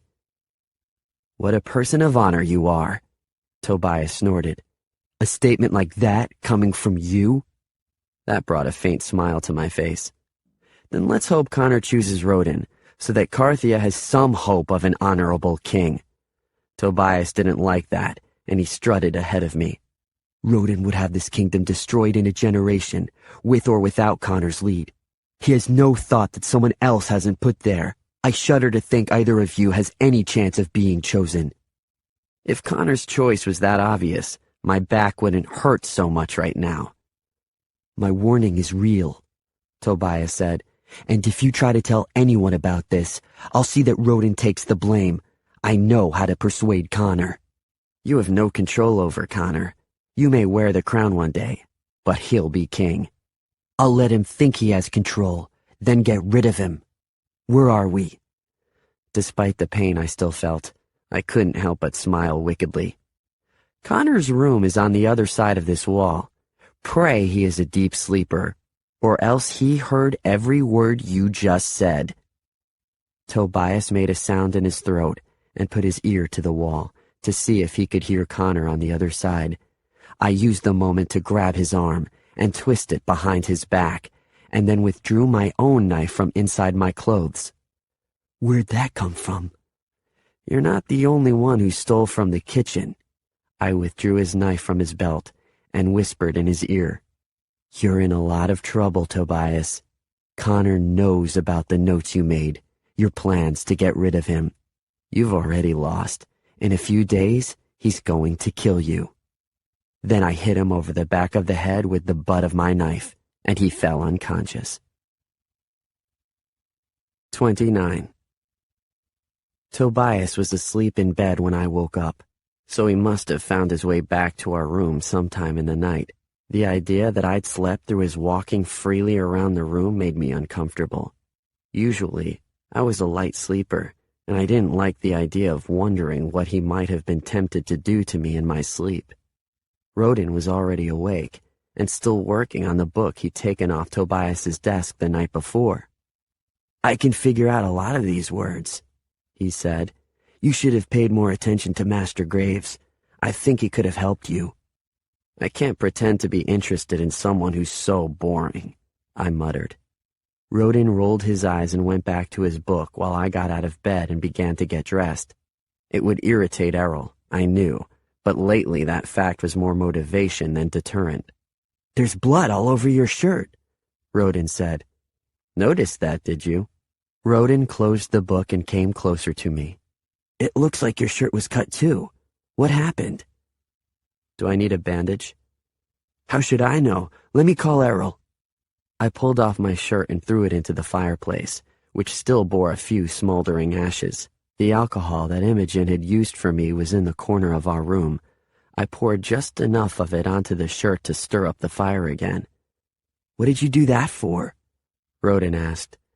He made enough noise that Errol and the other two servants took it as a sign that it was time to enter from the hallway. I was never sure what time they arrived each morning, but they always came in when they heard us talking. I'll help you finish dressing, sir. Errol said the words as if he were tired of speaking them. He knew I didn't want his help, and that was especially true right now. I turned so that my back was facing the wall. I'll dress myself, and I'll do it privately. Tobias opened his eyes. Will everyone speak quieter? I have a terrible headache here. Sage's back is bleeding again, Rodin said to Errol. Everyone's eyes turned to me. Errol walked between me and the wall. A gasp escaped his lips. Then he said, This is a new wound. Where did it come from? I shrugged, not yet ready with an explanation. Whatever I said, it'd have to be a lie. Although the truth would ruin Tobias's last hope to become the prince, it did me no favors either. Errol gave up asking for details and said, The cut isn't so deep, but we have to take care of it. Just give me a bandage and I'll wrap it myself, I said. Errol shook his head and left the room. It was a good thing the 2 weeks were almost ended. I doubted whether he could tolerate me for much longer. I'm already dressed. Rodin scowled at his servant who was tugging at his shirt. Get out! You're dismissed too, Tobias told his man, a new servant who avoided me as often as possible. We need to talk in private. Shut the door behind you. Immediately after we were alone, Rodin leapt across the room, grabbed Tobias by the shoulders, and shoved him hard against the wall. "You did that to him? Were you going after me next?" "Check me for a knife if you think I did it." Tobias looked sideways at me. "I don't have anything that could make a wound like that, do I, Sage?" "You're afraid of what Rodin would find if he searched?" I asked. Tobias threw up his hands, and Rodin pulled back Tobias's blanket and checked his pillow. Then he lifted Tobias's mattress and gasped. Tobias's face paled as Rodin withdrew the knife Tobias had used against me the night before. Dried blood still stained the tip of the blade. I'd made sure of that. "How'd that get there?" Tobias whispered. His eyes narrowed as they met mine. "Oh, of course. Well, Sage has a knife too." "Do you think so?" I said. "I'm sure the kitchen staff will find there's only one knife missing." But I let Rodin search my things anyway. No knife was there, and Tobias's face paled even further. "I've got to tell Connor," Rodin said. "This goes too far, Tobias." "Please don't," Tobias begged. "Connor already thinks I have a plan to get rid of him. If he thinks I tried to do anything to Sage, he'll have my head." "Connor should punish you," I said. "Being chosen as the prince is the least of your worries now." Tobias's eyes filled with tears. "Help me then. You nearly killed me last night. Should I care what happens to you now? Please, I'll do anything." "You're asking me to lie for you? Then I'd be the one in trouble. Why would I do that?" His voice raised in pitch. "Please, Sage, anything you want. Help me and I'll fight for you." He looked terrified, probably exactly as I had looked when Connor told Mott to take me to his dungeon. Tobias had played into my hands, but I felt sorry for him nonetheless. "I'll help you, but at this price. It's time to fail. You will be less intelligent, less impressive, and certainly less prince-like." "Is what you told me last night true?" Tobias asked. "Does he really know about the notes?" I nodded and watched as tears filled his eyes. "Then he's going to kill me anyway." "What if I promise that he won't?" I said. "Back off and I promise that you will live, or else I'll die trying to save you." Now, not only was Tobias out of the competition, but someone at Farthenwood owed me his life. Errol returned to our room, accompanied by Imogen and Mott. Luckily, no attention was on Rodin, who quickly hid Tobias's knife back under the mattress. Mott strode across our long room in less than half a dozen long steps. He turned me around to examine my back, then cursed loudly. "The master must hear of this. Tell me how this happened or I'll take you to him for questioning. You know how that will end." I glanced at Tobias, who nodded his agreement to my terms. "It's embarrassing," I said. "I tried to sneak out last night through the window. I got caught on the window frame and it impaled my back." "This is more than a scrape on your skin, Sage. You've been cut." "The window has a jagged edge," I insisted. "I'm lucky not to be hurt worse. But it's my own fault because I should never have been out there." For an extra touch, I shrugged innocently and added, "I hope nobody would notice." "How could you think we wouldn't notice a wound like that?" Mott cursed under his breath. "Was this your attempt at obeying the master's rules?" "All I wanted was to look outside," I said. "It would have been hard to go anywhere off that ledge." "It'd be impossible," Mott said. "But you might have fallen to your death in the attempt." He inhaled, then added, "Not a word of this to the master then, but I must punish you. I hesitate because I know how weak you must be from the last few days, but you'll miss today's meals." I started to protest. Then Mott arched his eyebrows and said, "Or shall we leave it to the master to choose a punishment?" I wasn't hungry anyway, I said. Princess Amarinda had sent word that she would remain in her bedroom all morning, so Mott called Tobias and Rodin to accompany him to breakfast with Connor and brought in Imogen to take care of my wound. She immediately went to work on washing away the blood. Her manner was cool and businesslike, but her touch as she cleaned my back was as gentle as ever. He knows you're lying, she whispered. Am I such a bad liar? I'll have to wait until you tell the truth so I can compare the differences.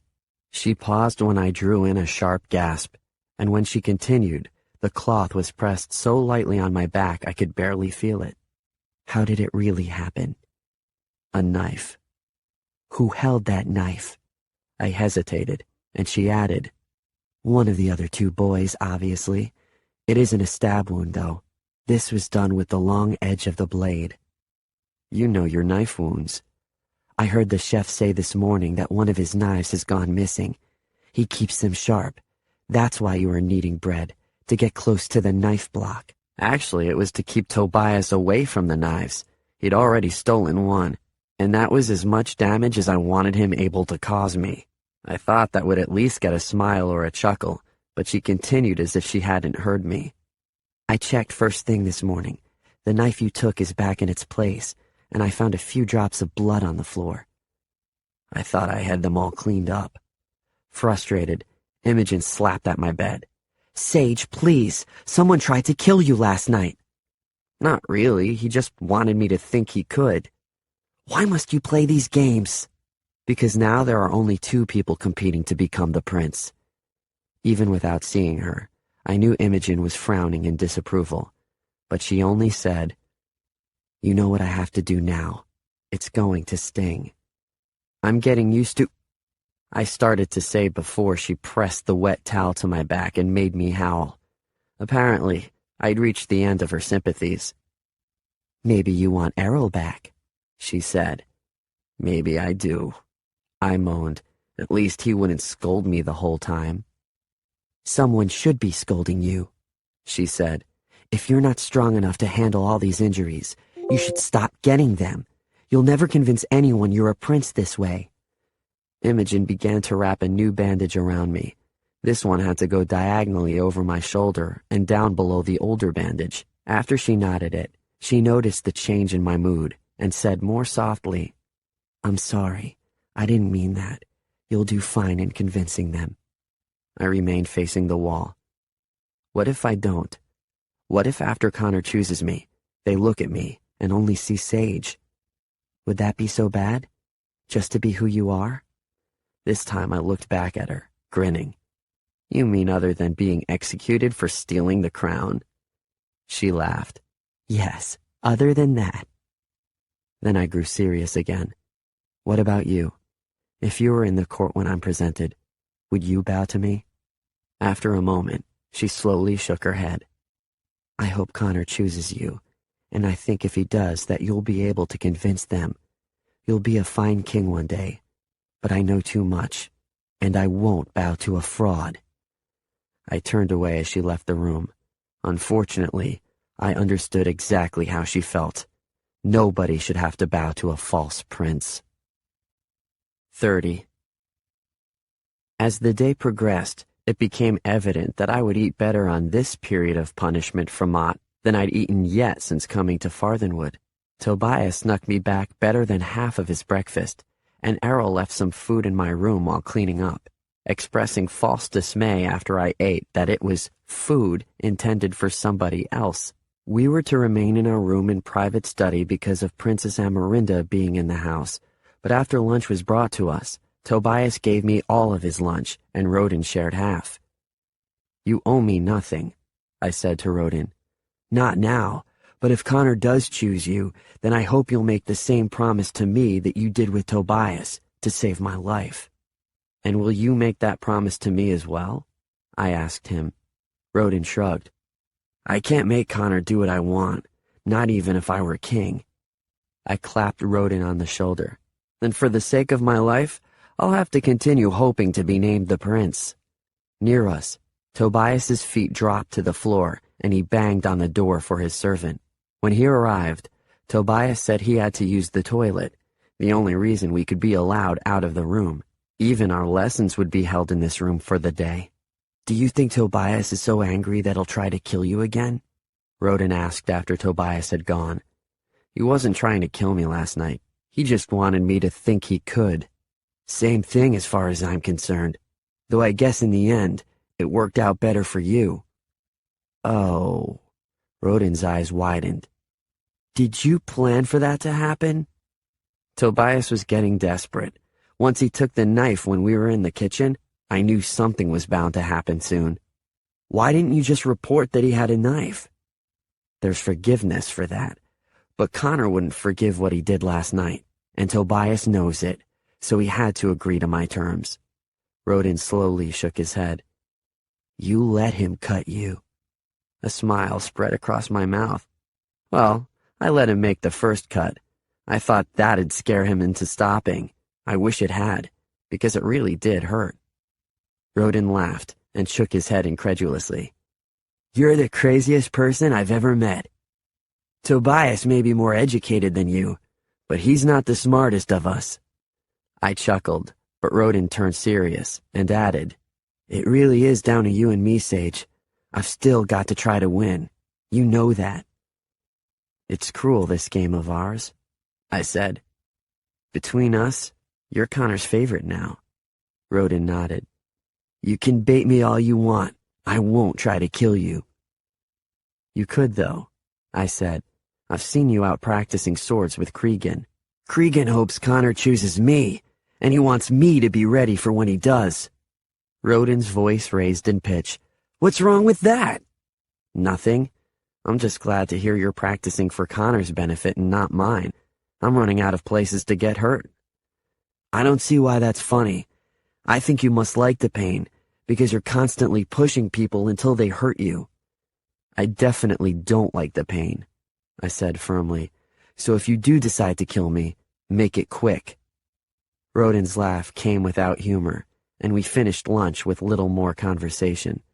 When Tobias returned a few minutes later, Master Graves had already arrived and begun a particularly dreary lesson on the great books and fine art of Carthia.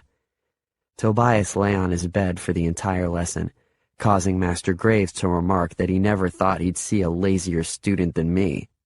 I felt a little sorry for Tobias, watching him pretend to be less than he was, but unfortunately, that was his situation now.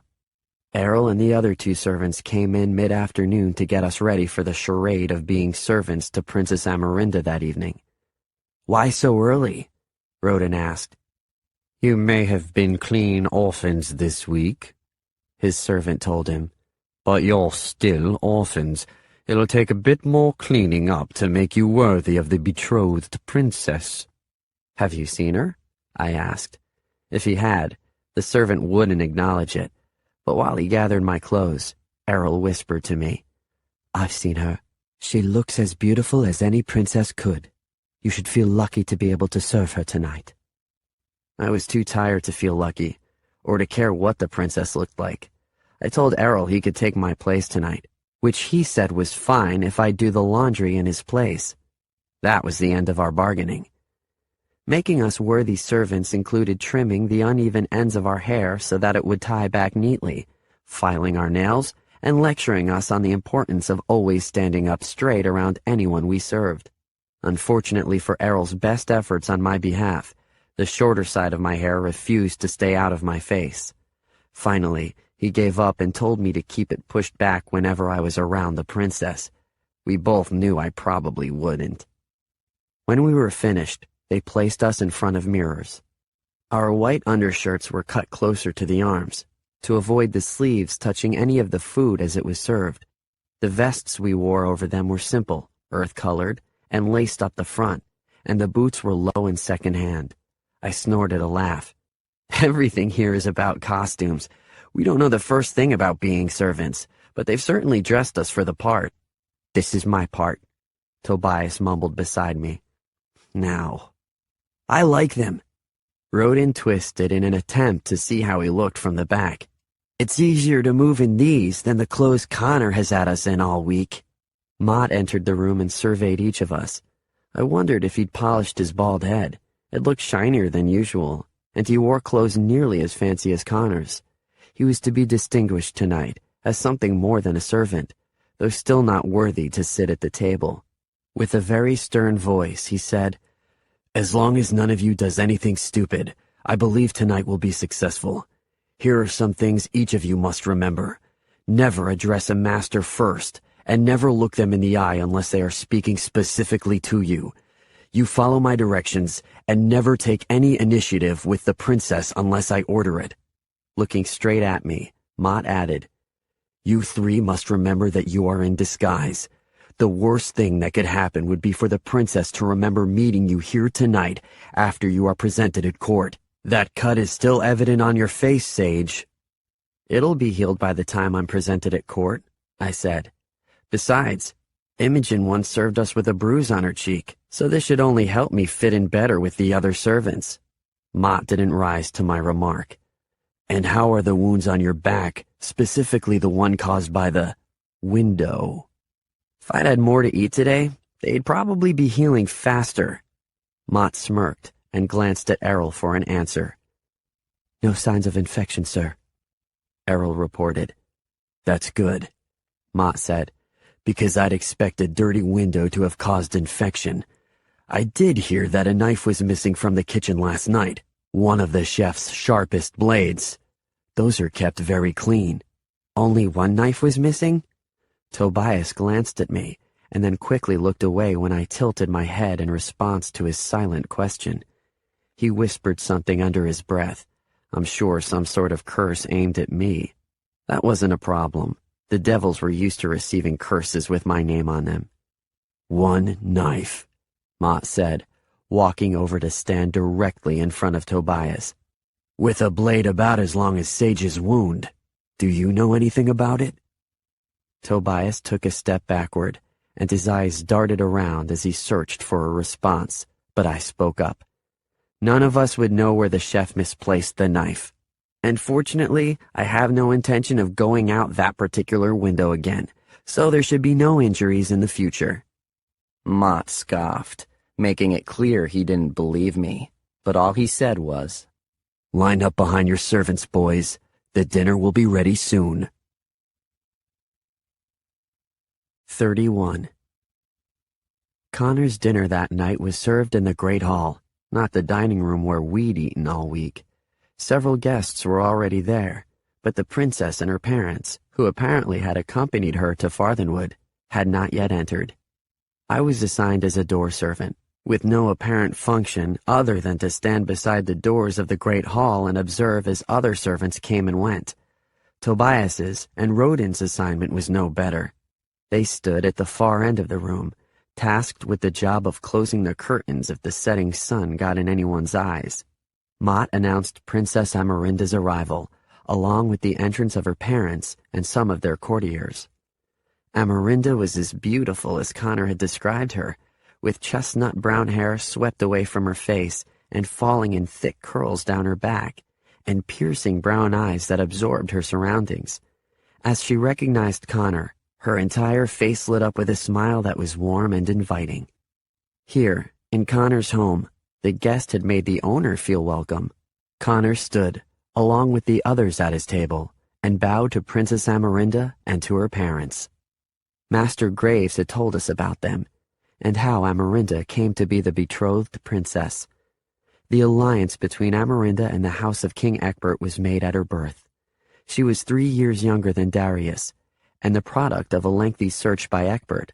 He wanted a foreign girl whose connections were powerful enough to forge a marriage that would create a bond between her country and Carthia, but not a direct heir to the throne, who would have political ambitions of her own. Amarinda was a niece to the King of Weimar. Before she was even old enough to crawl as an infant, her parents had promised her to whoever inherited Egbert's throne, most likely Darius. And although she'd never been given a choice in marriage, the older Amarinda became, the more her admiration for Darius grew. Both were said to be eager for the time when she would be of age and they could marry. Amarinda stopped when she passed me beside the door. "What are you staring at?" Whatever rules Mott had given us blurred in my head. I could speak to her if she was addressing me, but she was only addressing me because I'd looked right at her, which was not allowed. "Forgive him, Highness," Mott said, stepping forward. "No forgiveness is requested. I merely wondered what a servant found so interesting." I looked to Mott to see if I should answer. With a stern warning in his eyes, he nodded permission at me, and I said, "You've got dirt on your face." She arched her eyebrows. Is that a joke? No, Your Highness. On your cheek? Amarinda turned to her attendant, who flushed and wiped the dirt off. Why didn't you tell me before I walked in here? Amarinda asked her. You led the way, Highness. I didn't see it. But he did, and he's only a servant. She turned back to me apologetically. Before leaving my room, I had the window open and paused to look out. I must have gotten some dirt on my face then. I never said the dirt detracted from your beauty, Highness, I told her, only that it was there. With a somewhat embarrassed smile, she nodded at me in return, and then continued on, taking her seat. Out of the corner of my eye, I caught Connor looking at me, though his expression was so controlled I couldn't tell whether he was amused, relieved, or furious. Dinner smelled so good as it was served that it took considerable willpower not to reveal that I was in disguise at that moment and to sit down to eat with the others. A large roast had been prepared, with boiled carrots and potatoes, hot bread, and some sort of imported cheese, the name of which I didn't recognize when Connor offered it to Amarinda. Imogen was one of the servants of the meal. I noticed a cut on her forehead, and wondered if Connor would dismiss that as yet another clumsy moment. No matter how long I stared at her as she served, she avoided my eye each time she entered or exited the room. Had I offended her somehow? Or was she keeping herself away from the increasing danger that surrounded Connor's plans? Across the room, Tobias was disinterested and lackluster. He stared at the floor, and soon faded into the background. Roden looked hungry, and I caught him staring at the princess with a powerful expression of admiration. The conversation at the table began with shallow pleasantries.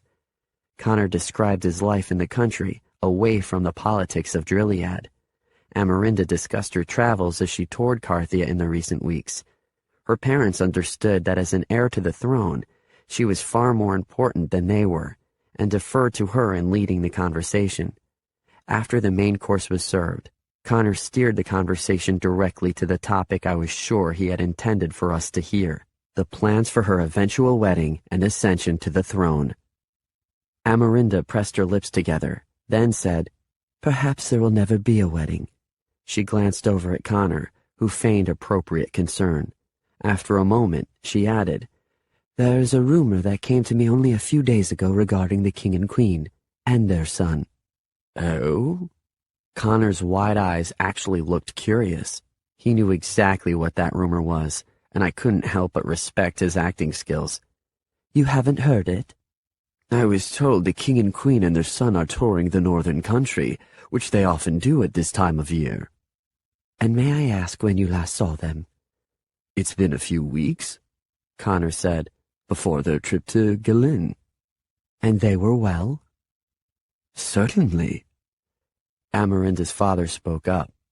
"Then the rumor cannot be true." He heaved a sigh of relief and took his wife's hand. She also looked relieved. "Rumors have always surrounded the royal family," Connor said, as if the matter were settled. "It's the cheapest entertainment for everyday folk." There was laughter at the table, except for Amarinda, whose solemn voice took control of the room. "I heard they're dead. Murdered." The laughter fell silent, and she continued, "All three of them, poisoned during supper and dead by morning." Mott glanced at me from his position and shook his head, warning me not to react. I forced a disinterested blank expression onto my face, despite the churning in my stomach. If I reacted, Connor would change the subject, but I needed them to continue talking about it, because no matter how easily he could avoid giving us more details, he'd have a harder time dodging the princess. However, the one question at the top of my mind was one I knew she'd never ask. Would the person who steps in as the prince become the next victim? Connor leaned forward and clasped his hands together. "Highness, you are scheduled to be at the castle in Drilliad tomorrow, correct?" When she nodded, he said, "Let the rumor lie until then. Whether it's true or false, it will be verified once you're there." "Waiting is more easily said than done." Amarinda's voice was heavy with sadness.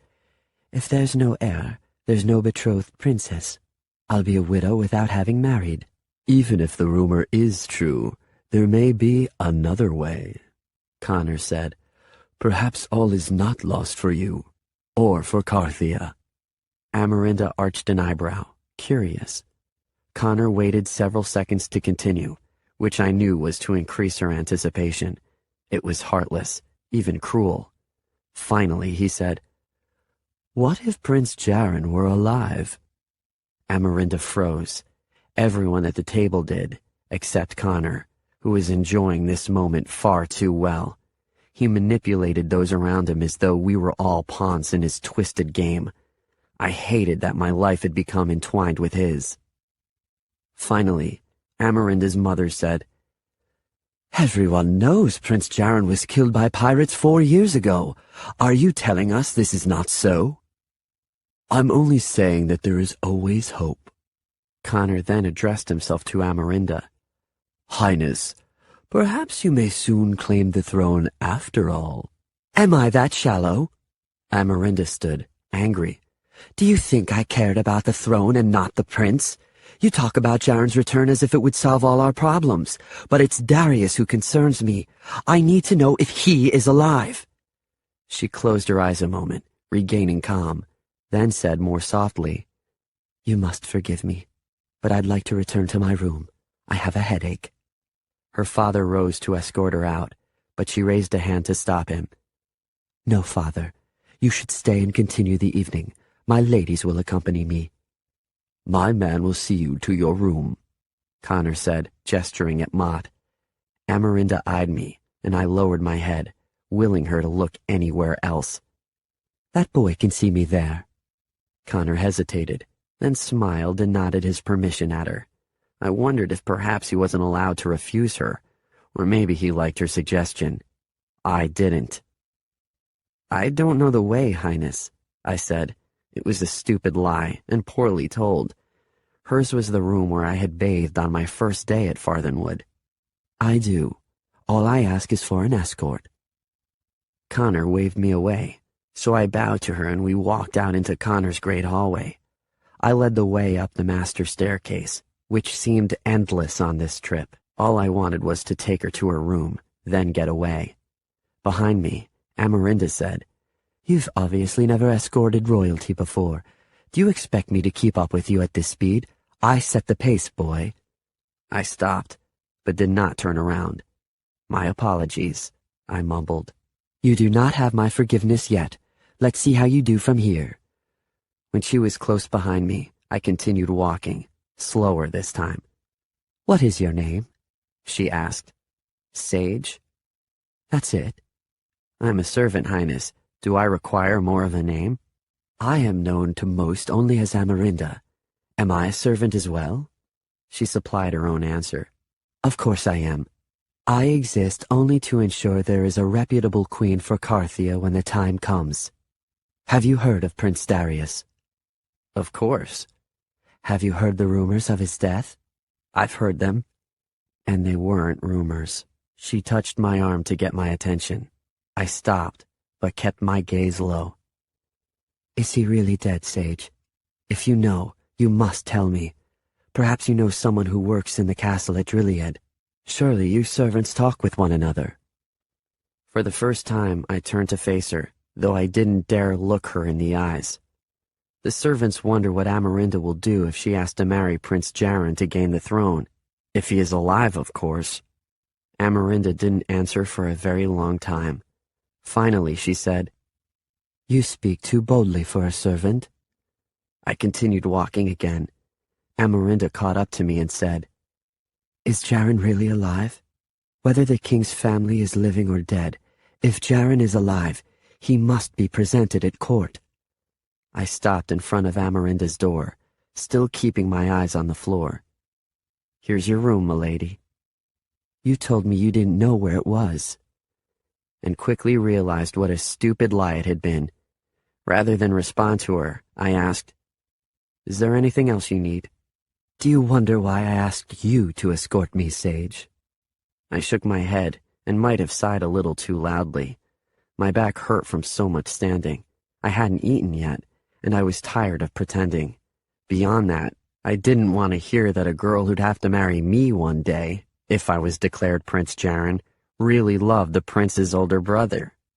I asked you here because you spoke honestly to me before. If I'd enter that room with a face smeared in mud and asked another servant how I looked, he'd have bowed and told me I looked as beautiful as ever. When you're in my position, Sage, you come to realize how few people you can trust. She waited, expecting me to respond. When met with silence, she went on. So I trust your opinion on my dilemma. Should I continue on to Drilliad, hoping Prince Darius will greet me there, but knowing in my heart that something is wrong? Or shall I stay away, knowing that if there is no Darius, I am no longer a betrothed princess and have no place in Drilliad? This time I looked directly at her. Although her eyes were so perceptive, I immediately looked away again. You should go to the castle, Highness. You should always choose on the side of hope. That's good advice. I have less of a headache now than before, Sage. Thank you for that. She smiled sadly. Do you envy me as a royal? I shook my head. The closer I got to the castle in Drilliad myself, the more I dreaded it. Many do. I'm glad you can appreciate your station in life as a servant. I'm a servant too, you know, perhaps with finer clothes and servants of my own, but few choices about my life belong to me. We're not so different, you and I. She was closer to the truth than she realized, but I held my tongue and stared at the ground. Will you not look at me? No, my lady. If I cannot look at you as an equal, I will not look at all. She placed a hand on my cheek and softly kissed the other one, then whispered, Remember this moment then, Sage, when someone of my status offered a kindness to someone of yours. Because next time we meet, if Darius is dead, I will no longer be anyone of importance. Then she entered the room with her ladies in tow. Only after her door was shut did I look up again. Darius was dead, and very soon she and I would meet as equals, but I had the feeling it wouldn't be a day she ended up celebrating. 32. Where are you going? Maud asked as I began walking away. He was never far behind. To my room, my back hurts. How will it look to everyone at dinner if the servant who left with Amarinda fails to return? How will it look if that servant's bandages bleed through and he drips blood on Connor's dining table? Come on, Mott said with a sigh. I'll walk you to your room. You don't have to. I know the way. Saving you from getting lost is not the reason I'm here. Tell me, what did you think of the betrothed princess? I think she loves Darius. There's plenty of time for her to learn to love Jaren. Besides, this is the way of life for royals. They do their duty to their country, and if they are very lucky, it will sometimes bring them happiness. I don't want anyone to do their duty for me. I grumbled. A charade like that is not for her. Connor is preparing you to wear a mask for the rest of your life, Mott said. It's better that your queen pretends to love you, because if she truly did, she would only love a lie. That hardly made me feel better. Errol was sitting on the bench just outside my bedroom door. He stood as he saw us coming. Are you ill? He asked me. Get me some dinner, I growled, pushing past him to enter my room. And no, I don't need help dressing. Ironically, I did need help. My shoulders and back had stiffened over the past few hours of standing, and with every movement, I felt like my wounds might tear open again. When Errol returned with a tray of food several minutes later, he found me sitting on the floor with an unbuttoned shirt and vest.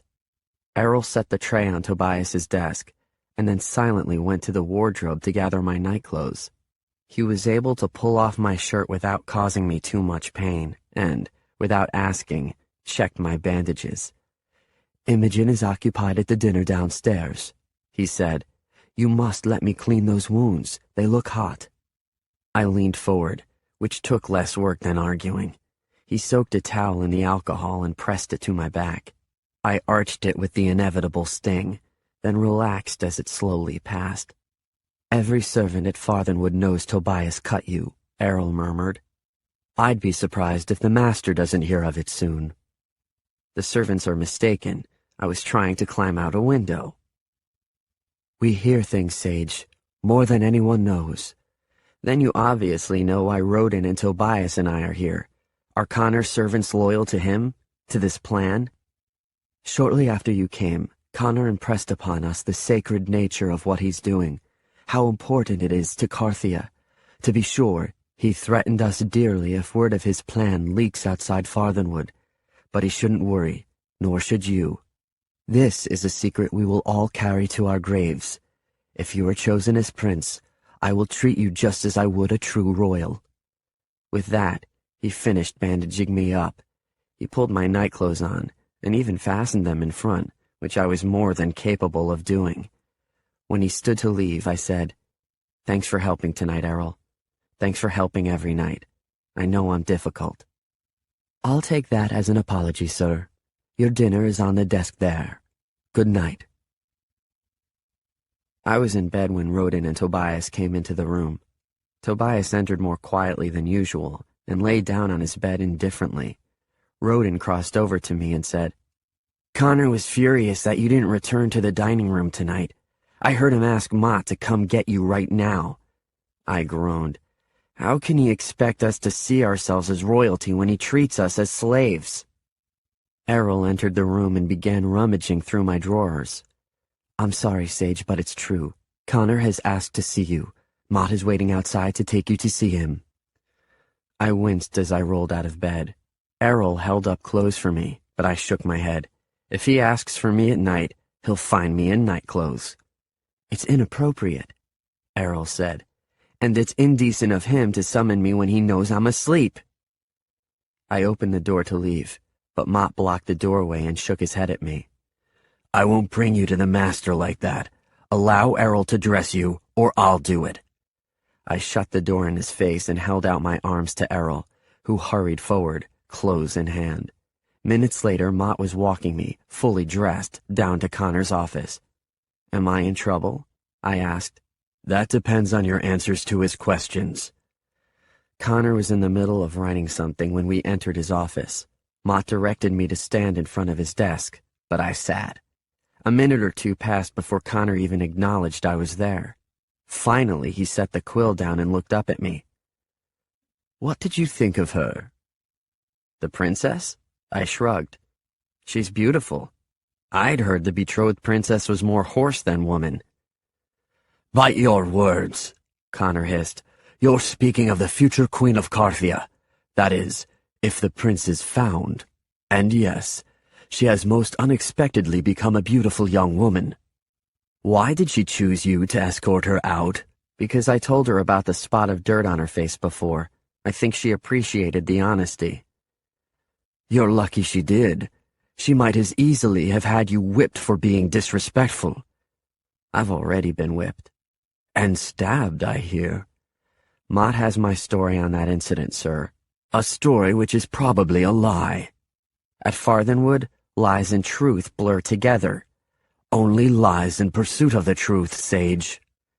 My body ached with tiredness. All I wanted was to finish this pointless conversation and go back to sleep. But there was one question I needed answered. "Why did you allow me to go with her? When you bring me to court, she'll recognize me." "If I bring you to court, don't mistake my tolerance for you as any sort of favoritism. Quite the contrary." "My question stands, sir. Why did you allow me to go with her?" "The possibility of her recognizing you did concern me for a moment. Then I decided you can easily explain that I kept you in hiding here until you could be presented at court. The fact that you two already met could be seen as an advantage. Now I have some questions for you." "I have a few more questions first." Connor arched an eyebrow. "Oh? What if Prince Jaren is alive? Then he returns to the castle to find me sitting on his throne. I don't think he'll appreciate that." "Jaren is dead. I told you once before that I have proof of it. Besides, the pirates off the coast of Avinia are ruthless. The reason no body was ever found is because they likely destroyed everything identifiable about him. Whatever trouble he may have caused his family, the king and queen loved Jaren. The Queen in particular never gave up searching for any trace of him in the years that followed. It was all in vain. I doubt he was even alive by the time his ship sunk. What's your proof? I present that to the boy I choose as prince, and to nobody else. If you can prove Jaren's dead, then can you also prove to the regents that Jaren survived? At court, Jaren will confess that he has been hiding all these years in an orphanage, right under their noses. He went by the name of Sage, or Rodin, or Tobias, but he has come back now to claim the throne. What if another orphan steps forward to say he knew us before Jaren was killed? We would say they are mistaken, and perhaps one night that orphan would disappear. Thrones have been claimed over thinner evidence than we have, Sage. Besides, my prince will have evidence of his identity. What? Connor shook his head slightly. I'll save that answer until my prince is chosen, but rest assured, it is something that will identify my choice as the prince without doubt. Now to my questions. What did Princess Amarinda talk with you about after you two left? She's worried that the king's family is dead, despite your assurances that she shouldn't worry. She doesn't seem to believe there's any hope of Jaren being alive, and I don't think she'd want him even if he were. She's afraid, sir. Connor smiled. We can use that to our advantage. Use her fear to make her more apt to accept the prince when I present him, so that even if she has doubts, she'll accept him because she needs it to be true. I couldn't hide my disdain as I glared at him.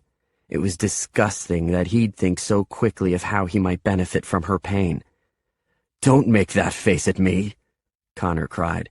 How convenient it must be for you to play the pious victim when it benefits you, or to be the prince, or the servant, or the orphan. Yet I must at all times be the keeper of this unholy plan. I do not celebrate my role in Carthia's future, but I've accepted it. Have you? And the expression vanished from my face. Yes, sir, I have. I am your prince. You think too highly of yourself. Tobias can no longer be trusted, but Rodin presents some fine advantages. I believe he has been underestimated this week. He has learned more than any of you in such a short time. There was nothing I could say to that. He had. Connor continued. What I wonder is if you want to be the prince. I sense you battling that decision internally, perhaps because you're afraid of the consequences of being caught, perhaps because you cannot picture yourself sitting on the throne. And yet here you are, telling me to my face that you are my prince. I threw out a hand, then immediately regretted the gesture when the movement pinched in my back. Would you choose Rodin, who rushes toward the throne with no thought of the consequences? He has no idea what he's accepting. I have thought about it, Connor, and I am your prince. Connor clasped his hands together and a glint of triumph flickered in his eyes.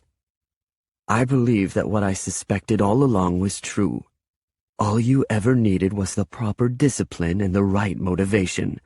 I can see that you are finally bending to my will, and that pleases me. It did not please me. Tired as I was, I still had plenty of energy to be angry with his smugness. However, I simply asked, "Can I go now?" He hesitated a moment, then nodded, and I left without looking at him. As Mott escorted me back to my room, he tried to make conversation, but I ignored him. Connor's words still rang in my ears. With every step closer to the throne I took, I felt myself bending too. I only hoped I could get to the end before Connor broke me completely. 33. Amarinda left with her entourage early the next morning, and our tutoring schedule resumed. Rodin's reading wasn't fluent, but he was amazing, considering how recently he'd begun learning. I thought he would be good enough to get by if Connor chose him as prince. Mott pulled me out of Mistress Havala's class to work on sword fighting with him, even though I insisted I couldn't fight with my back in bandages. "If we wait for a full healing, it'll be too late," he said. "We'll both use wooden swords today." He took one for himself and tossed me the other. I jumped away from it and it landed in the dirt. "Afraid of a wooden sword?" Mott teased. Just demonstrating my skills in evading an attack, I said, a grin tugging at the edge of my mouth. Impressed? No, pick it up. When I complied, Mott stepped me through the basic defensive moves. If you can't attack like Jaren, at least I can teach you to defend yourself. He thrust his sword at me. I moved mine in an attempt to block it, but his went right past mine and jabbed my ribs. You're worse than when I last saw you, Mott said. You shouldn't have whipped me so hard. You shouldn't have let yourself get stabbed. I smiled and swung my sword low to the left, getting in a swat on his thigh. Not bad, Mott said, but you lack the discipline that would be expected of a prince. I could always say that I'm out of practice. Nonsense. Prince Jaren was an amazing swordsman for his age before he disappeared. You cannot be as pathetic as you are now and hope to pass for him. Why do you think his sword was made? I blocked his attempt to graze my shoulder, maybe to encourage him to take his studies more seriously. Jaren always took sword fighting seriously. He is known to have once declared in front of the entire court that he intended to lead the Carthian armies in war one day. Then he sounds like a fool, I said, thrusting forward. Mott dodged me and easily blocked my move. Mistress Havala said that Egbert was a peaceable ruler at all costs. Carthia has avoided war for generations. Carthia has enemies, Sage. Darius understood that. Perhaps Jaren did as well. Their father never did. Are you saying Egbert was a bad king? He wasn't evil, just naive. Each year his enemies have grown stronger, forged alliances, stockpiled their weapons. Egbert failed to see their hungry eyes as they looked toward Carthia. Mott shrugged. He failed to see the enemies within his own castle. I used the opportunity to jab at his side, then followed it with a slice that threw his sword off balance. Mott backed up 2 steps and readjusted his grip. Good move, Sage. Very unexpected. I fought better with Jaren's sword, I said. You fought better because it was a superior sword, even as an imitation. It's too bad that it's been taken. Connor now believes it wasn't any of you 3 boys. He thinks one of the servants took it to sell, knowing you boys would get the blame for it. Cregan probably took it to help train Rodin. Unlikely. You dislike Cregan, Sage, but he serves Connor well. He'd do anything Connor asked. So would you. Mott stopped and lowered his sword. I wouldn't kill for him. That's my limit. I couldn't let that go unanswered. Then your limits are meaningless. Cregan killed Latimer on Connor's orders, and you helped it happen. That's the same thing. Something flickered in Mott's eyes. He pressed his lips together and said, Our lesson is over. Hang up your sword and I'll walk you back to the house. The rest of the day was taken up with lessons. So much information was being pushed into our heads that it's a wonder none of them exploded. Tobias was eventually sent back to our room as punishment for sleeping during the lesson, and he was clearly relieved to be going. That gave a burst of energy to Rodin, who saw it as his chance to be the star student. After all, I wasn't much more interested than Tobias had been. Tobias stopped me in the hall as we were being escorted to dinner with Connor that evening. You remember your promise to me, right? You'll make sure I live through this. That's still my promise, I said. Tobias exhaled a sigh of relief. Then let me help you become the prince. What do you need? I want nothing from you, Tobias, just loyalty, if I'm chosen. Tobias lowered his voice further. I wasn't going to kill you the other night. I never had any intention of doing that. The knife was sharper than I thought. What I thought was only a surface wound. It will heal. I think Mott suspects the truth. Maybe Connor too. You have my promise, Tobias. You will live. I trust you. Tobias paused, as if he were weighing his own words. I do, Sage. I trust you. Keep up, you two, Mott called back to us. Connor is waiting. We caught up to Rodin and Mott shortly before we arrived at the dining room. Once there, Mott opened the door to allow Rodin and Tobias in, but he put a hand on my shoulder to hold me back and shut the door again. My heart raced, but I tried to keep my expression calm. Mott looked very serious, and I had no trouble thinking of any number of reasons why he might be about to punish me. "Whatever you think I've done," I began, but he shook his head to silence me. "I didn't know he was going to kill Latimer," Mott said in a low voice. "You had it figured out before I did." The memory of Latimer turning just before he was struck with Cregan's arrow was burned into my mind. It was relentless in my dreams at night, and haunted my steps in the day. If only I'd realized what was happening a few seconds earlier, it might have been enough to save him. "Why are you telling me this?" I asked. He shrugged. "I guess I just wanted you to know that I remember what you said down in the dungeons. Connor doesn't own me either." Connor had news for us that evening. "Do you remember when we spoke of the Prime Regent Veldegrath? He is the one who aspires to become king, the one we must prevent from taking the throne because of the damage he will do to Carthia. I received an interesting letter from him tonight, which is both distressing and encouraging." To illustrate, Connor held up a few papers, which I assumed was Veldegrath's letter. "The encouraging news is that he has heard the rumor that Prince Jarin may be alive. I knew he was meeting Princess Amarinda earlier today, to travel with her as far as Eberstein on the outskirts of Drilliad, where he maintains a home. I expect she told him. This bodes well for my prince's acceptance at court, if it is less of a surprise when I announce him." "And the bad news?" I asked. "The bad news is that word is also spreading of the king's and queen's deaths.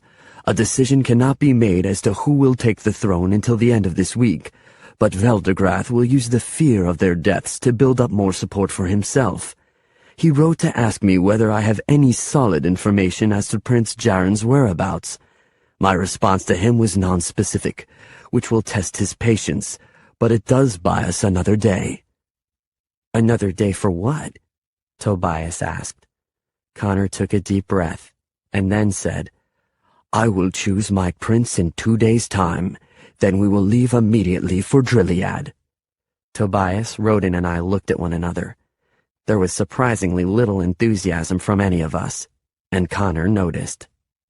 "I might have expected some excitement," he said. "What will become of the 2 boys who aren't chosen?" I asked. Connor paused. Then he said, "I haven't decided that yet." Everyone in the room knew that was a lie. 34. The night passed without incident. If Tobias and Rodin knew I'd snuck out during the night, neither of them mentioned it the next morning. After breakfast, Mott entered the room and said Connor had new plans for us that day. He carried something in his arms, which he unwrapped and set on an easel in front of us. It was a painting of a boy standing beside a tall hedge in a springtime garden. He had light brown hair with darker streaks underneath, a mischievous smile, and a hint of trouble in his bright green eyes. None of us had his innocence, his naivete. "Is that Jarin?" Rodin asked. "The last known picture of him," Mott said, "painted more than 5 years ago, when the prince was 9 years old." I couldn't help but stare, comparing myself to every detail of the painting. Rodin and Tobias were studying it as carefully, no doubt doing the same thing. Each of us had features that looked similar to the prince's, but Rodin groaned in disgust.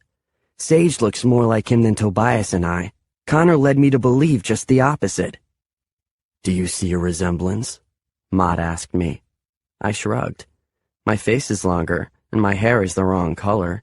If anyone compares me to that picture, the regents won't believe I'm him. This brought on even louder complaints from Rodin, as well as a few objections from Tobias, that none of us was enough like the picture to be convincing. Mott shushed us, then continued. "Connor's plan this morning is for each of you to undergo whatever transformation you can to look like the prince. Your hair will be cut to match his. Sage, we have a hair dye that may work for you.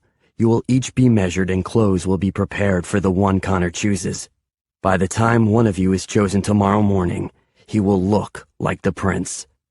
While Rodin and Tobias got their hair cut, Errol led me outside to work the dye through my hair. "It will look like I've used hair dye," I said. "And what about when my hair grows back into its color again?" Master Connor believes you can use less and less dye each time, Errol said. Within a year, it will appear as if your hair has naturally changed color. He thinks of everything, I said without any hint of admiration. I had no mirror to see myself once the dye was washed out some time later, but Errol smiled when he looked at me and seemed pleased. It's amazing how that one thing has brought your appearance so much closer to the prince's. I'm certain Connor will choose you. Most of us servants believe that. Which would have been comforting if we hadn't passed Connor in his office with Rodin as we walked back in. Rodin was kneeling before Connor at his desk. His hair was styled just as Jaren's had been, and he looked very nice. If there were inconsistencies between his look and Jaren's, they could easily be explained by the changes in a face over time. I am exceptionally impressed, Connor was saying to him. You have surprised me, Rodin, and pleased me. Tobias, any similarities between you and the prince have vanished. Do not consider your chances of being chosen tomorrow to be good. No, sir, Tobias said. I hadn't even seen him in the room. He must have been beyond our vantage point. Ah, Sage, Connor said, noticing us at the door. It seems that once again you're behind the others. I still find myself looking at an orphan, albeit one with the same hair color as the prince. I am your prince, I told Connor, then walked on past his office. Errol caught up to me and whispered, Perhaps I was wrong to have said that Connor would choose you. You might be too late. With my hair cut and styled an hour later, I gasped when Errol handed me a mirror. Errol's wide eyes hinted at his equal amazement. The resemblance is so strong. You could almost be Jaren's twin, he said. I couldn't stop staring. Was this really me?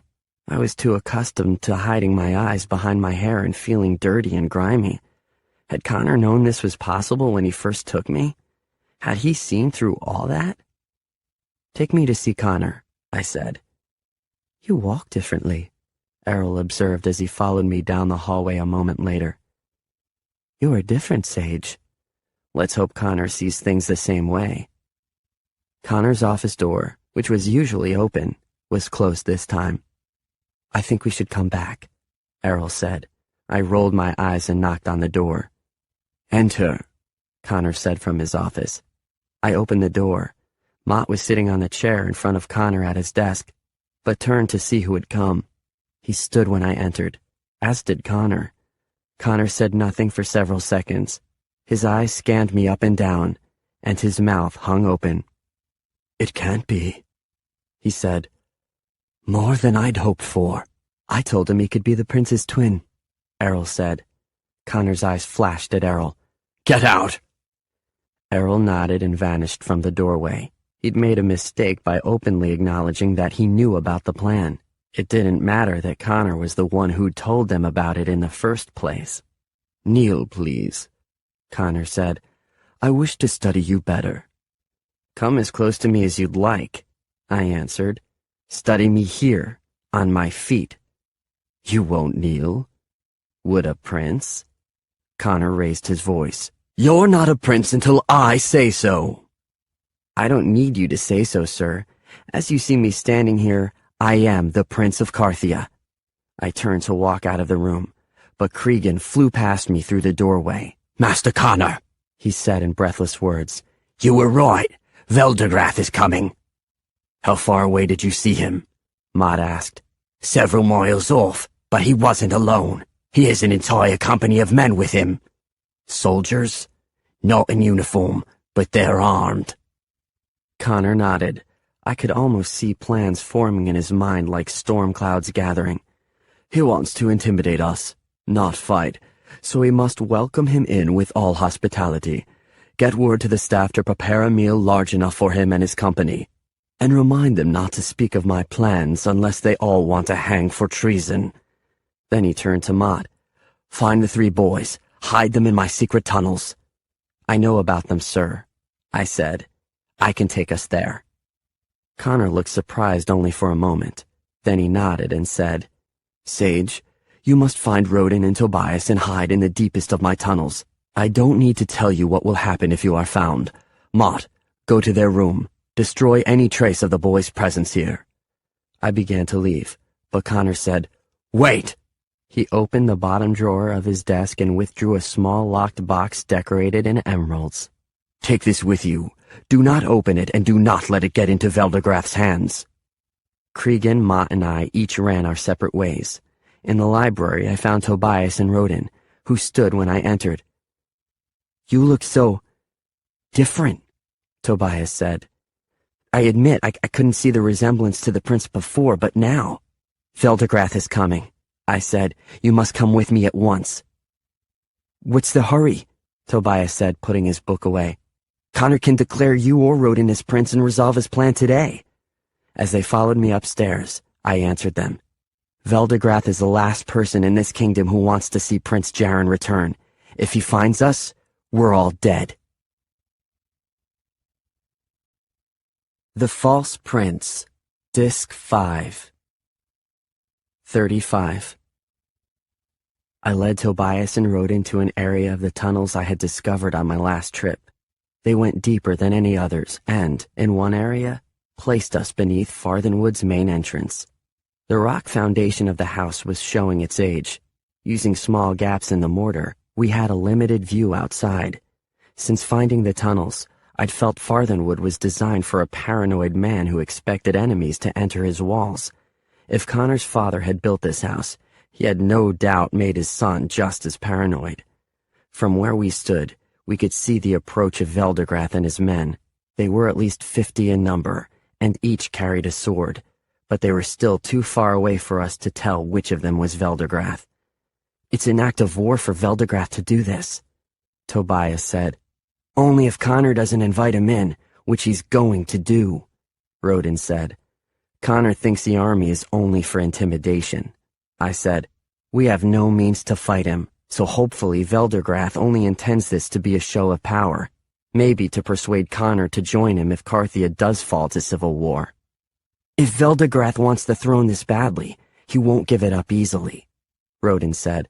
"Whomever Connor declares as prince will eventually have to face Veldegrath." A moment of silence followed. That idea didn't appeal to any of us. Finally, Tobias said, "If you hadn't already forced me out of the plan, Sage, I would have withdrawn right now." Ignoring Tobias, Rodin angled forward to get a better look. "That's got to be him," Rodin said. "There, in the center." It was obvious by his fine clothes and the men who surrounded him that this was Veldegrath. He had hair the color of midnight, which he wore pulled behind his head so tightly that I wondered how he could blink. His face was constructed of hard angles and long lines. I tried to imagine him as king of Carthia. If a person could be judged solely on appearances, this man was a tyrant. Connor walked out to Veldegrath, and they greeted each other with courteous bows. "My old friend," Connor called out, loudly enough that we were able to hear him. "To what do I owe the honor of your visit?"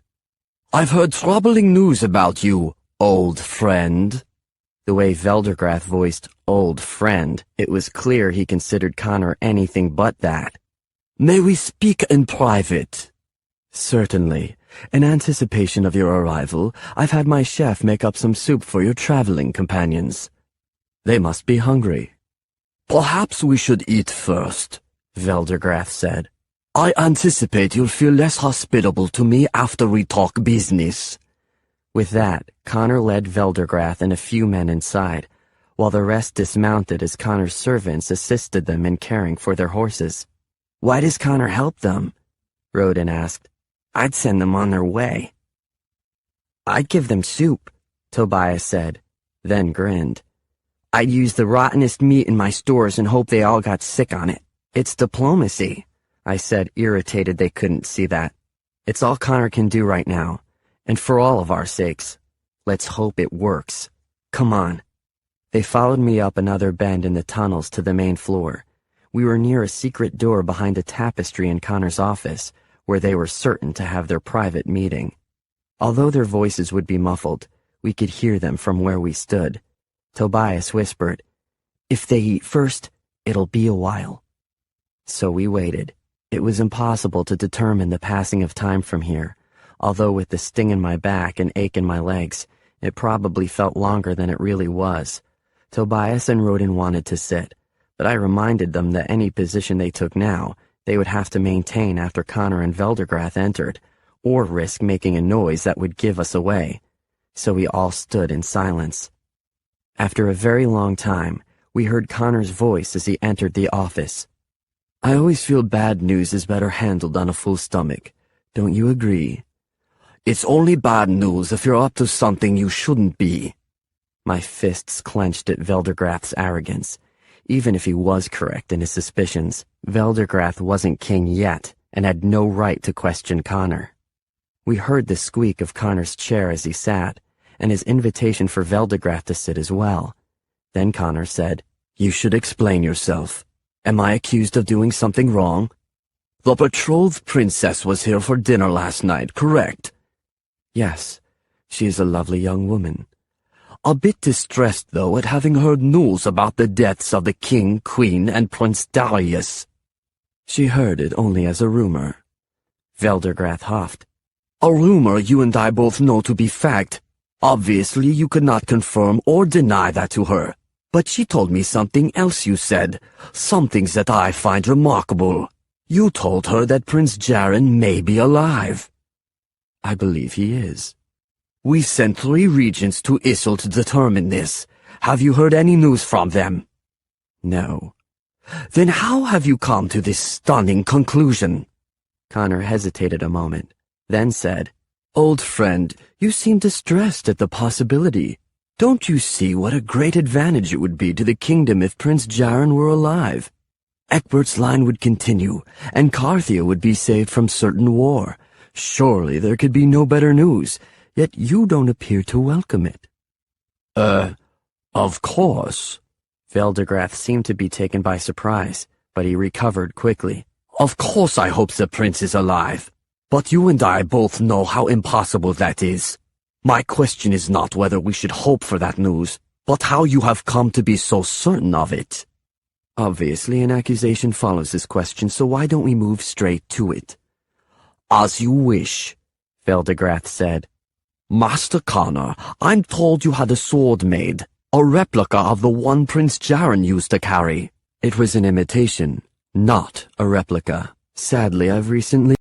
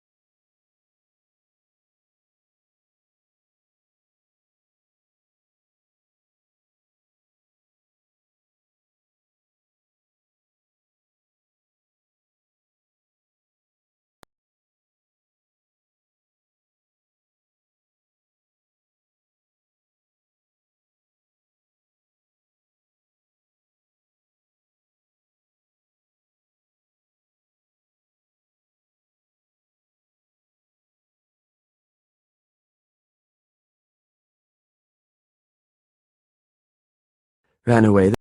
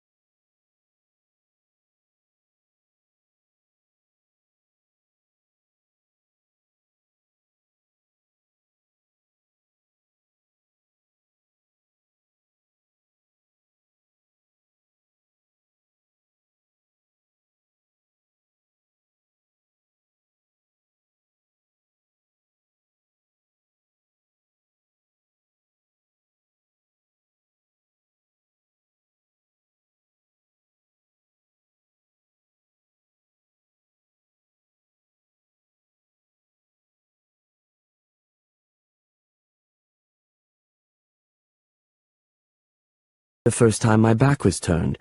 If you know of their whereabouts, please tell me and I will have them punished.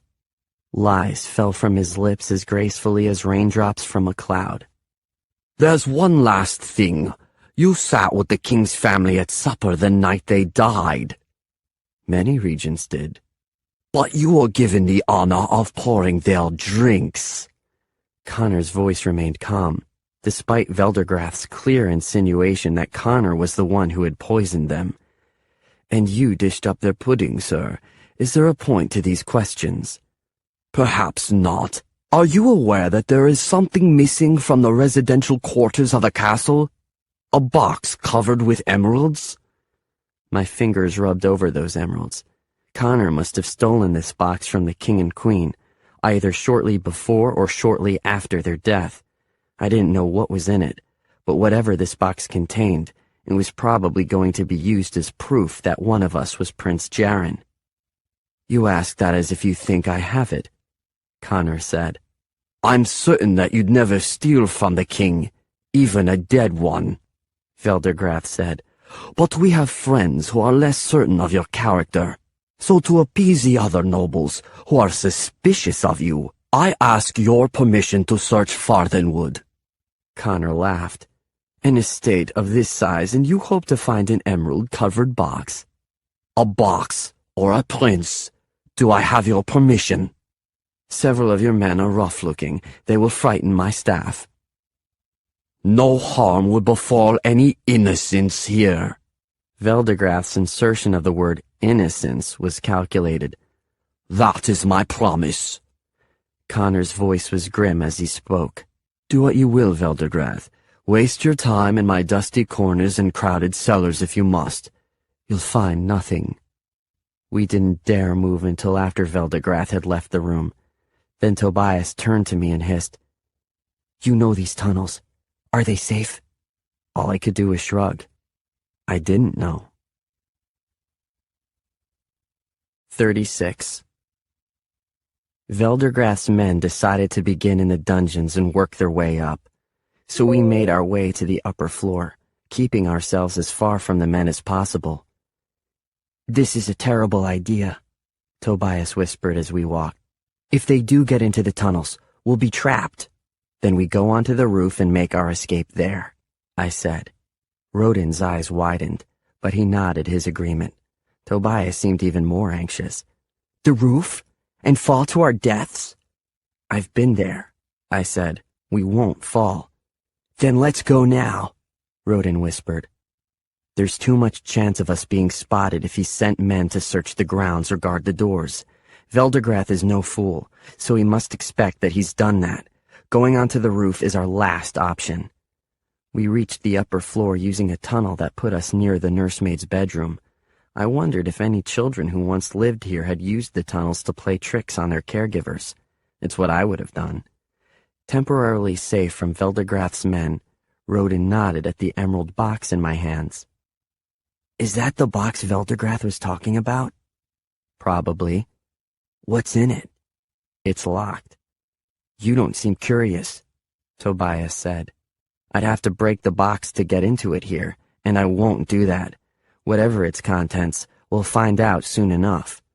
There was a moment of silence, and then Rodin asked, Sage, did you know you look so much like the prince? I always felt I looked more like myself than anyone else. I grinned, then shrugged. I'm too scarred for a prince. Too many calluses and rough edges. A similar face may not be enough. Besides, what we saw is only a painting, an artist's interpretation of what Jaren looked like. Have either of you ever seen the royal family in person? Neither of them had. Rodin observed, quite accurately, that royalty rarely visited orphanages, or invited poor orphans to state dinners. The king came through Karchar about a year ago, I said, so I stood on the street to see him. He looked right at me as he passed. I could have sworn he did. Everyone was supposed to bow to him, but I didn't. Why not? Tobias asked. Honestly, Sage, have you no respect? An Avenian bow to a Carthian king? Wouldn't that dishonor the king of Avenia? Tobias's groan was muffled by Rodin, who asked, So what happened? A soldier clubbed me across my calves. That sent me to my knees, and I was in no hurry to get up again. For a moment I thought King Egbert would stop the entire procession, but he didn't. He only shook his head and continued on. Rodin chuckled softly. It's a wonder you've lived so long. If Connor doesn't choose you, it will only be because you're too reckless to trust on the throne. I can't deny that. My point is that people don't always look the same in real life as they do in their paintings. My resemblance to a 5-year-old painting doesn't matter. Facing the regents is the real test. We immediately fell silent when footsteps clambered up the stairs near us. How many? Tobias mouthed. I shook my head. Maybe 4 or 5 men, but it was impossible to tell for sure. We heard several other men still on the floor below us. They spread out, each of them taking one area of the upper floor to search. One of Connor's servants was with them to open any locked door or cupboard. There's a lot of storage up here, one man said. All the better for a hiding place, another said. Check every trunk, beneath every bed. I wouldn't hide a prince in a dusty room like this. We search everywhere, the first man ordered. My spirits lifted a little. There was no mention of secret passageways, which there would have been if any entrances had been found downstairs. It didn't appear they even suspected these tunnels were in the house. Suddenly, Tobias grabbed my arm. He leaned very close to me and whispered, I hid papers in our room. If they find them, they'll know we're here. I threw out my hands in a gesture to ask him where the papers were. He leaned in again. I cut a small hole in the side of my mattress. If they move it, feathers will fall out and they'll see the hole. He drew back with an apologetic look on his face, but I could only shake my head. Judging by the thoroughness of the search on this floor, it was too much a risk that they might find those papers. I motioned for them to stay where they were. My feet would move quietly enough that I could pass through the tunnel undetected. Tobias and Rodin might not. I crept down the narrow stairs of the tunnel. One of the steps was loose, and I was concerned that when I pulled off the wood plank, it would make too much noise, like it had before. There were a few small squeaks, but I moved so slowly they didn't seem to draw any attention. The imitation of Prince Jaren's sword was lodged inside. I hoped I wouldn't have to use it, but I wasn't about to go out there without a weapon of some sort. With the sword in my hand, I inched open the door to our bedroom. A few men still remained on our floor, but they seemed to be nearer to Connor's room. I didn't think they'd come my way yet. Our bedroom had been scrubbed of any evidence of our having been there. Now it looked like a little used guest room. The wardrobes were empty, our books were gone, and the beds were pushed into a line of 3 near the wall. Tobias's bed was the farthest from my hiding place. I crept along the floor, hardly suitable for a gentleman or whatever Connor had turned me into, but very familiar from my life as an orphan. Once in a conversation with Mrs. Turbledy, I compared myself to a caterpillar that went wherever I wanted with barely any notice. She compared me to a cockroach instead, who ran about freely in the darkness and scattered in the light. It was meant as an insult, but I thought it was a fair comparison, even a compliment judging by how hard they are to catch. I crawled beneath what had been my old bed, and then Rodin's. Finally to Tobias's, the last in the line. I was about to reach my arm up to feel around his mattress, and then froze. Footsteps were coming down the stairs. "We're going to search this floor now," the man in charge of the others said. Charleston, we need your men in here now. Someone called from the hallway near Connor's room. There's a lot of heavy furniture in here. So we get the sore backs and he gets the glory in whatever we find. Someone outside my bedroom complained, but they went away. I only had a few minutes. It was simple to find the hole in Tobias's mattress. He'd cut it well, so that it would always remain covered, and so that no feathers would fall from it unless the mattress were overturned. The papers were right inside, tightly folded. I tucked them into my pocket and then crawled back to the doors. I was about to dart safely into the tunnels when a voice said, "Did anyone hear that? Like footsteps inside the walls." I rolled my eyes. Was it Rodin's or Tobias's carelessness that would reveal us? It sounded as if the man began to call out someone's name. Then he cried out in pain. I pressed myself against the wall, and only a second later, Imogen ran into my room, looking for a place to hide. In her hands was a fireplace poker. She must have hit the man with it. My heart pounded. Imogen had successfully distracted him from the tunnels, but she was about to pay dearly for having saved us. 37. "Where are you?" The man growled. Imogen backstepped as he entered the room, holding the poker like it was a sword. He was a big man, with a belt that had been stretched to its limits to fit around him. Even to protect us, Imogen never should have attacked him. She had no chance against this man. He advanced and she swung at him, but this time he grabbed the poker. With one twist, he pulled it from her hands and yanked her toward him. "Who are you hiding here?" he asked. "Veldegrath will want to talk to you." Imogen tried to resist his grip, but it was pointless. Finally, she wrenched up her face, then stomped on his foot with all her strength. He released her only for a second and she tried to run, but he grabbed her again and shook her by the shoulders. "Oh no, you're coming with me," he snarled. By that time, I had crept to within only a few feet from him, my sword out and ready. Imogen didn't mean to betray me. She glanced my way for only a second, but it was enough. The man pushed her to the floor, and with surprising agility, swung around with the poker, swiping hard enough to make a swishing noise in the air. I ducked to avoid his attack and thrust my blade deep into his gut. He gasped as blood leaked from his wound, then for the first time really looked at me. "Prince Jaren," he whispered. "Perhaps soon," I said as he toppled over. Imogen ran into my arms, holding me so tightly that she nearly knocked me over. Her entire body was shaking, so I put my arm around her to try to calm her. One hand clawed into my wounded back, which I couldn't have tolerated if it was anybody but her causing me the pain. Then she darted back from me, hearing a sound behind us. I swung around, ready with the sword, then lowered it when I saw Mott in the doorway. Mott's eyes went from the man on the floor, to the sword, to me.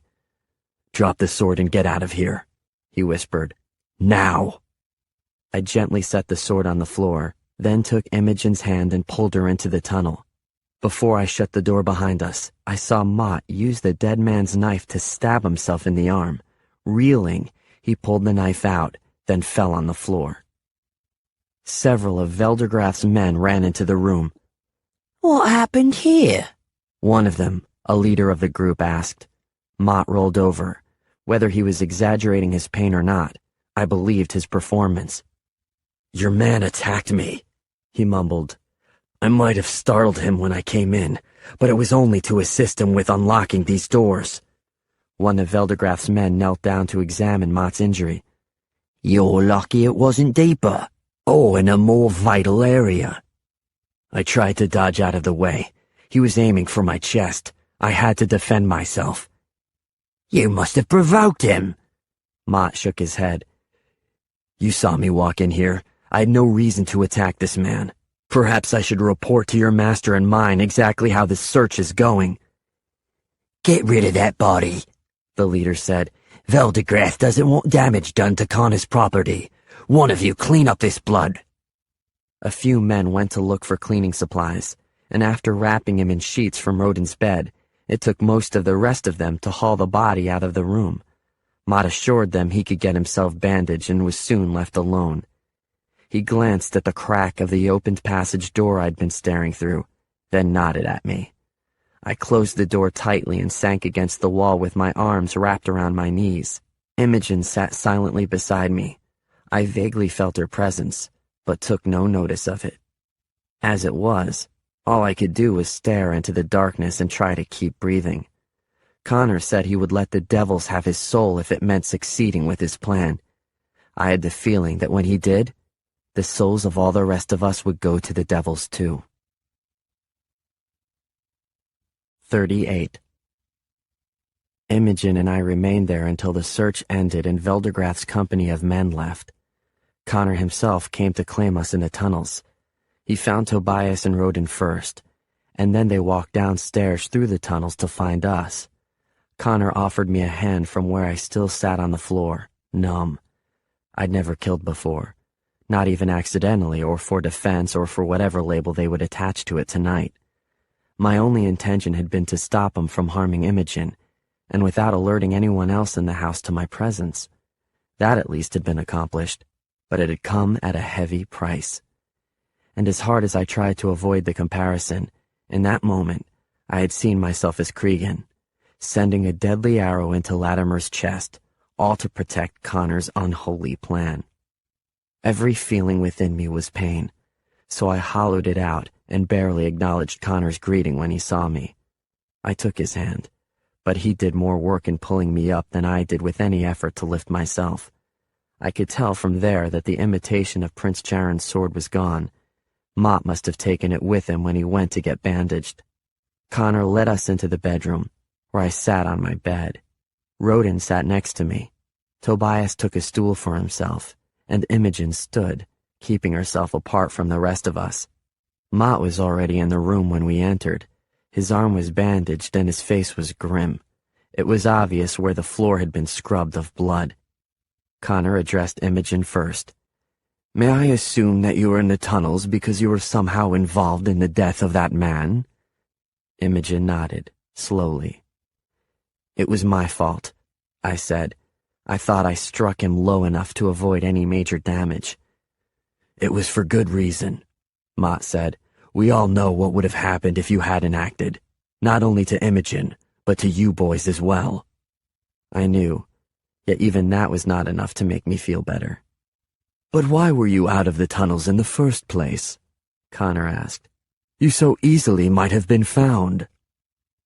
Imogen drew in a breath and opened her mouth. She would speak to take the blame, but reveal the one secret that had protected her ever since coming to Farthenwood. Cutting her off, I withdrew Tobias's papers. These were left in this room, and if found, would have been damaging evidence about us. Mott took the papers and handed them to Connor. He opened them, read a little, then said, You wrote these, Tobias? Yes, sir. His voice trembled when he spoke, and I wondered what was in them. You are a thorough record keeper, more fit to be a king's scribe than a king, I think. Tobias lowered his eyes. Yes, sir. Then Connor turned to me, his expression different from before. Was it respect? Gratitude? I'd so rarely been looked at in any favorable way, I couldn't recognize it. He said, If these papers had been found, none of us would be here tonight. Veldegrath's men were exceptionally thorough, but Mott was able to cover up your presence through his own brave act. Veldegrath left here embarrassed and disgusted when his most tedious search turned up no evidence of either you or that emerald box. But he was right, I mumbled. You are plotting a false ascension to the throne, and you did steal that box from King Egbert. Neither of which I make any apologies for, Connor's expression cooled. Do you want the throne, Sage? Do you want me to choose you? It wasn't in me to care how I answered. I accept the throne if the alternative is for Veldegrath to take it. My voice sounded as tired as I felt. That's not the same thing. Tell me that you will be a good and noble king, that you want to claim the hand of the betrothed princess, and that you are glad I've done this for you. Lie if you must, but tell me that you want it. I stared at him with a blank expression. Aren't you tired of lies? I am. Connor sighed heavily. I would choose you, Sage, but for that. There is one thing that you must never tire of, not for the rest of your life, and that is the lie. The person I choose must have the lie so settled in his heart that he truly believes he is king, that he ceases to think of his own name and answers only to Jaren's. He must become so convinced of his lies that, were his own mother to appear at his side and call to him, without shedding a single tear, he would tell her he is sorry she's lost her son, but he is the child of Egbert and Erin. The person I choose must recall memories of a royal upbringing that never happened, and he must do all these things every day for the rest of his life, never once regretting the lie that brought him there. I barely heard him, and only stared at the scrubbed area on the floor. Imogen caught my eye and offered a grateful and sympathetic smile. At least she was safe. Connor turned to Rodin. Can you tell the lie, Rodin, for the rest of your life? He sat up straighter. I can, sir. Connor motioned to Imogen. Bring the boys a supper here in their room. Each of you get a good night's sleep because morning will come early. Rodin, you are my prince. You and I depart for Drilliad after breakfast. 39. Once I'm named as king, I'll ask Connor not to kill either of you, Rodin said as we lay on our beds that night. Maybe I can get him to exile you to another country or something and make you promise not to return. By the time you've had the chance to talk with him, Cregan will already have carried out his orders, Tobias said. He'll be quick with me, but what about Sage? He'd be anything but quick with me. Cregan had made that clear. I arose from my bed and pressed open the secret door. Where are you going? Rodin asked. If you're running away, let me come, Tobias said. I'm not running away, and it's none of your business where I'm going, I snapped. But I won't lie here while we all talk about our deaths. Rodin was still awake when I came back sometime later.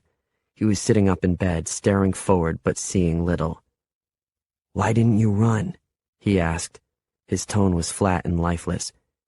You had your chance. I pulled off my boots and sat on my bed. My fingers found a garland in my pocket, which I ran over my knuckles. You think Connor's going to have Tobias and me killed in the morning? Softly, Rodin said. It's not personal, Sage, but I've decided not to ask him to save you too. Not a big surprise, but I still asked him why. Finally, he looked at me. Deep creases lined his forehead. You know my answer. You and Tobias are threats to me now. There's only one way to guarantee you'll never come back to expose me. We're also the only protection you have from Connor. Rodin finger-combed his hair off his face, then leaned against the wall. I'll have to deal with that eventually, but until then, I've got to do what's in my own best interest, and Carthia's best interest. I hope you two will forgive me. I flipped the garland at him before I lay on my bed. There's your alm of forgiveness, Rodin. Pay it to the gods or devils, or to Connor, whatever altar you bow to, but don't ask it from me. Errol and the other two servants awoke us shortly before dawn. It was clear as we looked at one another that none of us had slept well, but the bags under Rodin's eyes were so dark, I wondered if he'd slept at all. Particular care was taken with Rodin's bath and dressing that morning, requiring all three servants to help. Tobias and I were left mostly to ourselves, other than Errol briefly slipping away from Rodin's care to check my back. In another day or two, you can remove those bandages, he said. I'll be as healthy as any other dead man, I said lightly. Errol frowned and lowered his eyes. Obviously, he didn't think my impending death was very funny. Once we were ready, Errol pronounced me as similar to Prince Jaren in appearance as he'd seen the night before, but then loudly told Rodin that he also had many features that reminded him of the prince. Looking at Rodin, I hoped he planned on eating only a little. He didn't appear to be in a state to handle a full stomach. Mott came to collect Rodin for breakfast.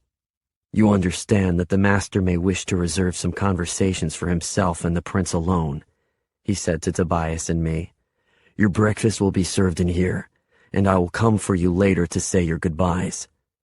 "We're tired of eating in here," I complained, but Mott only frowned at me as he led Rodin out of the room. When the door shut, Tobias went to the window. "You can get us out of here, right? It's time to run." "Run to where?" I asked. "Where would you go?" "You could take us back to Avinia. We could hide there." Out of the corner of my eye, I saw the garland that I tossed to Rodin last night. It had been left on the floor beside his bed. A day ago, he wouldn't have been so casual about leaving behind any amount of money. But he was Connor's prince now. Money was the least of his concerns. I picked up the garland, rolled it over my knuckles, then deposited it in my pocket. Tobias had retreated to his bed, defeated. I sat beside him and said, "We're not running away, and this isn't over yet. When I said I wouldn't let Connor kill you, I meant it." Tobias gave a half-hearted smile. "Thanks for that, Sage, but at this point, you should start worrying about your own neck." Breakfast arrived soon after. I was as hungry as always, but Tobias barely ate a bite. Mott returned for us before I'd gotten too far into his meal. "What's going to happen to Sage and me now?" Tobias asked. "The master has given no orders," Mott said. "Maybe not to you," I said. "Where's Cregan?" Mott's face darkened. "Why didn't you tell Connor you'd lied for him, Sage? He stood right here and said he'd make you his prince. All you had to do was say you would lie." I set my jaw forward, but said nothing. Even if I were inclined to explain myself, which I wasn't, I had no answer to give him. Finally, Mott waved us to our feet. "It's too late to go back now anyway. Come with me and bid the prince and the master farewell." We followed him into the entrance hall. Rodin looked pale and terrified. I leaned against the wall and withdrew the garland from my pocket and began rolling it over my knuckles. It was a nervous habit, and I admit that I felt a little nervous. Tobias tried a different tactic. He fell on his knees before Connor, begging mercy. "Please don't have us killed," he said. "Please, sir, give me your word that we can leave here safely." "You ask for the word of a liar?" I asked. "Would you feel any better if Connor did promise us our lives?" Tobias shrank even lower, but Connor stared at me, frozen. "What is that trick you're doing?" he asked. The knuckle roll came so automatically to me that it barely required my attention. "Sir?" Connor's hand flew to his mouth. "How can I have been so foolish? The devils must be laughing, for I nearly ruined everything." 40. Rodin opened his mouth to speak, but Connor hushed him and walked over to me, never taking his eyes off the coin in my hand. "Where did you learn to do that?" I shrugged. Any pickpocket can do it. To demonstrate, I dropped the coin in Connor's coat pocket. With my thumb and forefinger, I withdrew the coin, then rolled it over my knuckles and into my palm. It's a good way to steal a coin because you can sneak it away without having to make a fist. Connor turned to Rodin. "Can you do it?" Rodin shook his head. Tobias also shook his head before he could be asked. "I notice you do that with your left hand," Connor said. "just as you prefer to use a fork or write your letters. Can you do it with your right?" I tossed the coin to my right hand and demonstrated the knuckle roll with equal agility. "And can you write and eat with the right hand as well?" When I was young, my father insisted I learn to use my right hand for everything.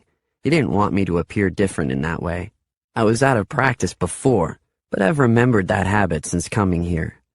Connor walked toward his office. "Sage, I will speak with you in private." It was an order, not a request, and I followed him into his office, where he shut the door behind me. You don't have to lie for the rest of your life. There was a desperation in Connor's eyes I'd never seen before. There is another way. Oh? Claim the throne now as Prince Jaren. Be him for a year or two, any respectable length of time. Then assign the throne to anyone you want. You may leave and return to a private life, albeit one of wealth and luxury. What are you asking, sir? I knew, but I wanted to make him say it. Be the prince, Sage. I'm convinced now that it can only be you. What about Rodin? Prince Jaren was famous for his ability to roll a coin over his knuckles. As I've rehearsed this plan in my mind, I anticipated everything the regents might ask in accepting or rejecting you. I considered qualities of his personality and what might remain in his character as he grew and changed. Jaren was trained throughout his childhood in the royal tradition, so my choice would have to display some semblance of that training as well. But until I saw you there, I forgot that this coin roll was an occasional habit of his, a parlor trick, but one few others could do as well. Sooner or later, the regents would expect to see the prince do that. I sat down in one of the chairs and crossed one leg over the other. Rodin can be taught to do it. Not in time, and not as well as that. He'd look like he'd just been taught. Sage, you must be the prince. I didn't answer right away. Admittedly, partially because I knew how desperate Connor was for my response. Finally, I looked back at him. No. Connor exploded. What? Has this all been a game to you? Just a test to see if you could get this far and then reject me? No, sir, but I got to thinking last night while we were in the tunnels. Veldergrath's men would have killed me if they'd found me, right? Somebody did kill the king and queen and Prince Darius. They'll kill me too eventually. I don't want power or wealth, Connor. I want to stay alive. Veldergrath won't dare harm you once you're seated on the throne. If the High Chamberlain, Lord Kerwin, accepts you as Prince Jaren, then Veldergrath will too. As for the royal family, you don't have to worry about the same threat. Why not? They were killed for political reasons. If you use different politics, there will be no motive. My eyes narrowed. How do you know that, Connor? Do you know who killed them? Is that an accusation? He boomed, then lowered his voice, struggling to keep his temper. Regardless of who killed them, I know who their enemies were, and they're no threat to you. I can guarantee your safety on the throne, Sage, and I'll guarantee your death here if you refuse me. You won't kill me, I said. I'm the only hope for your plan to succeed. Let's not pretend otherwise. Connor sat in the other chair facing his desk, his eyes pleading with me to accept his offer. Sage, no harm will come to you upon that throne, and you can reign only for as long as you want to. Then I can hand the throne over to you. Connor's face reddened and he stood, yelling again. Hand the throne to anyone you choose. Just make it to someone you trust. I am not a villain in this story, no matter how many times you've attempted to frame me that way. Are you a hero, then? I'm just a man trying to do what I think is best for my country. If I've made mistakes along the way, they were made out of a desire to do the right thing. I have terms, I said. You're insufferable, Connor said. Have you waited for this moment since we met? To force me into a situation where I must give in to your whims, or else see everything I've worked for all this time go to waste? Tobias and Rodin must accompany us to the castle. Why? I promised that if you chose me, I wouldn't allow you to kill them. It's the only way I'll be able to keep that promise. It's a foolish idea. They're a threat to you now. If you had left with Rodin just now, Tobias and I were going to be killed, correct? Connor waved a hand in the air. I can't deny that, nor will I apologize for it. The two boys not chosen know everything. They can use that knowledge to blackmail you, harass you, and intimidate you for the rest of your life. Information is a dangerous thing in the wrong hands, Sage. As of this moment, they are the greatest threat to you. But I will decide how to manage that threat. There's more. Imogen will come to Drilliad as well. Fool boy! May I remind you of the betrothed Princess Amarinda? Imogen has no future connected with you. Once I'm made prince, I'll pay off her debt to you, then set her free. Either all of them come with us, or I don't." Connor cursed, then grabbed a small marble statue off his desk and threw it at me. It whisked past my shoulder, hit the far wall of his office, and cracked the wood paneling. He probably intended to miss, but maybe not. "You are not the king yet," he growled. "I'll bring them with us, only to get your stubborn head into the carriage with me. But until you are crowned, I am the master, and if I see a need to dispose of them, I will." "Fair enough," I said. Then a mischievous grin snuck onto my face. "So, do you want to bow to me now, or wait until we reach Drilliad?" Connor brushed past me and into the entrance hall. He shouted orders for a carriage to be prepared for 7 travelers. Cregan would now be our driver. "Hail His Majesty the Scourge of my life," Connor said to Rodin and Tobias as he stomped up the stairs. "I fear the devils no longer, because I have the worst of them right here in my home." 41. Since Connor's traveling group had now swelled from only himself, Mott, and Rodin to a group of 7, we were informed that there would be a delay before we could be ready to leave. Tobias looked pleased and relieved, but Rodin's expression was almost murderous as he stomped away. I wasn't sure where he was going, but knew he'd return when it was time to leave. He couldn't risk being left behind. After changing into riding clothes upstairs, I told Mott that I wanted to go for a ride. "This may be my last chance to be truly alone, perhaps ever," I explained.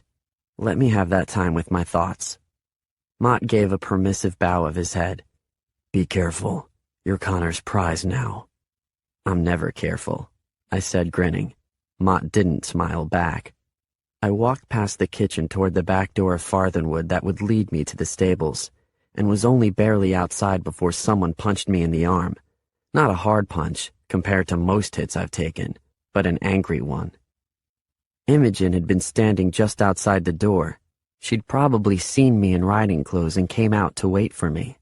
"What was that for?" I asked, rubbing my arm. She glanced around to make sure we were alone, then hissed, "How dare you, Sage? How dare you interfere with my life?" Genuinely confused, I took her by the elbow and led her farther away from the door, beside a tall hedge where we would not be easily seen. "What are you talking about?" I asked. "What have I done?" "You're the prince now?" "Looks that way." Tears welled in her eyes, though she was obviously trying hard to push them back. "And you're bringing me to Drilliad with you?" "I can get you away from here, from whoever treats you so badly." "And then what, Sage? What happens to me in Drilliad?" I shrugged, unable to understand why she was so angry. "You go free. Once I'm made prince, I'll have access to the treasury. I'll pay off your mother's debt to Connor and you're free." She shook her head stiffly. "I won't have your charity.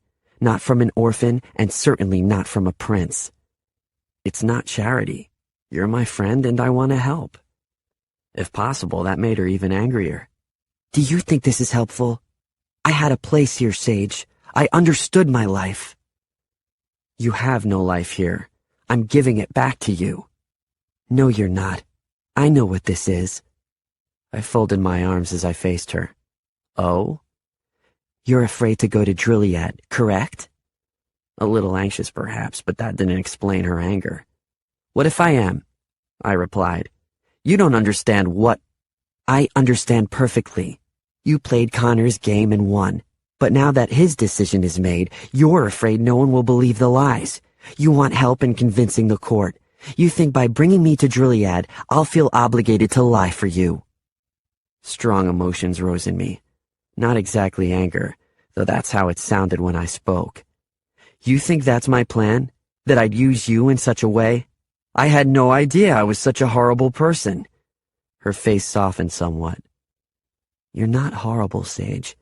But look at what Connor's turning you into. Don't you see it?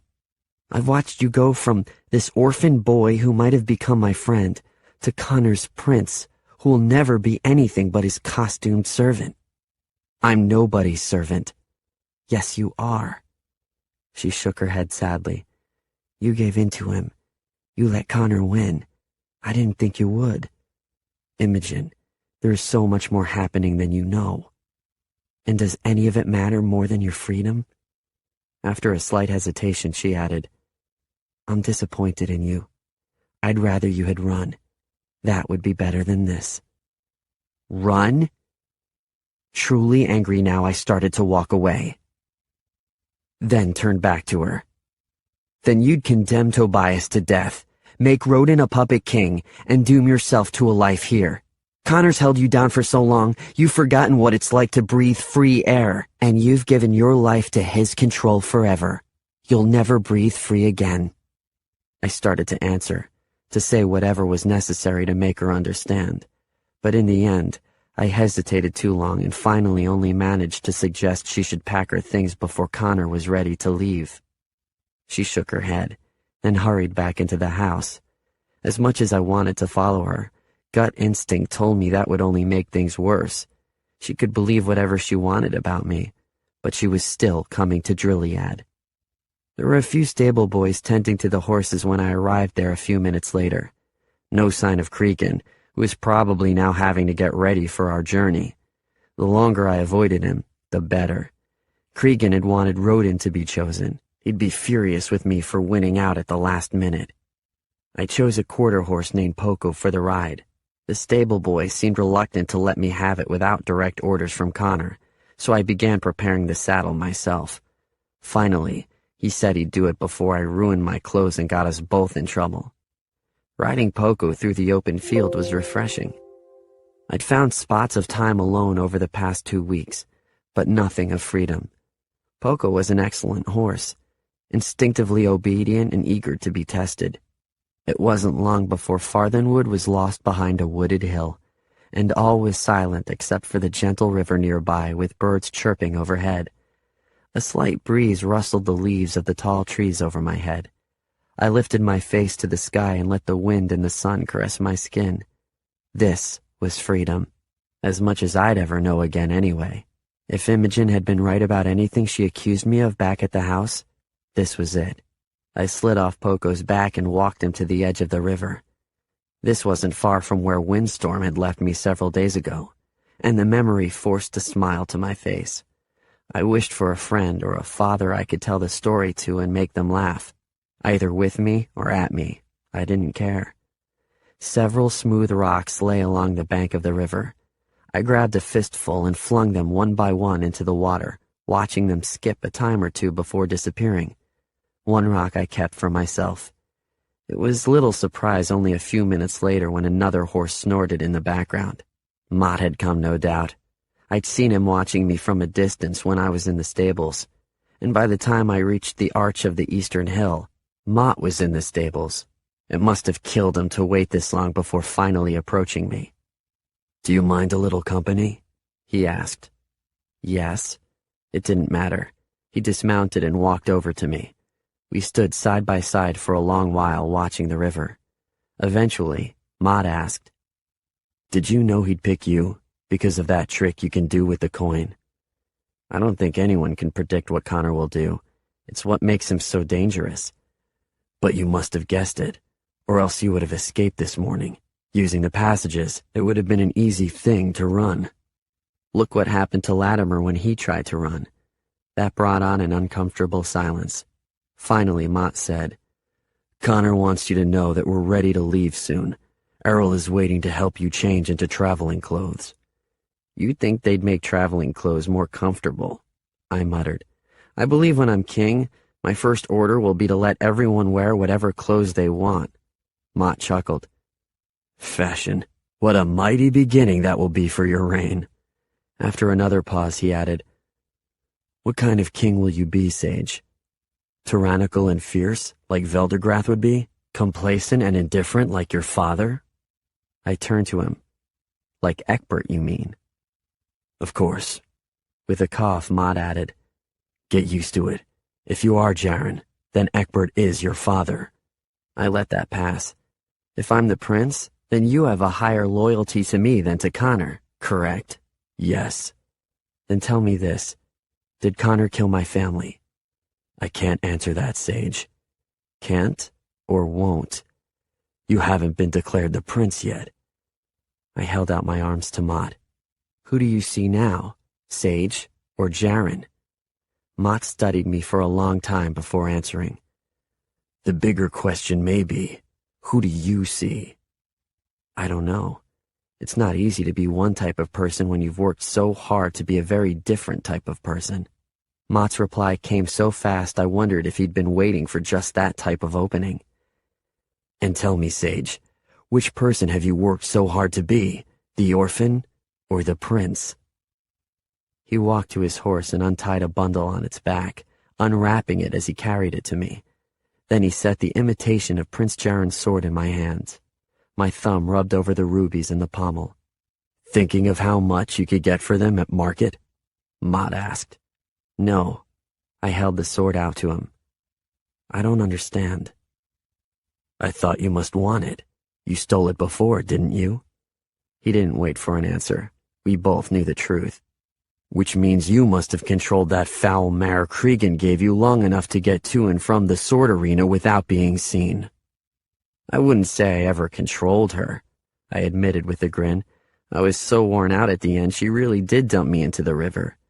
Mott smiled and tapped the sword. I figured you must want it back now, before we leave for Drilliad. Are you giving it to me? Is it mine now? Mott nodded.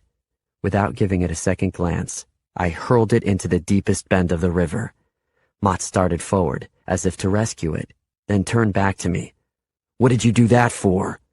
I arched my head to look at him. The Prince of Carthia will never wear a cheap copy of a sword at his side. That sword is an insult to him. Is that why you stole it? He didn't wait for an answer, which was good because I couldn't admit that aloud. It would have helped you look more authentic. Do you really think I needed that Mott to help me? Mott nodded very slowly, not in response to my question, but as if he had finally settled something in his mind. No, you will not need that sword, Your Highness. Then you think I can convince them that I'm the prince? After a deep breath, Mott lowered himself to one knee and bowed his head. What I think, if you forgive me of my blindness before, is that I never was looking at Sage the Orphan. I kneel before the living Prince of Carthia. You are Prince Jaren.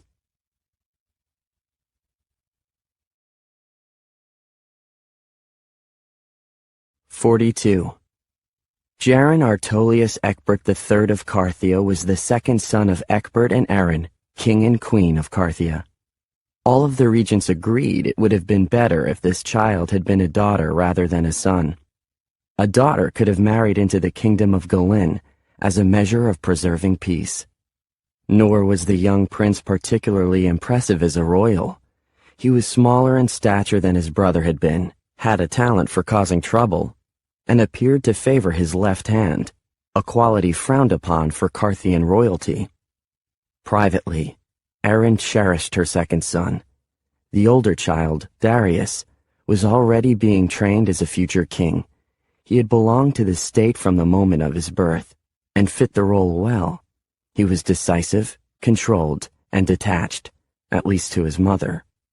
But less was expected of Jaren, and he could always be a little bit more hers.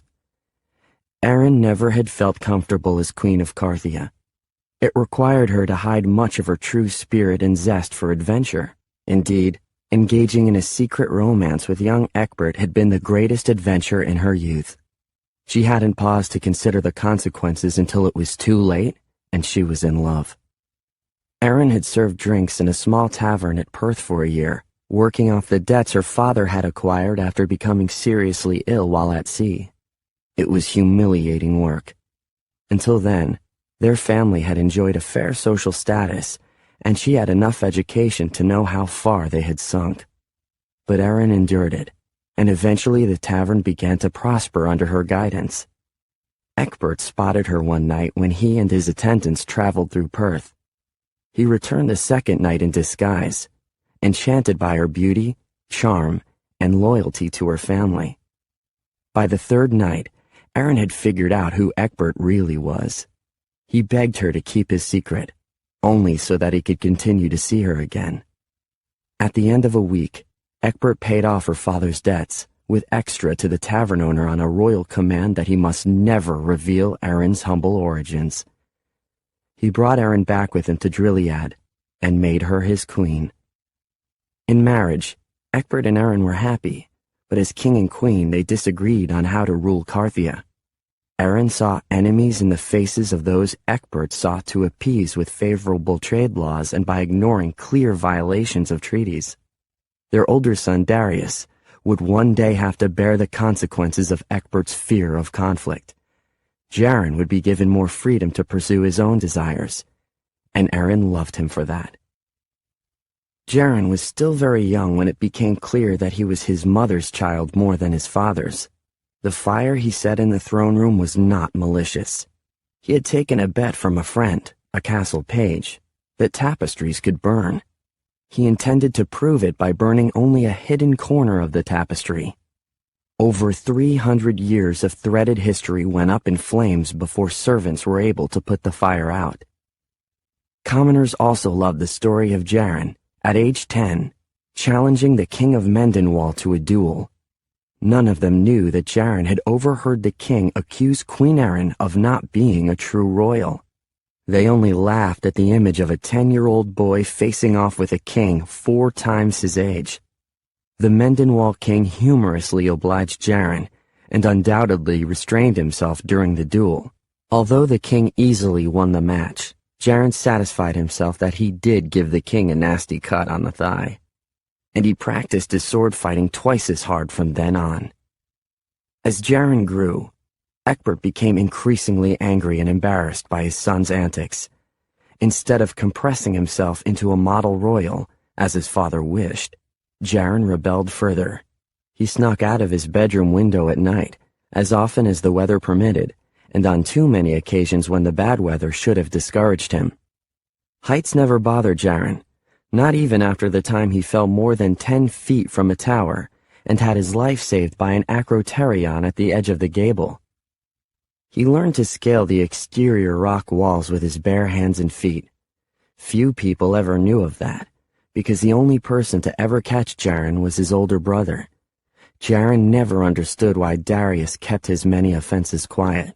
Perhaps because Darius knew he'd one day be king, and hoped Jaren wouldn't embarrass him as well. Or because Darius wanted to spare his father the rumors that would swell throughout Carthia and abroad over how a king who couldn't control his own son could possibly control a kingdom.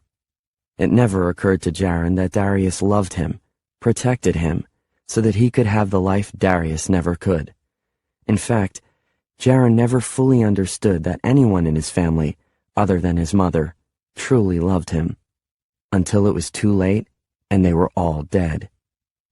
Shortly before his 11th birthday, Jaren's parents called him for a private council. Both Galin and Davinia pressed at Carthia's borders, threatening war. The regents were in an uproar, threatening to depose Egbert if he didn't push their enemies back. Jaren was a distraction for the country, and something had to be done. Egbert had found a school up north in the country of Weimar for Jaren to attend. It would give him an excellent education, and teach him proper decorum for a prince. Jaren angrily protested. He swore to his father that if he tried to send him to Weimar, he would run away and never be found again. Egbert retaliated, telling Jaren that if he did not go, it could mean the end for Carthia. He had to prove to both his own country and to the enemies at his border that he could be decisive. He would send his own son away and end the embarrassment. Erin pled with Jaren to accept Egbert's decision, to do it for Carthia, to do it for her.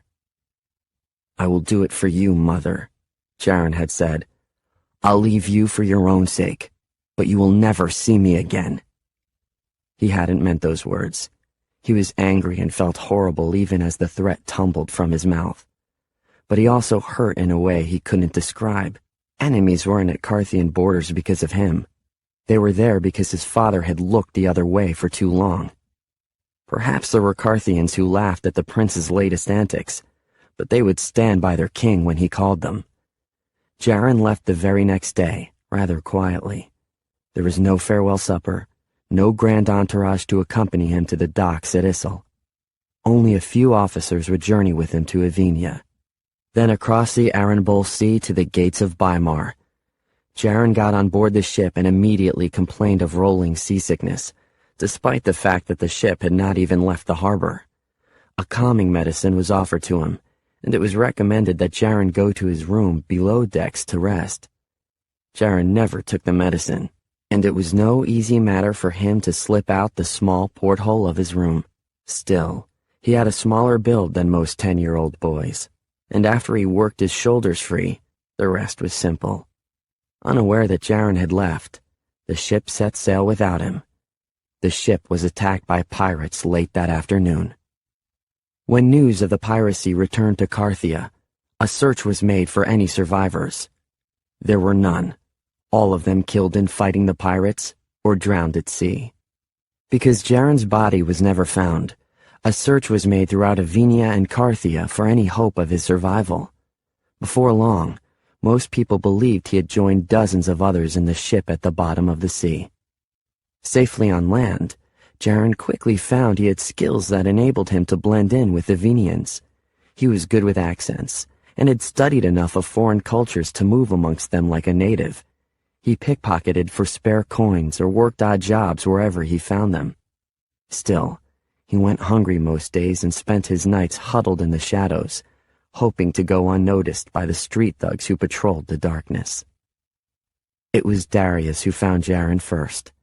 Jaron had dropped a coin in an offerings dish at a church. The priest there recognized the young prince and sent word to Darius, who was known to be searching for his brother in a nearby town.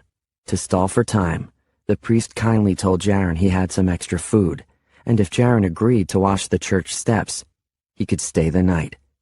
Darius arrived early the next morning, alone. Over a small breakfast with Jaron, Darius described the suffering of their parents, who had tortured themselves over having lost their son.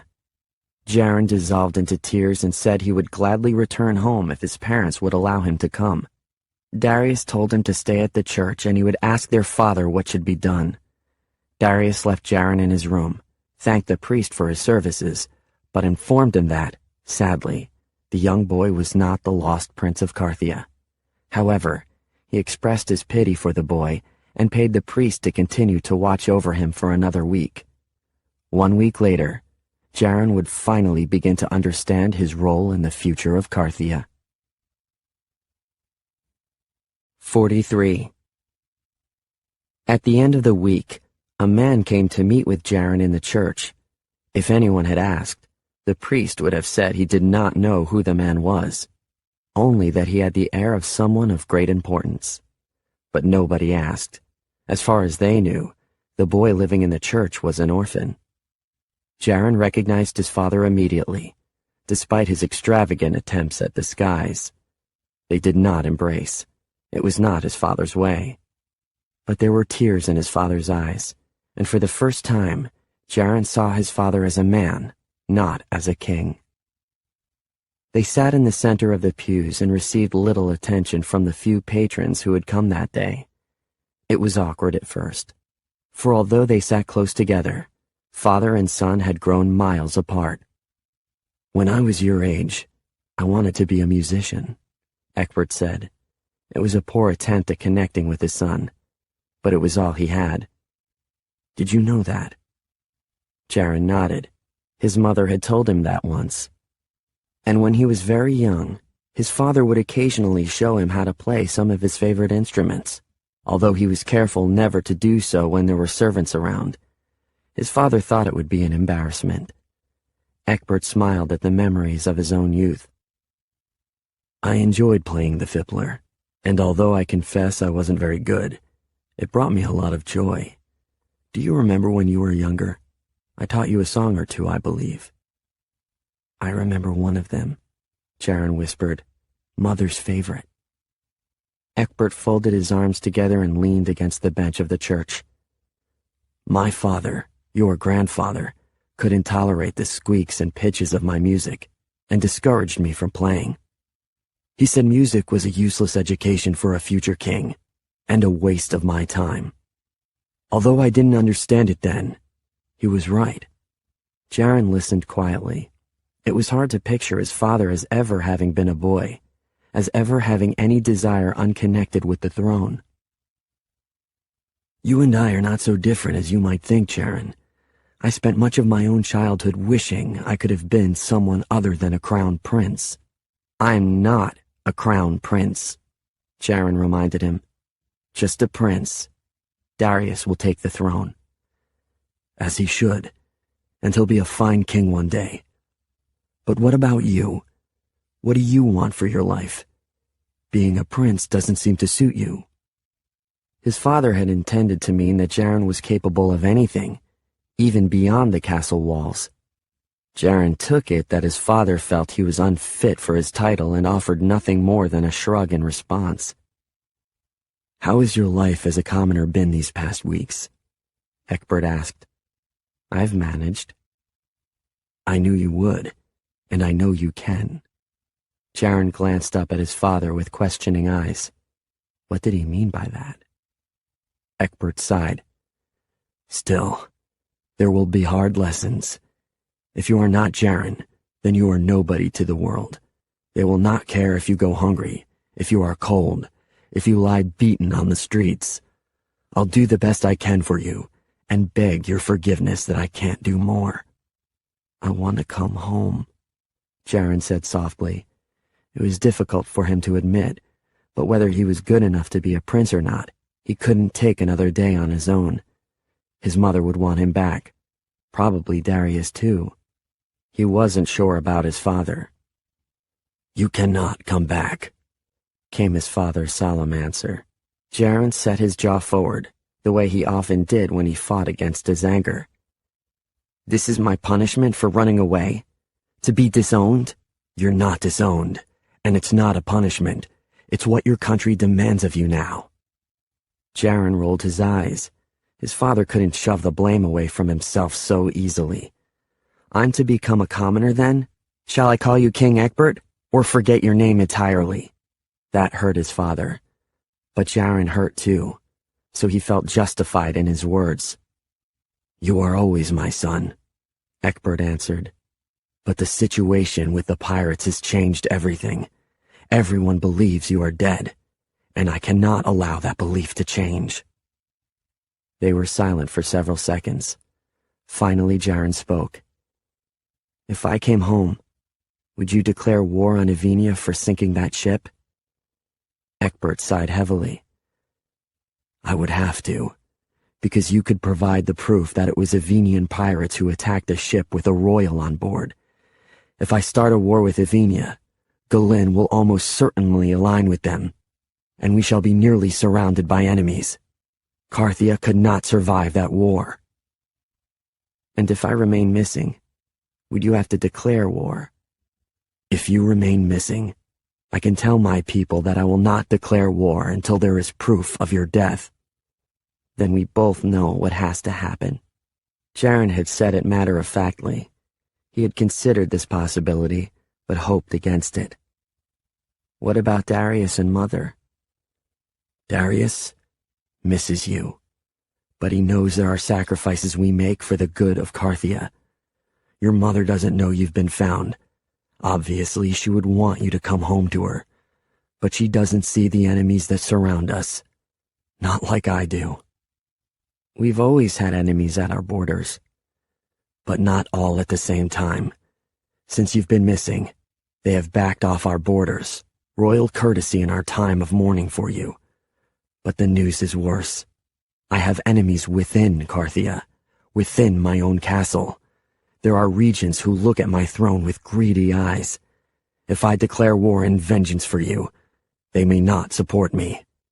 They are the ones I fear. Do you think they're a danger to you? Egbert forced a smile onto his face. Regents are always the greatest threat to a king. But I have Darius. If they get to me, the royal line must continue, or else Carthia will destroy itself in civil war. That's Darius's duty, Jaren. Do you understand yours? He understood it far too well for a boy of only 10 years. Mine is to remain missing, to not come back.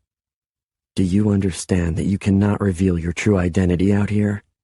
You must change everything about yourself that you can. Lighten your hair with some dyes, and grow it out to alter the look of your face. I'm told you speak with an Avenian accent. Keep that. I can use my left hand, Jaren offered. I always preferred it anyway. And rid yourself of anything you might have learned in the castle.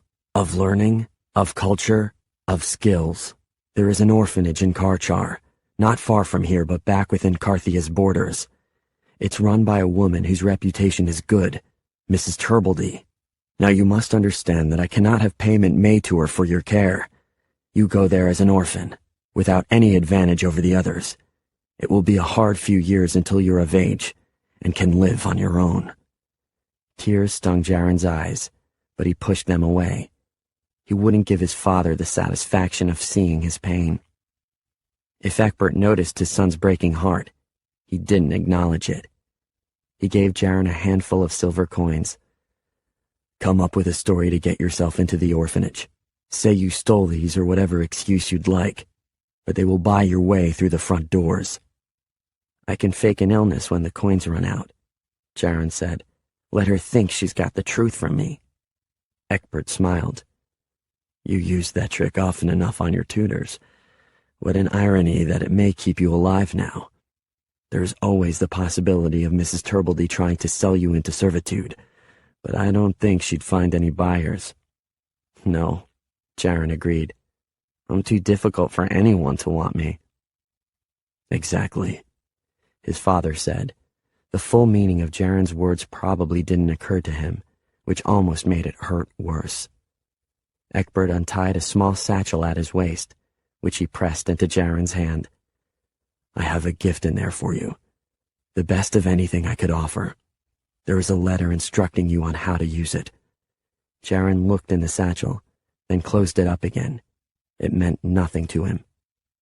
When Egbert stood to leave, Jaren placed a hand over his father's arm and whispered, "Stay a little longer." If I do, the priest will grow suspicious, Egbert said. This is real, then? Jaren's heart pounded, though he couldn't tell whether it was from sadness or fear for his future. When you leave, I'm no longer Prince Jaren. I'll be nothing but a commoner, an orphan. You will always be a royal in your heart, Egbert said tenderly. According to Wikipedia, a clef is a musical symbol used to indicate which notes are represented by the lines and spaces on a musical stave. Am I alone? Egbert shook his head. I will come in disguise on the last day of every month to the church nearest Mrs. Turbledy's orphanage. If you ever need to see me, I'll be there. Then he left. And from that moment on, I became Sage of Avenia, orphan son of a failed musician and a barmaid, who knew little of the king and queen of Carthia, and cared even less. Completely alone. The False Prince, Disc 6. 44. My head snapped up as our carriage bumped over a rock in the road. Connor, sitting in the seat directly opposite me, watched me with obvious disgust. I knew he hated having to choose me as his prince, but Tobias, who was asleep on my right, was a complete failure. And Rodin, sitting up straight on my left, could not convince the regents. Imogen was on Connor's left. She stared straight ahead, refusing to acknowledge that she saw anything at all. Mott sat on Connor's right, and nodded slightly at me when I looked at him. There had been no point in lying any further to Mott.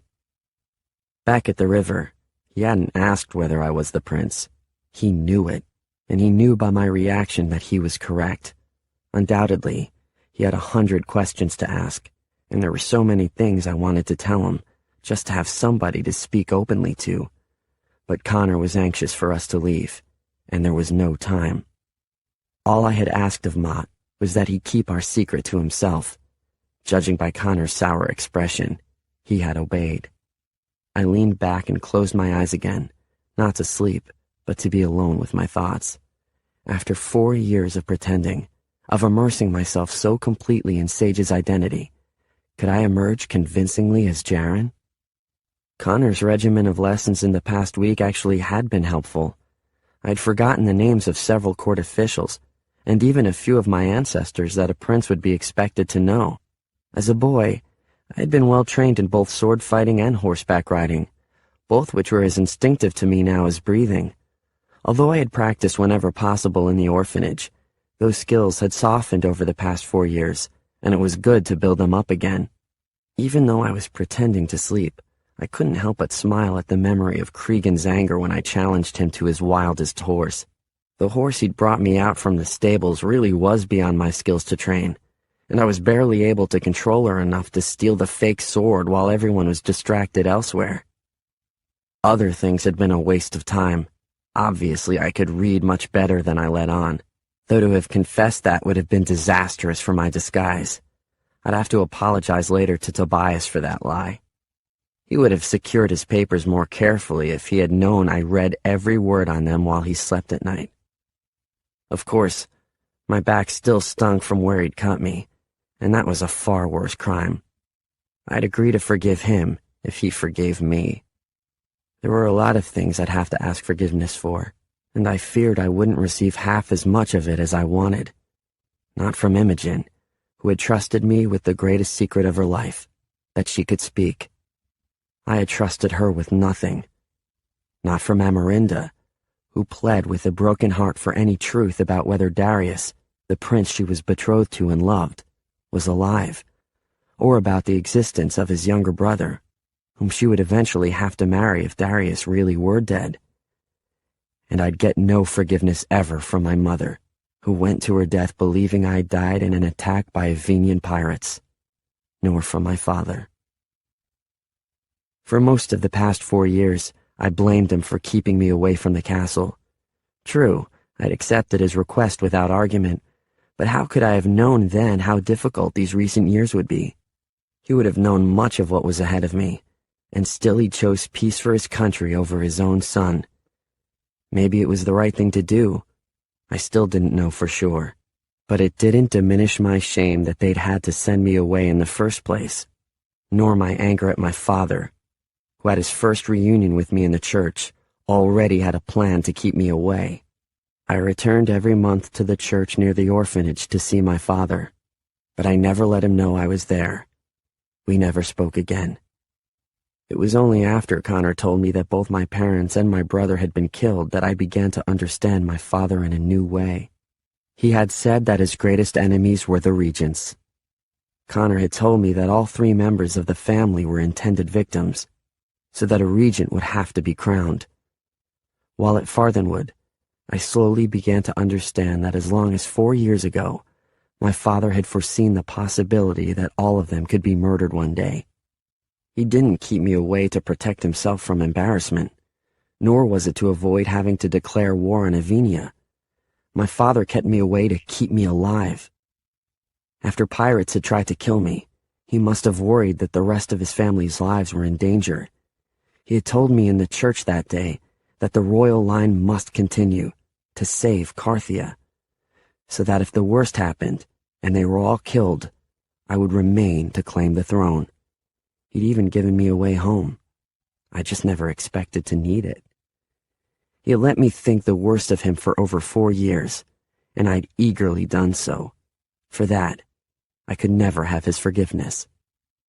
When Connor first brought me to Farthenwood, I thought he knew that Jaren was alive and he was searching for the prince, hoping to use him for some sort of ransom. So I determined that he must never suspect my true identity. That would have been bad. But Connor's real plan was far worse. He was hoping to fool the entire kingdom with a fraudulent prince.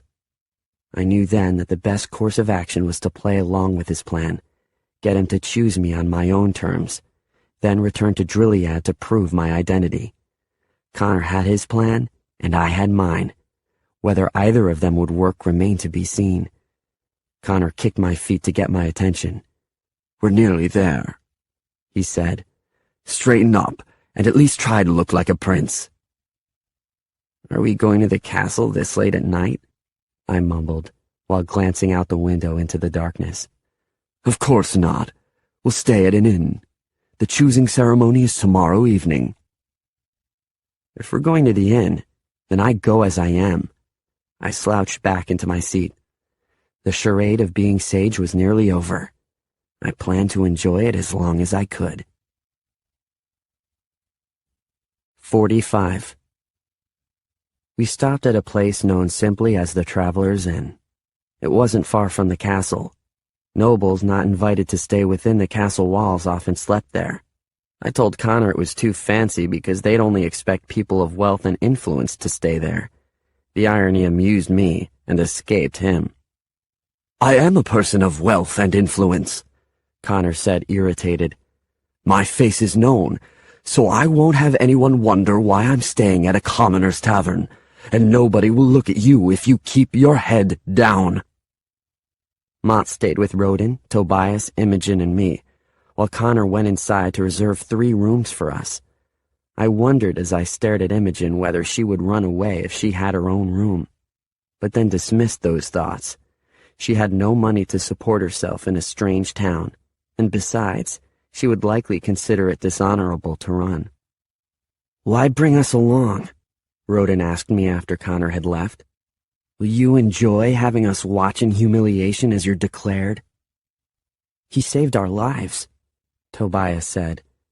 "He brought us along to make sure Connor didn't have us killed back at Farthenwood." Tobias is right, Mott said. Cregan told me his orders were to kill the 2 boys left behind. Rodin folded his arms and arched his head. Cregan wouldn't have killed me. He wanted me to become the prince. "That isn't Cregan's decision to make," Tobias said. "Besides," Mott added, "you will understand in time that Connor's decision was the right one." I flashed Mott a glare. That was going too far. He lowered his eyes and said nothing more. "What's she here for?" Tobias asked, nodding at Imogen. Then he smiled. "Oh, you'll use her to convince the princess. Amarinda would never suspect her of lying." Imogen flushed and stared at me with hatred in her eyes. It was nearly the same accusation she had already made to me. "After I'm declared, you're all free to go," I said. "All I ask is if there are any secrets between us, that you keep them." "I don't believe you," Rodin said bitterly. "We're too dangerous with all we know, so you'll excuse me if I wait to see whether we walk free before I celebrate your generosity." "You're excused," I said, and slumped down again and closed my eyes. That didn't last. Connor returned only seconds later. "There are no rooms available in all of Drilliad," he said. "It cost me more than 3 rooms combined to take the reservation of a man who should have arrived by now. Bribing the innkeeper to claim his messenger never arrived to make the reservation was enormously expensive." "Only 1 room?" I asked. "What about Imogen?" "She'll sleep out here in the carriage," Connor said. "No, we will," I protested. "A lady won't be treated that way." "She's no lady," Connor said. "She's my kitchen maid, whom you are in the process of stealing away for yourself." "She won't belong to me any more than she should belong to you right now. She takes the room." A wicked glint sparked in Connor's eyes. He smiled and offered a hand to her. "Very well, my dear. Come with me." I swatted his hand away and Mott sat forward, saying, "I'll stay in the carriage with Rodin and Tobias to make sure there's enough space in the room. You can give Imogen the second bed and hang a sheet for her privacy. Connor and Sage, you 2 can share the rest of the room." It was an acceptable compromise. Imogen didn't seem happy about it, but it was the best of her options. She refused either my hand or Connor's to help her out of the carriage, and followed Connor and me into the inn. As we walked, I asked Connor why the inn was so full. "Keep your head down," he hissed. "The rumor of the deaths of the royal family has spread throughout Carthia. Everyone has come to see who the new king will be tomorrow night." "Are you still confident in your plan?" "Less confident than I was," Connor whispered. "I didn't anticipate so much competition. You will have to do a very good job tomorrow in convincing them. A grin spread across my face. Don't worry, I will. 46. It wasn't a large room, but it was clean and pleasant and would be enough for the three of us for one night. 2 small beds stood along one wall. I helped Connor push Imogen's bed against the opposite wall, then quickly offered to sleep on the floor. I'm still an orphan and you're still a noble, I said to Connor. You should have the other bed. Of course I should. And watch your tongue when saying I'm still a noble. I will always be a noble if you hope to remain a prince. My mistake, I said, putting on whatever expression of humility he would expect to see. Imogen and I took a sheet off her bed and hung it from the ceiling. It wasn't a perfect solution for her privacy, but it was the best any of us could hope for. She removed one of the blankets from her bed for me to sleep with on the floor. I put myself directly between hers and Connor's beds. He noticed. You think I'd try any mischief with that disgusting girl? I knew her mother, who was worthless too. Imogen's safe with me, boy. It's you she should worry about. I let that comment pass. No doubt she was worried about me, but for entirely different reasons. It was very late at night when I heard her roll off her bed onto her feet. Connor's snoring was ferocious, so it was no surprise that he didn't hear her and wake up. She stepped from behind the hanging sheet and touched my shoulder. I sat up and she put a finger to her lips, then motioned for me to follow her. In the chance that Connor did awaken, I positioned my blanket so that in the darkness it would appear someone was here. But I learned from more than one time in his presence during the night that he never woke up. Once on Imogen's side of the makeshift curtain, she pointed to the window. Are you too warm? I asked. Can you take me out there? She whispered. Is it safe? I inched the window open, examined the wall in the moonlight, and nodded. In typical Carthian style, a ledge had been built directly below the window. I crawled through the window first, and then helped her through. The night was cool and the breeze had picked up somewhat, but she didn't seem to hate me right now, so it was probably our last chance for any private conversation. We sat on the ledge and leaned against the wall of the inn, letting our legs dangle below. Do you often go out on ledges at night? I asked. You do. I saw you once crawling around the walls of Farthenwood. She shrugged and said, I don't think you saw me watching you, though. I hadn't seen her, which was amazing because I'd always watched carefully for anyone below me on the grounds. I couldn't sleep, she added. All I could think about was the carriage ride. Rodin is so angry with you. Is he? With so much cheerfulness in that ride, I barely noticed. She ignored that. Doesn't he understand why you brought him? What would have happened if you'd left him behind? I was silent.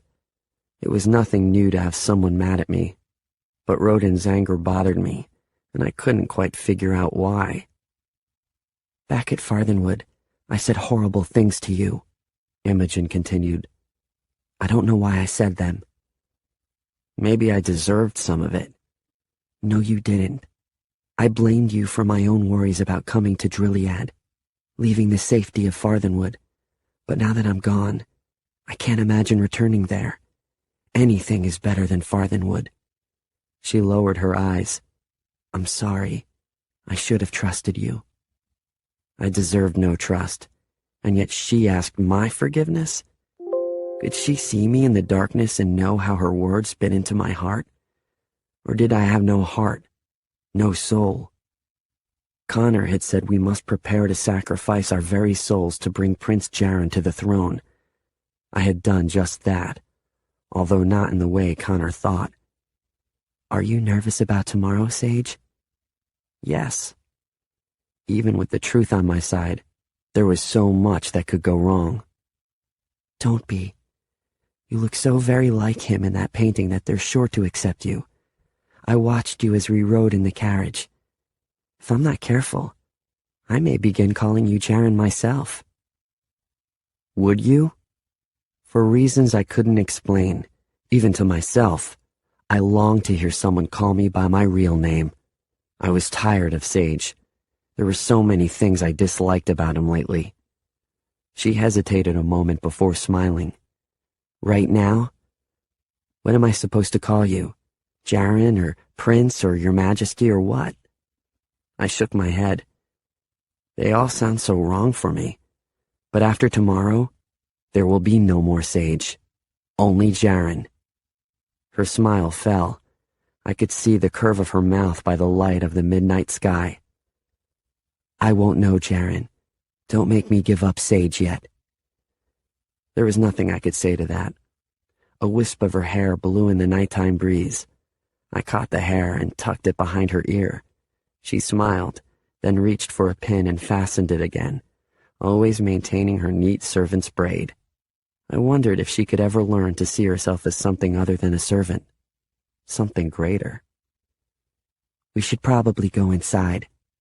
Imogen sat up straight. I can't imagine what would happen if Connor found us out here. We're not doing anything wrong, I said. And I'm not afraid of him. But I am. Will you help me in? I stood, and when my footing was secure, I helped her to stand. But instead of turning to re-enter the window, she faced me. Back at Farthenwood, you told me there were more things happening than I understood. What did you mean by that?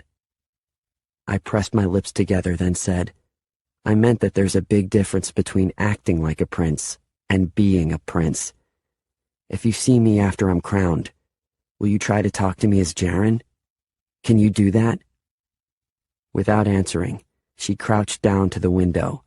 Before she returned to the room, she paused and said, You'll become a king tomorrow, the most powerful person in the land, but I'll still be Imogen, a servant girl. After tomorrow, it will no longer be appropriate for me to talk to you. Before I could answer, she disappeared through the window. By the time I climbed through and shut it tightly, she was already back in her bed. Her message was clear. I was a prince now, and she had returned to being Imogen the Mute. 47. Morning came early. I'd barely slept, if at all. One thought after another had tumbled through my mind faster than I could make sense of it. For most of the past 4 years, I had accepted the idea that I would be Sage for the rest of my life. Letting that go and allowing myself to be Jaren again was more difficult than I had anticipated. I was already awake when Connor tried to kick me into consciousness, so his foot hit my hands and nothing worse. Then he called for Imogen to wake up and go downstairs to order us a breakfast. Ours was to be served in our room. Then she could take something to the boys in the carriage. He gave her no instructions on when she could eat. We'll stay here in the room until it's time to leave, Connor said. I've got only hours left to prepare you for presentation. I am prepared, I grumbled. Connor smirked at me. I would have expected more humility from you today. Our highest priority is to rehearse the order of action tonight. And don't try to tell me you know about that. I didn't. Tell me then. Get dressed and straighten this room first, or else the maids will wonder about our arrangement last night. I have a few duties for Ma to attend to this morning that I must speak with him about. By the time I dressed and replaced the hanging sheet and my blanket on Imogen's bed, Connor was returning with Imogen behind him. She carried a tray that she set on a table in our room. I wondered if she had risked speaking to the staff to order our breakfast, or if not, how she had communicated our order to them. Maybe it was a good thing you brought her along, Connor said. It's handy to have a traveling servant. I thought that's what Mott is for, I said. He's more than a common servant. Surely you've noticed that by now. Imogen left as quickly as she could, and Connor handed me a plate filled with hot cakes, eggs, and thick slices of bacon. It's a large breakfast, I said hungrily. This is nothing compared to what lies ahead for you, Connor said. Once you're the prince, You may tell your servants anything you wish to eat, and they will provide it. They will feed it to you if you desire." "I don't. There's no need to tempt me for this position, Connor. You have me. Now tell me about court tonight." "All 20 of the king's regents will meet in the throne room at 5 o'clock. Also, there will be the king's closest advisor, the High Chamberlain, Lord Kerwin. No need for you to know all of their names. Jaren likely would not have known them, so no one will expect you to." I didn't know all of them. There were some I expected to recognize. Kerwin would know me best.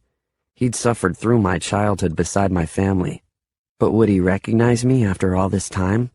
It was doubtful. I changed a lot in 4 years.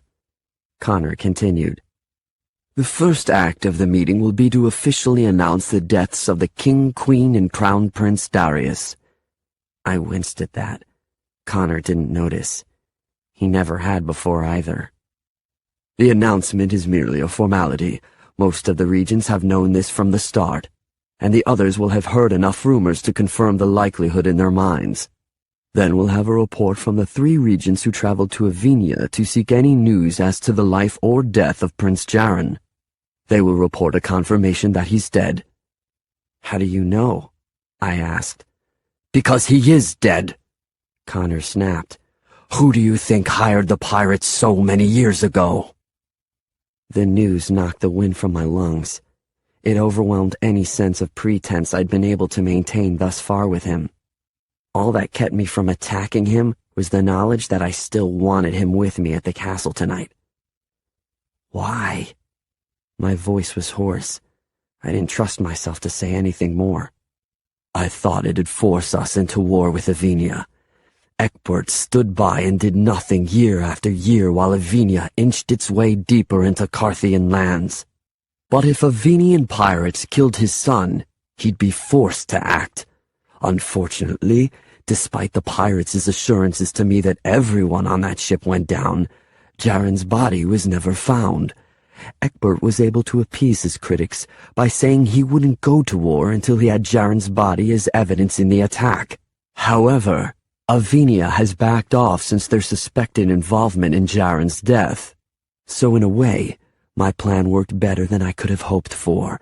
Our borders are safer, and no war was needed." Connor paused as if he expected me to say something. What did he want? Congratulations? He seemed to sense my discomfort, then added, "I know this secret is safe with you, because you can't reveal it without betraying your own true identity." "No," I mumbled. "I can't betray my identity. Yet." Connor brushed his hands together as if the matter were settled. "So let's continue. When the 3 regents report that Prince Jaren is dead, this will be the time when, as the High Chamberlain, Lord Kerwin will stand and declare that a new king must be chosen. However, before he stands, I will come forward and announce that the regents are wrong about Jaren's death. That's when I will introduce you to the court.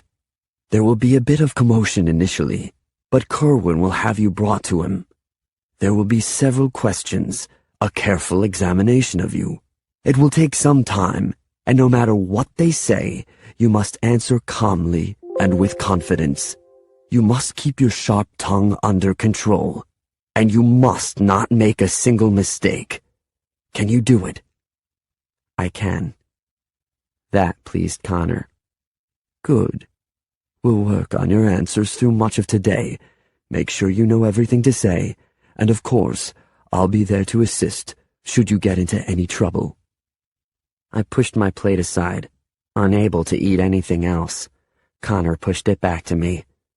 "You must have your energy today." I shoved my chair behind me and stood.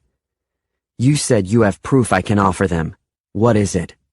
"Later," Connor said. "You don't get that unless I'm certain you are going to be declared prince tonight. You have only a few hours to learn everything else you must.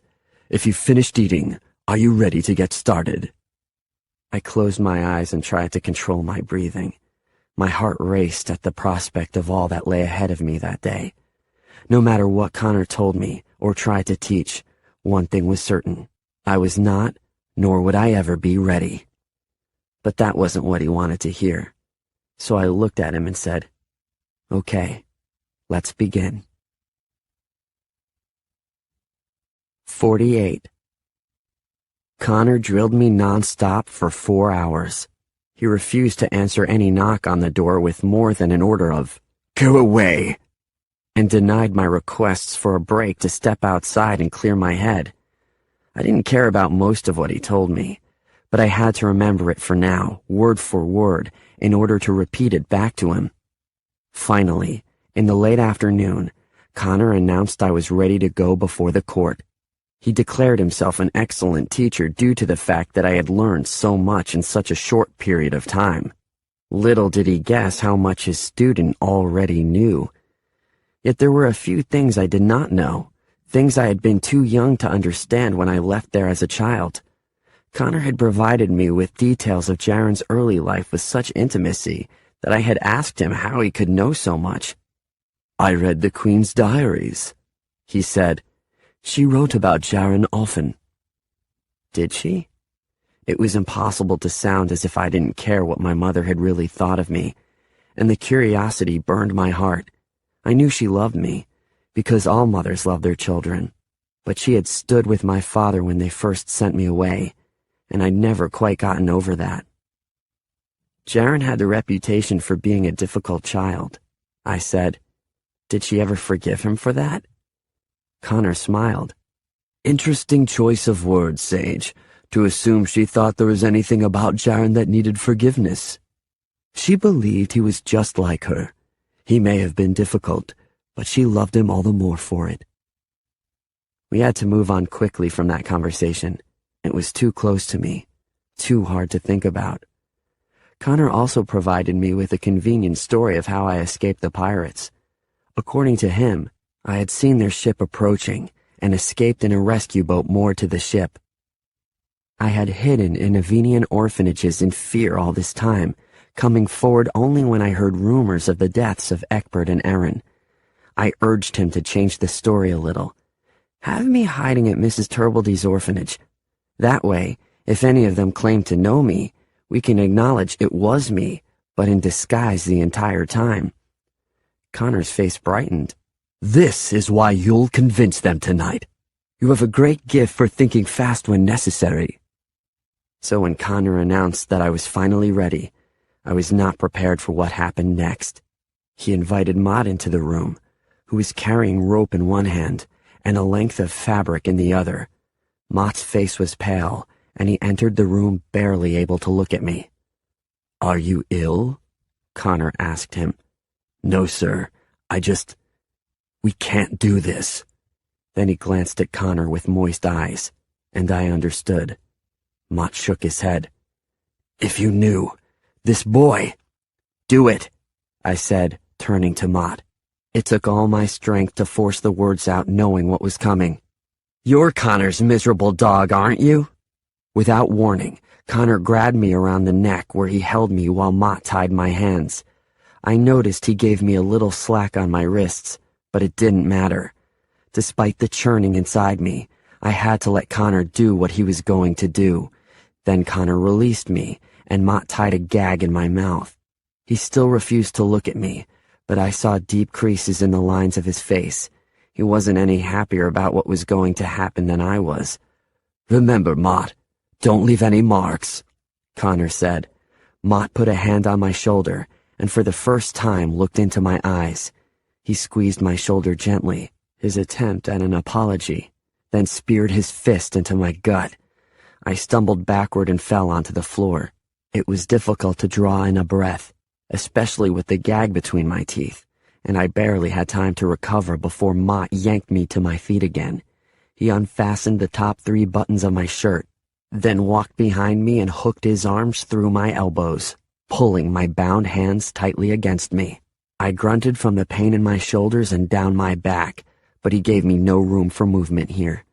Connor withdrew a knife from his sheath and walked up close to me.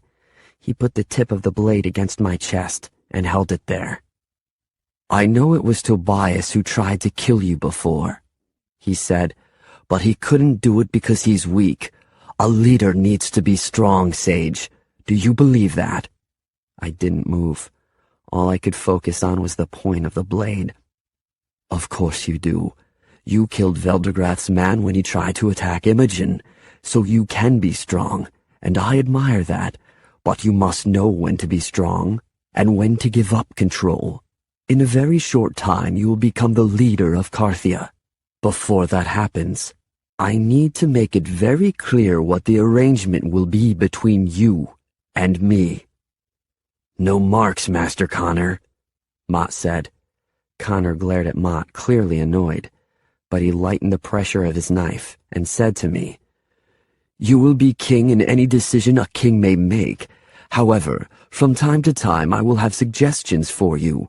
You will obey them without question or hesitation. If you do not, I will expose you as a traitor to the crown, and believe me when I say I can do it with no danger to myself. If you do not obey me when I give the command, then you will be publicly tortured and hanged in the town square for treason. Princess Amarinda, if she is your wife by then, will be expelled from Carthia, to forever live in humiliation. And if you have children, they will die of starvation and shame. Do you believe I can make this happen? I still did not move. Connor's face twisted in rage. He reared back, and with his free hand punched me again in the gut. Mott still braced me from behind, so there was nothing I could do but bite down on the gag and groan in muted pain.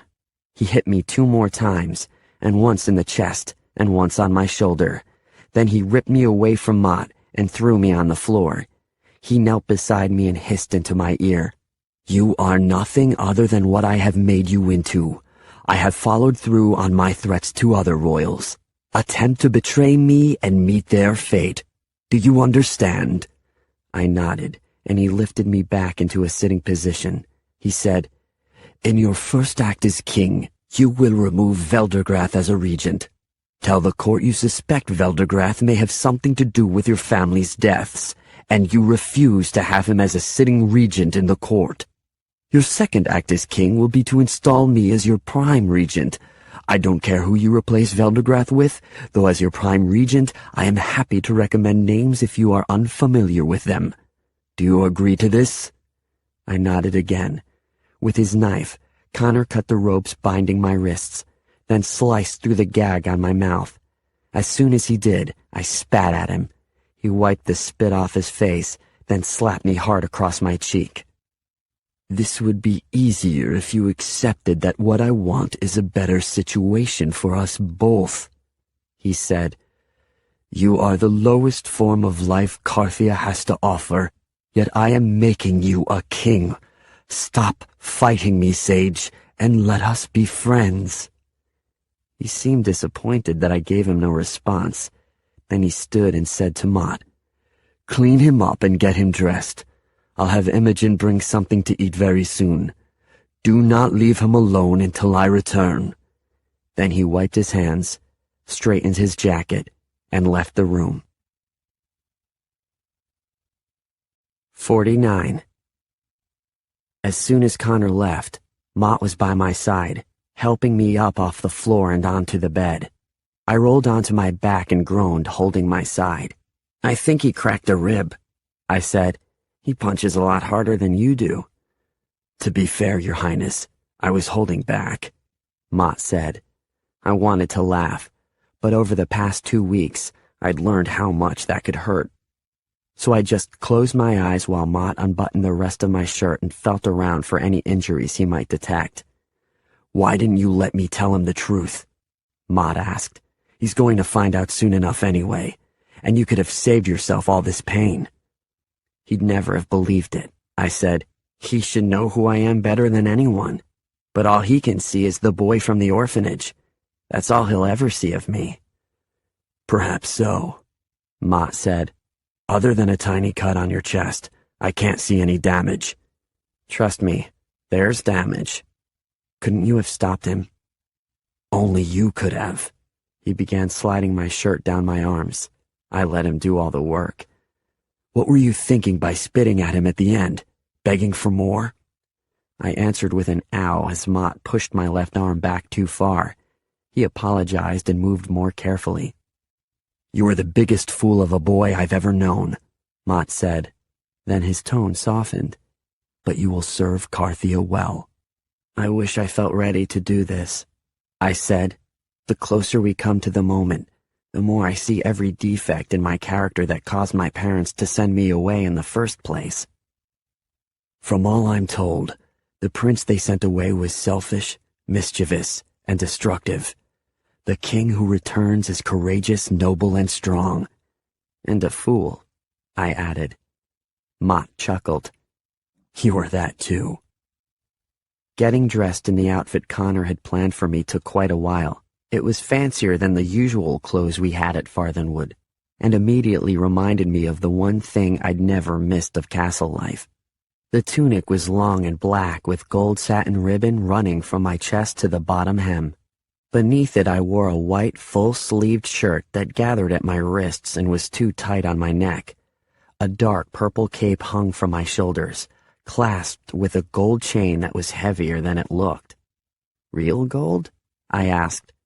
Mott nodded and offered me a pair of new leather boots and a ridiculous hat that had a long white feather in it. I took the boots and ignored the hat. I sat in front of a mirror as Mott combed my hair smooth and tied it back with a ribbon.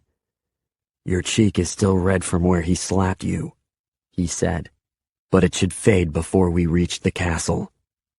"I hope it stays. Let it remind Connor of how important he thinks he is to me." I caught Mott's eyes in the mirror. "Do I have your loyalty?" Mott nodded. "You have my life, Prince Jaren." He finished by tucking down the collar of my jacket, then said, "What do you think of yourself now?" "It's as good as I might expect to look." There was a knock at our door.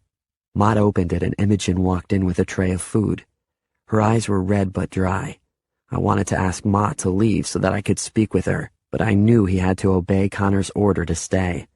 Besides, there was really nothing more I could say to Imogen than had already been said. She would be the greatest casualty in this plan, which was entirely my fault. If it was possible to apologize to her, I didn't know how. She set the tray on the small table in the center of the room. Mott started to tell her to bring the tray over to me directly, but I held up my hand and said I'd come get the food. She must have noticed something different in the pained way I walked, because she furrowed her eyebrows and looked questioningly at me.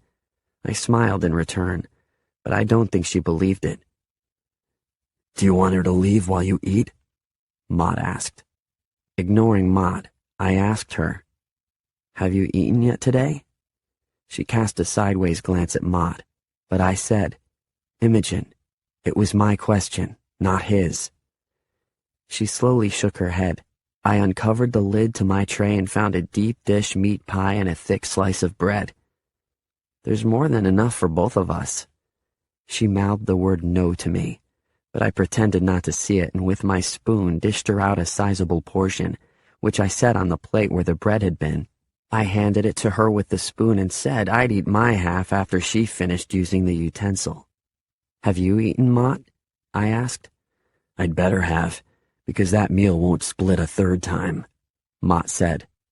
Once Imogen began eating, she devoured the food as if it were the first she'd eaten in days. She finished her meat pie and then found the napkin and carefully wiped the spoon clean before handing it back to me. "Do you want more?" I asked. "I'm not hungry." She shook her head and stood, backing away from the table with a bowed head. "She comes to the castle with us tonight," I told Mott. "It's not Connor's plan," Mott began. "It's my plan, though. What have Tobias and Roden been doing all day?" "Connor heard a rumor last night. He sent them into town to see if they can learn anything." "What's the rumor?" "That there are other princes, Sage. It appears that Connor is not the only one with this plan." "Yes, but Connor has an advantage the others don't, correct?" Mott returned my smile.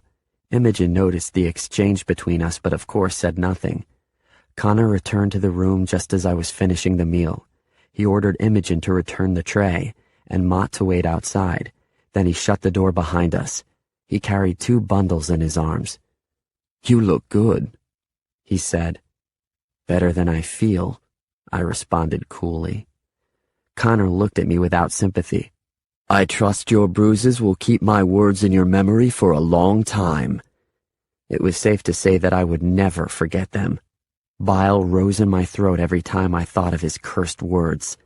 I tilted my head at the bundles. What's in them? He began unwrapping the first, smaller bundle. You've seen this before, he said, revealing the emerald-encrusted box. It belonged to Queen Erin. There is something about her that few people knew. Indeed, I did not know it myself until I took this box after her death and saw the contents. He slid a thin bronze key into the lock and opened the box. All I could see were a few folded papers. What are they? He handed them to me. You will put these in your pocket. I think we have more than enough to earn your identity, but it's always wise to have a backup. I unfolded the papers, and an inadvertent gasp escaped me. I had known my mother was artistic, but did not appreciate her abilities while I was a child. It was a simple sketch of me at about the age I would have been when she and my father first sent me away. I became fixed on the way she drew my eyes, not with the arrogance or defiance the castle artists inevitably gave me, but with the subtle details only a mother would notice, as if she saw things about her son that everyone else missed. Looking at the pictures, I saw myself the way she must have seen me, and as I gently brushed my thumb over the drawing, I felt her love for me. Then I noticed Connor studying me as I looked at the drawing. I quickly folded it and shoved it in a pocket of my tunic. Connor continued to watch me. Prince Jaren? I scratched my face. Guess I'll have to get used to people calling me that. Do you think I can eventually pick up Sage as a nickname? No, you cannot. Connor smiled and his expression relaxed. But I suppose I should begin calling you Jaren to get you used to it. He hesitated. For a moment there I thought, "What's in the other package?" I asked. It was a sufficient distraction. Ah! Connor set the box down and began unwrapping the other bundle. This is the proof that will seal your identity.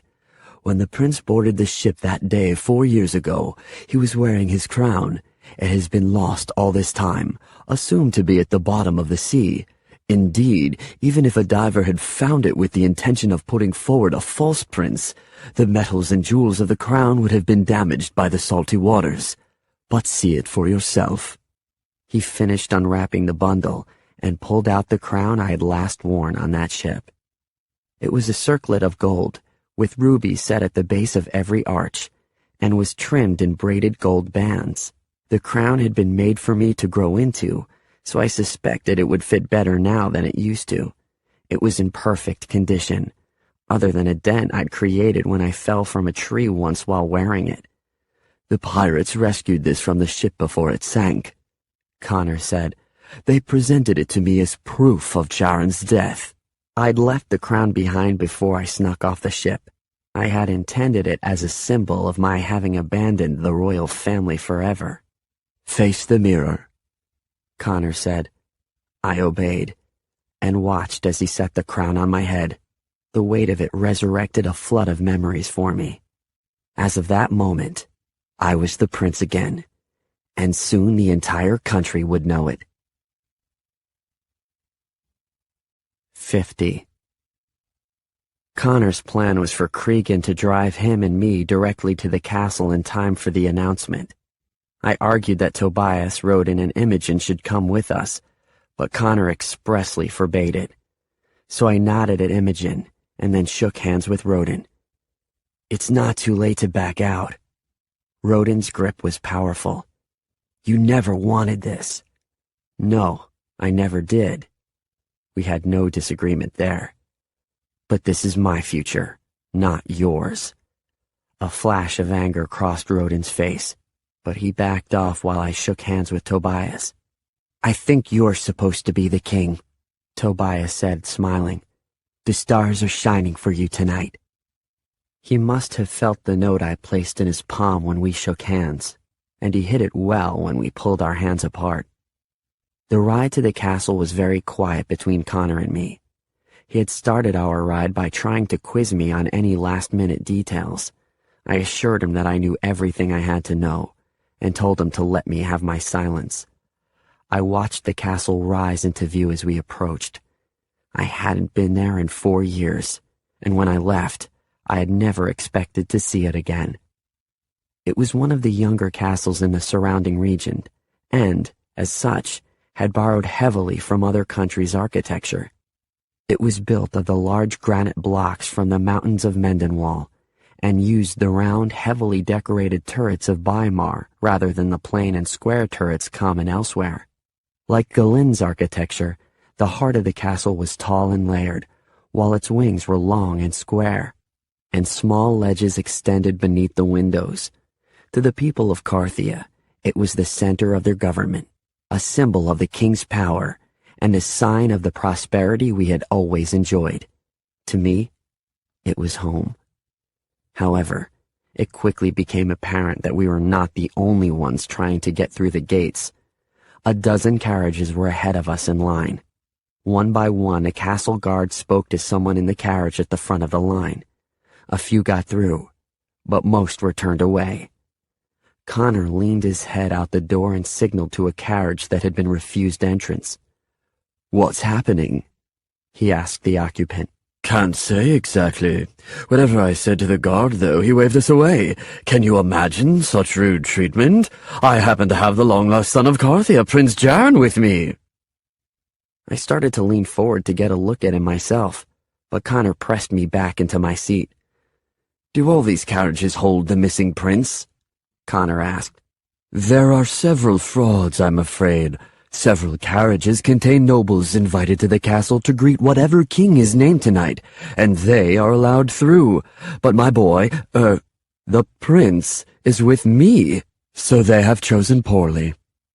"Let us hope the correct boy is crowned tonight," Connor said, and then wished him well as our carriage moved forward. When we were alone again, Connor added, "His boy looked nothing like Prince Jaron. The guards must be screening for possibilities here at the gate, letting only the most probable candidates through. Don't worry, Sage. Your resemblance is close enough to get us through." I wasn't worried. But when we reached the gate, Connor learned the truth about the screenings. The guard looked at me and arched an eyebrow. At least he was impressed. "Who is this?" he asked Connor. "Prince Jaron of Carthia, as you can plainly see. He must be presented at court before a new king is named." "I've seen many Prince Jarons tonight," the guard said. "Have you anything else to say?" This was a request for a code word. It was an old tradition amongst the royal family to have a code word in the event that an impostor ever tried to enter the castle, or if we had to enter the castle while in disguise. The guards at the gates of the castle were the only other ones who knew the code word even existed. If Connor had known the code, he would have asked if the Queen planned to wear green at the dinner tonight, because it was the only color he had brought to match her dress. At least, that had been the code 4 years ago. All Connor could do was shake his head. "I'm sorry," the guard said. "You may not enter the castle tonight." "But I'm Bevan Connor, one of the 20 regents." "Then what I meant to say is that you may enter." The guard flashed a glare at me. "The boy with you may not." "He is Prince Jaron." "They all are." Connor yelled at Cregan to turn our carriage around. "Fools!" Connor hissed, swatting at the carriage door with his hat. "Are we defeated so easily?" I leaned back in my seat. "There's a secret way into the castle." Connor stopped his swatting. "What? How do you know?" "I've used it." "You've been inside the castle? Why didn't you tell me?" "You never asked. There's a river that flows beneath the kitchen. As food is prepared, the garbage is dumped into the water, and the river carries it away. The river is gated, but there is a key so that the gate can occasionally be cleared of larger obstructions." "And you have a key?" I pulled a pin from my jacket. Imogen hadn't felt me take it from her hair the night before. "I can pick the lock." Connor smiled, impressed with what he thought was my ingenuity. In fact, I'd suspected all along it might come to this. Thus, The pin. Connor's face fell as he further considered my suggestion. We shall be filthy if we go that route, unfit to enter the throne room. That guard just now said you could enter through the gate. I can enter through the kitchen. Connor shook his head. Absolutely not. We must stay together. Which, unfortunately, I also suspected he would say. So I shrugged it off and said, We'll be fine on this route. There's a dirt path to the side of the river, wide enough that we can easily walk there single file. It will lead us to a door into the kitchen. It's never guarded, but we'll need help to restrain the kitchen servants while you and I continue on into the castle. Mott, Tobias, and Roden. Connor's eyes narrowed. Did you know this would happen? Is that why? I brought them so you wouldn't kill them. There's one other condition. I don't want Cregan coming with us. Order him to stay back. But if he can help, he doesn't come. Very well. Connor thought for a moment. How do you know all this? I ate from that kitchen a lot when I was younger. Connor misinterpreted my answer and said, For the first time, Sage, I'm glad to have chosen a thief and an orphan as my prince.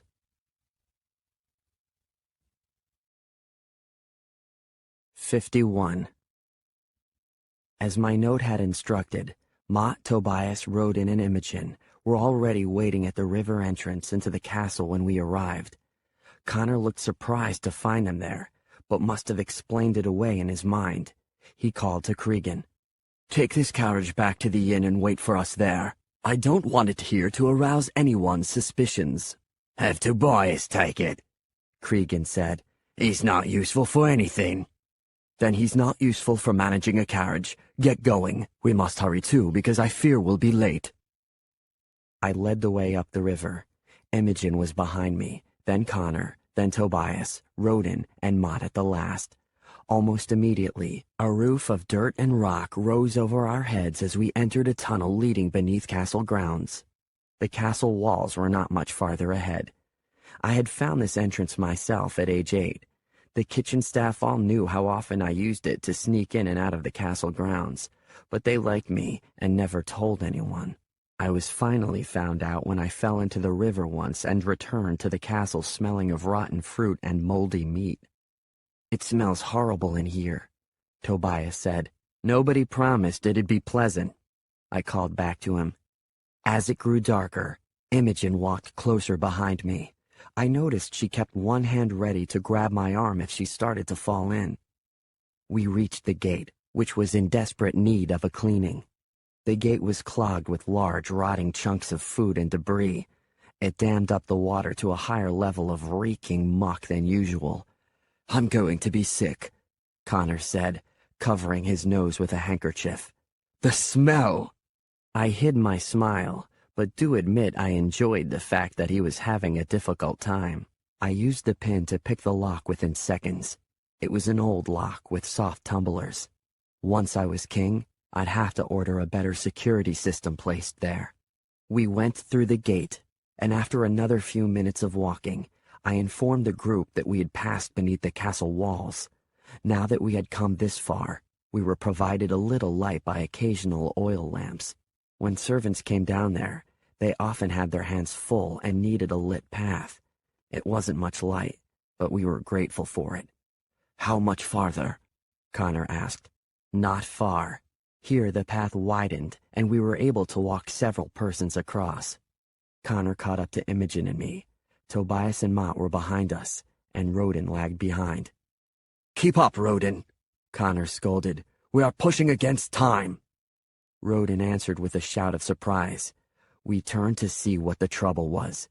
Cregan held him by the neck with his knife. Cregan! Connor yelled. What are you doing? Our group widened into a circle. Mott had his hand on his sword, but he wouldn't draw it. Not unless Connor ordered it. And he'd wounded himself only 2 nights ago after I'd killed Veldergrath's man. He'd be a weakened opponent if he did have to fight. Change of plans, Cregan said, his mouth curved into a nasty sneer. Your orphan boy won't be king after all. I took a step forward and nodded at Roden. But why threaten your own choice for king, Cregan? Cregan grinned evilly, then released Roden and handed him his sword. Rodin didn't even have the courtesy to act surprised. He'd known all along that Cregan was following us. You are traitors, Connor said. Traitors to this plan, to Carthia, to me. Why, Cregan? I'm making my fortune. Once Rodin's on the throne, he will make me a noble. Then I'll take your place as regent. Won't be long before I take everything you have. Connor turned his glare to Rodin. After all I've done for you, this is your repayment? You'd have left me at Farthenwood to die, Rodin said stiffly. I owe you nothing. Then I'll have no guilt in ordering your deaths, Connor said. Mott, finish them. Before Mott was able to withdraw his sword, Cregan advanced with his knife and said, Mott can't kill both Rodin and me before one of us gets to either you or your phony king. Rodin is better with a sword than you might imagine. I trained him myself. Rodin arched his head. And for that brief time I was your prince, you told me everything I'd need to know to convince the regents. Not everything, Connor said. You won't succeed. Yes, I will, Rodin said. Only Cregan and I go on from here. Hand me the crown, Sage. If you cooperate, everyone leaves in peace. Maybe Rodin believed that, but I could tell from the expression on Cregan's face that he had no plans for any of us to leave here alive. Sir, Mott asked. Other than Cregan and Rodin, he was the only one carrying a weapon. I don't know. For the first time since we met, Connor sounded weak. I didn't expect. We're at a standoff, I said calmly. Maybe you and Rodin will get one of us. But even with your small brain, Cregan, you must know that Mott will get one of you, too. Whether it's you or Rodin who falls, neither of you can win this way. Cregan's face fell. He had not expected us to call his bluff. The stronger of us should be crowned, I continued. Can we all agree on that? Rodin nodded. Hesitantly, Cregan and Connor did as well. Then Rodin and I fight. The winner goes on to the castle. Do you accept the challenge, Rodin? Your back is still injured, Mott warned. Good point. If Rodin wants to make it a fair fight, then how about if I'm the only one with a sword? I grinned, but nobody else liked the joke. Cregan licked his lips, savoring the idea of seeing me fall. It was never going to be a fair fight, boy. Rodin's too strong. Rodin looked back at Cregan, then to me. Okay, the winner advances to the throne. Please give me the crown instead, Sage. I don't want to kill you. Lucky coincidence. I don't want to be killed. That infuriated him. Stop making a joke of this as if I'm no threat. I'm better at the sword than you might expect, and I've seen you fight. I removed the crown from my head and handed it to Mott. Don't let it get dirty. Let me have your sword. It's heavier than the prince's was, Mott said. I locked eyes with him. Mott, your sword? With an obedient nod, he handed it to me. Rodin attacked immediately, while I was still facing Mott. One of the advantages of being a left-handed person who had been forced to train with his right. I blocked his advance with my left hand, then rotated toward him and struck him hard at his weaker side. Rodin stumbled back with an expression of surprise at my abilities, but he quickly advanced again and swung harder at me. He'd improved significantly since I last fought him, and those were only in practices. This time, his blows were intended to kill, and he watched for me to make even the tiniest mistake. You were faking before, he said, parrying my thrust. You've been trained to fight.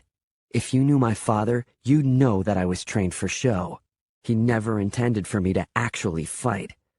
Rodin smiled and cut toward me, aiming low. I'm still better than you.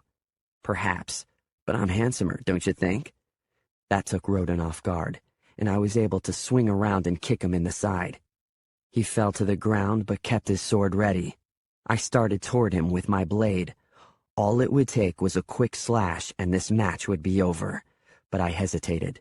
Could I strike after promising to save his life if he wasn't chosen as prince? Did I still owe him that? I backed up to higher ground. This match would not end with his death. You could have killed me there, Rodin said, leaping to his feet and advancing. Why didn't you? Oh, Rodin came to his own answer. He grinned as he engaged my sword again. I should have known from when you stabbed Veldergrath's man. You don't have the stomach for killing. Unfortunately for you, I do. Then he brought his sword down over his head. The force of his blade crashing against mine set me off balance and I stumbled down the bank. In the limited space we had between the wall and the water, Rodin continued edging me toward the river. I didn't like the idea of falling in. I'd lose the sword fight and possibly my life. Also, I'd end up smelling really bad. Our blades moved faster and harder, but Rodin's confidence was unshakable. If Cregan had chosen him for his natural ability, then he had chosen well. I wished Rodin could be on my side after this, because he'd make an excellent captain of the guard. Finally, my boot hit on a rock, throwing me off balance, and Mott's sword fell from my hand. I dove for it, but it slid into the river. Behind us, Cregan laughed, sensing victory. Rodin lowered his sword and walked up to me, his blade near my throat. I arched my head and backed into a squatting position, but the blade followed me. Do you offer mercy? I asked. If you accept that I win this challenge, if you concede that I win and give me that crown, then you and the others may go in peace. That is the mercy I offer. I am Prince Jaren. If you were Jaren, then you'd never fall for a simple trick like this. I flung my leg to the side and swept it beneath Rodin's feet. He landed on his back with a hoarse groan. I grabbed the rounded edge of the blade and wrenched it from his grasp, then stood and aimed it at his throat. Rodin closed his eyes.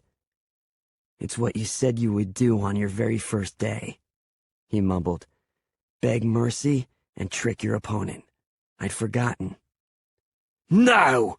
Cregan yelled. Not him! He ran at me with his knife outstretched.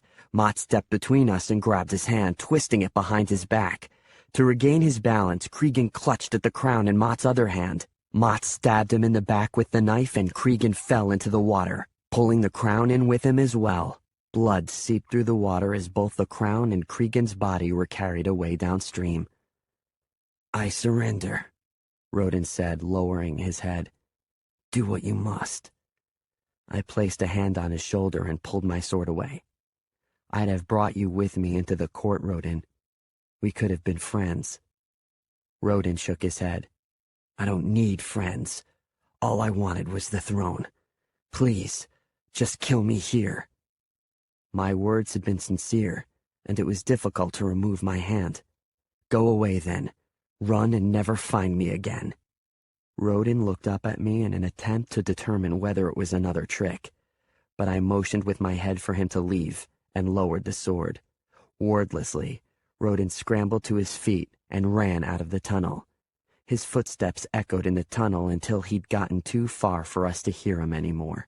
The crown, Connor said, standing near the edge of the dark water. There's a chance it'll get carried on Cregan's body back to the gate, Tobias said.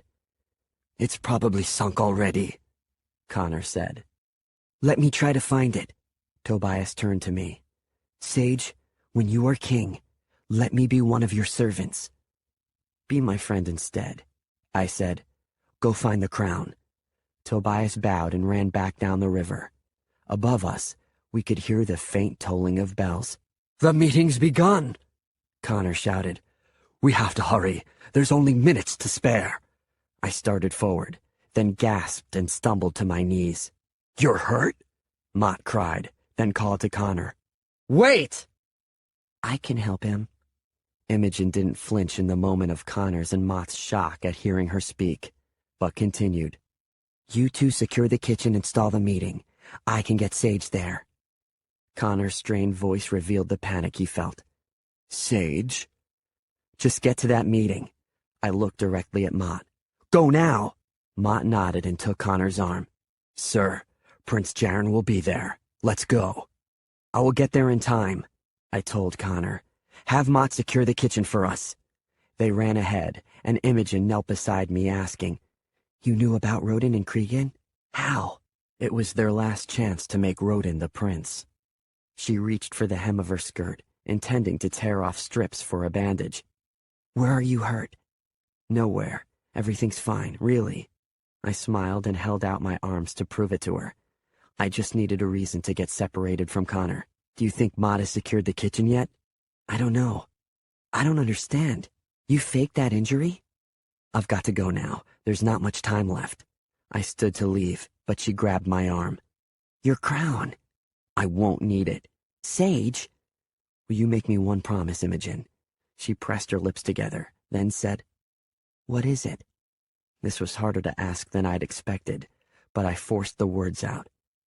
"Next time we meet, things will be different. Will you try to forgive me?" "Forgive you for what? Becoming the prince? Because I understand now why you're doing it." "No, you don't, but you will. If there is any reason to forgive me, will you try to do it?" She nodded. There was so much trust in her eyes, so much innocence. She had no idea what she was agreeing to. I kissed her cheek, then said, "Wait here until Tobias returns with the crown. With that, he'll be able to get you both through to the throne room. I wish I could take you with me, but this last part I have to do alone. Go then, and may the devils give you clearance." The devils wouldn't be a problem. It was the regents I needed on my side. The False Prince, Disc 7. 52. A meeting of the regents was in full progress when Connor breathlessly entered the throne room. He was the only one who had come in late, and his arrival caused an unwelcome disruption. "If there were any occasion for you to arrive on time, Lord Connor, this would have been it." The man who spoke was Joth Kerwin, High Chamberlain to King Egbert. He was almost as much a part of the castle as the bricks and mortar, having served the king for his entire life. He wasn't a large or powerfully built man, quite the opposite in fact, and yet he could command a room of 1,000 with just the wave of his hand. There was no one who had been more loyal to King Egbert, and few who had ever loved Carthia so much. The lines on his aging face told the story of years of worry and the weight of counseling royalty on their most difficult decisions. Now he was facing the greatest task of his career, peaceably finding a new king for Carthia. Because if civil war broke out amongst the different factions vying for the throne, Carthia's enemies would use the opportunity to advance on the country and destroy it. Connor gave a polite bow to Kerwin. "My Lord High Chamberlain, I had trouble getting here. Forgive me, please." There were 19 other regents in the room, seated according to their rank at a long rectangular table. Connor's place was near the end, but he hoped that by the close of the evening, he would replace Veldegrath at the head of the table. This was a vain and largely useless group. Few who had ever worked a real day in their lives. Even if they knew of the risk and expense Connor had undergone to bring a prince to the throne, they would never appreciate the valiancy of his efforts. Connor had accepted that it was his role to save Carthia, but this collection of stiff-necked, silk-wrapped snobs would never understand that. "You may take your seat," Kerwin said. "I have already made the announcement formally declaring King Egbert and his queen and son to be dead. In only moments, the death bell will toll, 1 round for each royal." Almost immediately, the bells sounded throughout the castle. Their ring would carry beyond the outskirts of the capital city and would signal to the commoners that a royal had died. 3 patterns of the bells would confirm the rumors were true. The entire royal family was gone. When the bells fell silent, Kerwin continued. "Lords Meade, Beckett, and Hentower, who traveled to Issel this past week, have confirmed for us that Prince Jaron must have died in the pirate attack 4 years ago. Therefore, we are left with no alternative but to—" "There is something more to that story." Connor's words were smug and tilted toward the self-righteous. This was a speech he had practiced so often in his head that he could repeat it in his sleep. "May I speak, Lord Kerwin?" Kerwin nodded permission at him, and Connor stood. "With deference to my fellow regents who searched for proof of Jaron's death this past week, They are wrong. Prince Jaren survived the pirate attack 4 years ago. He still lives. He is the rightful heir to the throne, and should be crowned this night the King of Carthia. Veldegrath stood, pointing a long finger at Connor. Then I was right. You did have him hidden at your home. Only for his protection, Lord Veldegrath. Until now. Surely you can see how his being alive may threaten anyone else who hoped to become king tonight.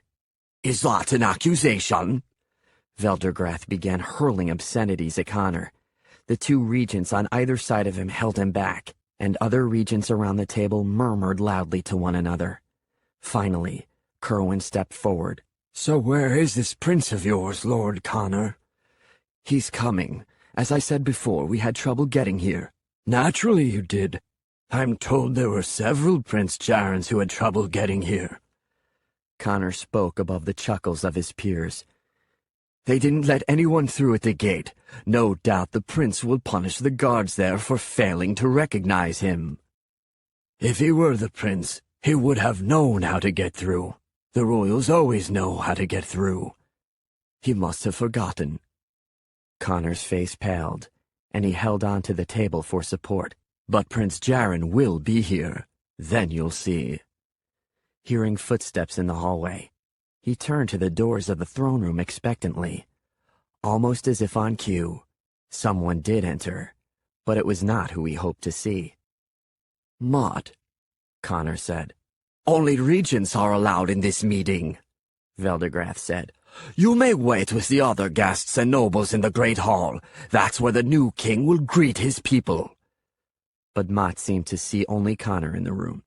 He isn't here. He came through the kitchen a long time ago. Perhaps your false prince is lost in the castle, another regent said, to laughter in the room. He grew up here. Of course he's not lost. It was an attempt at confidence, but desperation cut too clearly through Connor's words. I propose we continue this meeting. Veldegrath waited until all eyes were on him, and then added, We must not keep the people waiting, and I'm sure whoever is chosen as king will want to speak to Lord Connor on the subject of treason. Then something must have happened in the adjoining room, the great hall where hundreds of citizens had gathered to wait for the announcement of the new king. What had been a steady hum of conversation suddenly fell completely silent. Behind Mott, a castle servant burst through the doors. "Forgive me, regents," he said, forgetting the customary bow of his head. "But you should all come into the great hall, as quickly as possible." Although they were 20 men and women of great status and power, well trained in decorum and manners, no one would have known it by the way they hurried from the throne room. The only one who did not push his way out was Kerwin, who slid through a secret door between the throne room and the great hall. He was the first to see what had caused the entire crowd in the great hall to fall silent, for Prince Jaren was standing at the head of the room. 53. I was in no hurry. All that mattered was the order in which I completed this plan. I stood on the dais at the head of the room, the platform reserved for royalty, or the courtiers required near them in this formal setting. Behind me were the thrones of the king, queen, and Darius. Jaren's throne was no longer here. I wondered how long I'd been gone before it was carried away.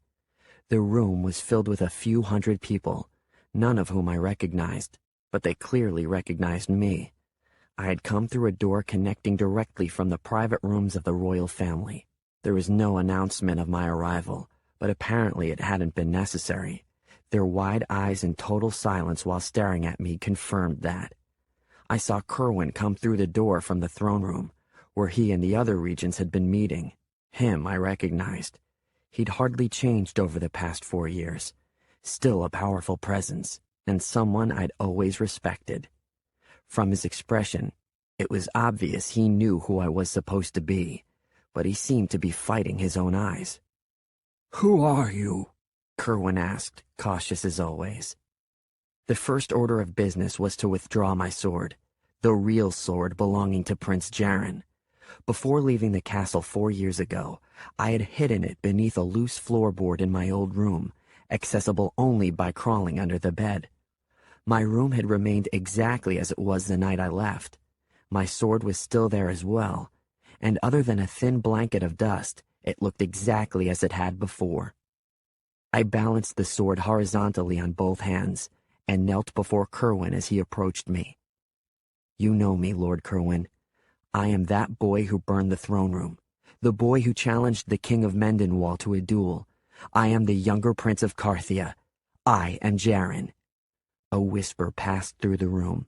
Kerwin seemed unimpressed, but he was still listening. I stood, but pointed to a nick in the blade of the sword. After I lost the duel to that king, I threw this sword in anger, and it hit a sharp corner of the castle wall. You later returned it to me privately, and said that if I don't respect my sword, no one will respect me. Then you apologized because you had also heard what the king said about my mother, but you hadn't dared to challenge him. Kerwin faltered a moment, then recovered. Someone could have overheard that. Perhaps so, but it was I you spoke to that day. Without taking my eyes off his, I reached into my pocket and pulled out a small golden rock. It was the last gift my father had ever given me inside the satchel at the church. Since I stole it back from Connor, it had never been hidden especially well. Anyone who wished to venture high onto the ledges of Farthenwood would have found it. Later, I moved the rock to the bank of the stream on the outskirts of Connor's estate, where it hid in its careful place amongst 1,000 other ordinary rocks. This is for you. I pressed the stone into Kerwin's hand. Kerwin turned it over in his hands, unimpressed. Imitator's gold? It's worthless. No, it's real gold. I am real, Lord Kerwin. Tears filled Kerwin's eyes. He pulled a creased and worn paper from his pocket and unfolded it. His hands shook increasingly as he read it. Then he turned to the audience and said, This note was given to me by King Egbert about a month after Prince Jaren's ship was attacked 4 years ago. I was instructed to keep it with me at all times, and to read it only if someone ever came forward claiming to be the prince. This is what it says. He read aloud. Many may one day claim to be the lost prince of Carthia. They will be well rehearsed, and some may even look the part. You will know Prince Jaren by one sign alone. He will give you the humblest of rocks, and tell you it is gold.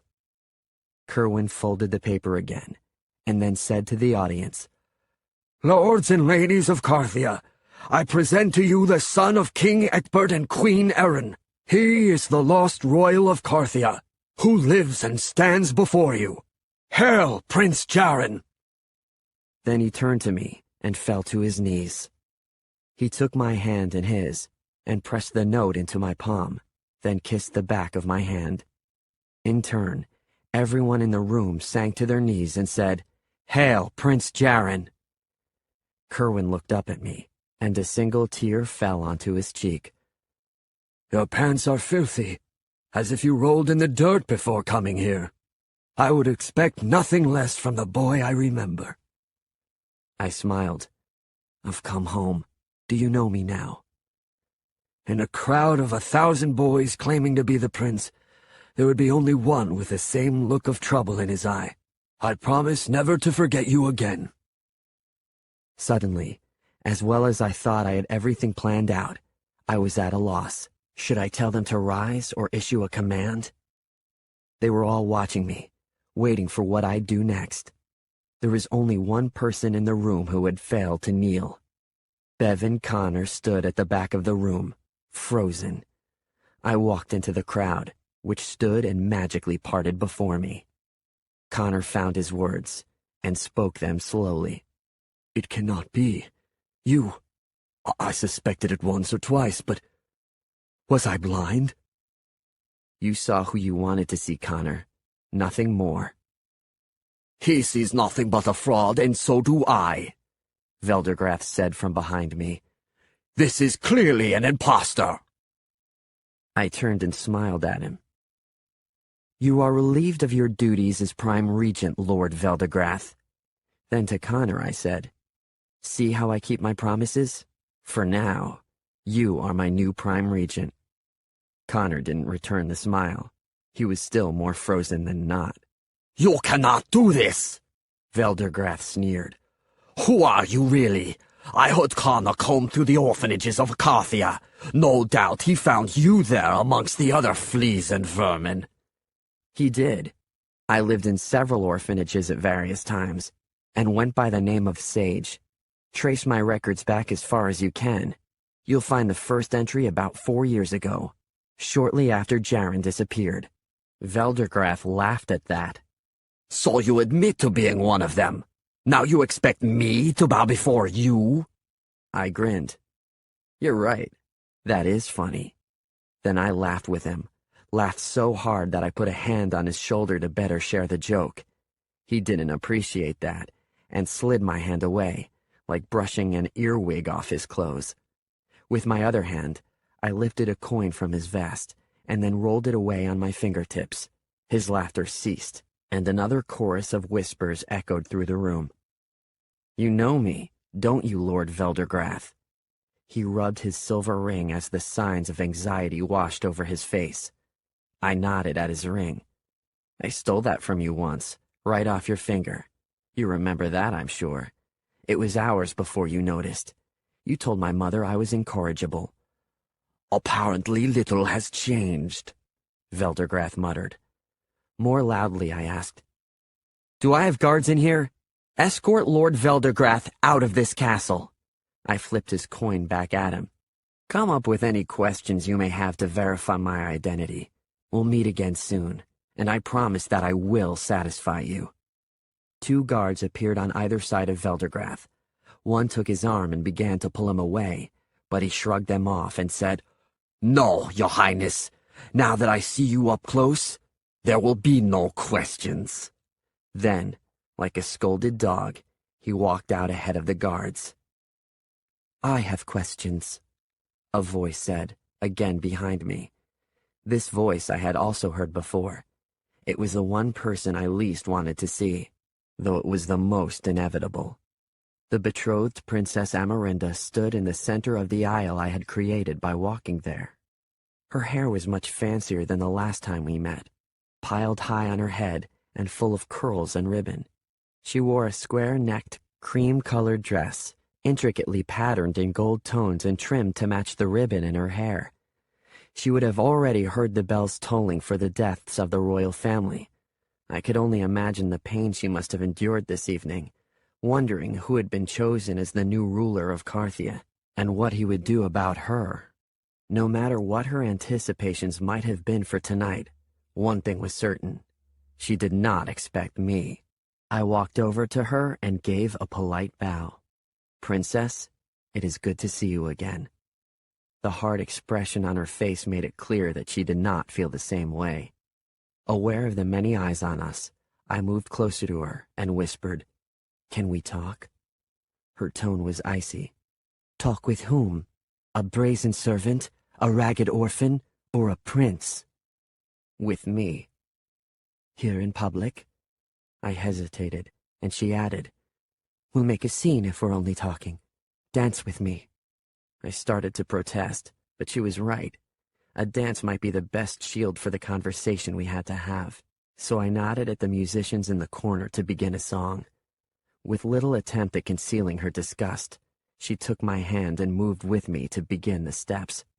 The cut on your cheek is still there, though much improved from what it was before, she finally said. It was never intended that you noticed me that night, I explained. Then you should not have spoken to me the way you did. I sometimes lack the talent of knowing when to speak and when to keep quiet. That's not true, she snapped. Then she took a deep breath and fell back into rhythm with the dance. You had every opportunity to be honest with me about the one thing that mattered most. It was no lack of talent. You designed it that way. I never lied to you that night, not once. Even after I begged for it, you failed to tell me the truth. Only the devils know the difference between that and a lie. You have hurt and insulted me. I had no answer to that, and only said, You will never find me dishonest with you again, Princess. I hope not. Neither to spare your feelings nor mine. How shall I address you now? You're no longer sage. The dance step called for me to lean to my right. If she noticed me wince from the ache in my ribs, she didn't acknowledge it. When I stood straight, I could speak again. Call me Jaren. You dance like a royal, Jaren. Better than your brother did. Don't compare me to him. She stiffened. It was my attempt at a compliment. Darius and I are very different people. If you think of him when you think of me, I'll always be a failure to you. Her eyes fluttered, blinking back tears, and we fell into silence. We both knew there was more to be said, much more, and yet we completed the rest of the dance without another word. As the music ended, Amarinda pulled away from me. What happens now for me? Whatever you want, I said. All I want is to be happy, she said softly. But I fear that is too much to ask. My smile at her was weak and apologetic. I hadn't caused my brother's death, but I was a consequence of it. We'll talk later, in private. She agreed, though the look of disgust had returned to her face. May I have your permission to leave now? I'm upset and wish to be alone.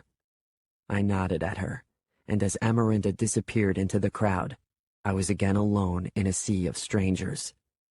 Still at the head of the room, Kerwin said, Your Highness, there must be a ceremony to make your new title official. I regret that your old crown is long lost. I have it!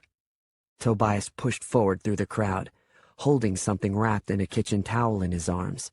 He was wet and smelled horrible. I wondered how he'd made it this far into the castle. He stopped when he saw me and bowed. So, you were the prince all along. Why couldn't I see it? Then his face paled. Oh, the crimes I've committed against you. You committed them against an orphan named Sage. You've done nothing to Jaren. Tobias nodded and unwrapped the towel. Your crown, my prince. Connor was suddenly there beside him. He grabbed the crown and said, I am his prime regent. It is my duty to crown him in the ceremony. As we walked forward together, Connor whispered, If you forgive me here, I will serve you forever, on your terms. Jaren. I said nothing, although it did not go the way he had intended. Connor's plan was complete. Mine was not. 54. The ceremony to crown me king went by very quickly. Kerwin produced the Book of Faith, which Connor read from to administer the blessing of the king. When it was finished, Kerwin gave him a ring, which Connor placed on my finger. This belonged to King Egbert. Connor said, It was your father's. The king's ring. It was heavier than I'd expected, made of gold and imprinted with my family crest. It was too large and looked funny on my hand, like something I'd stolen rather than inherited through birthright.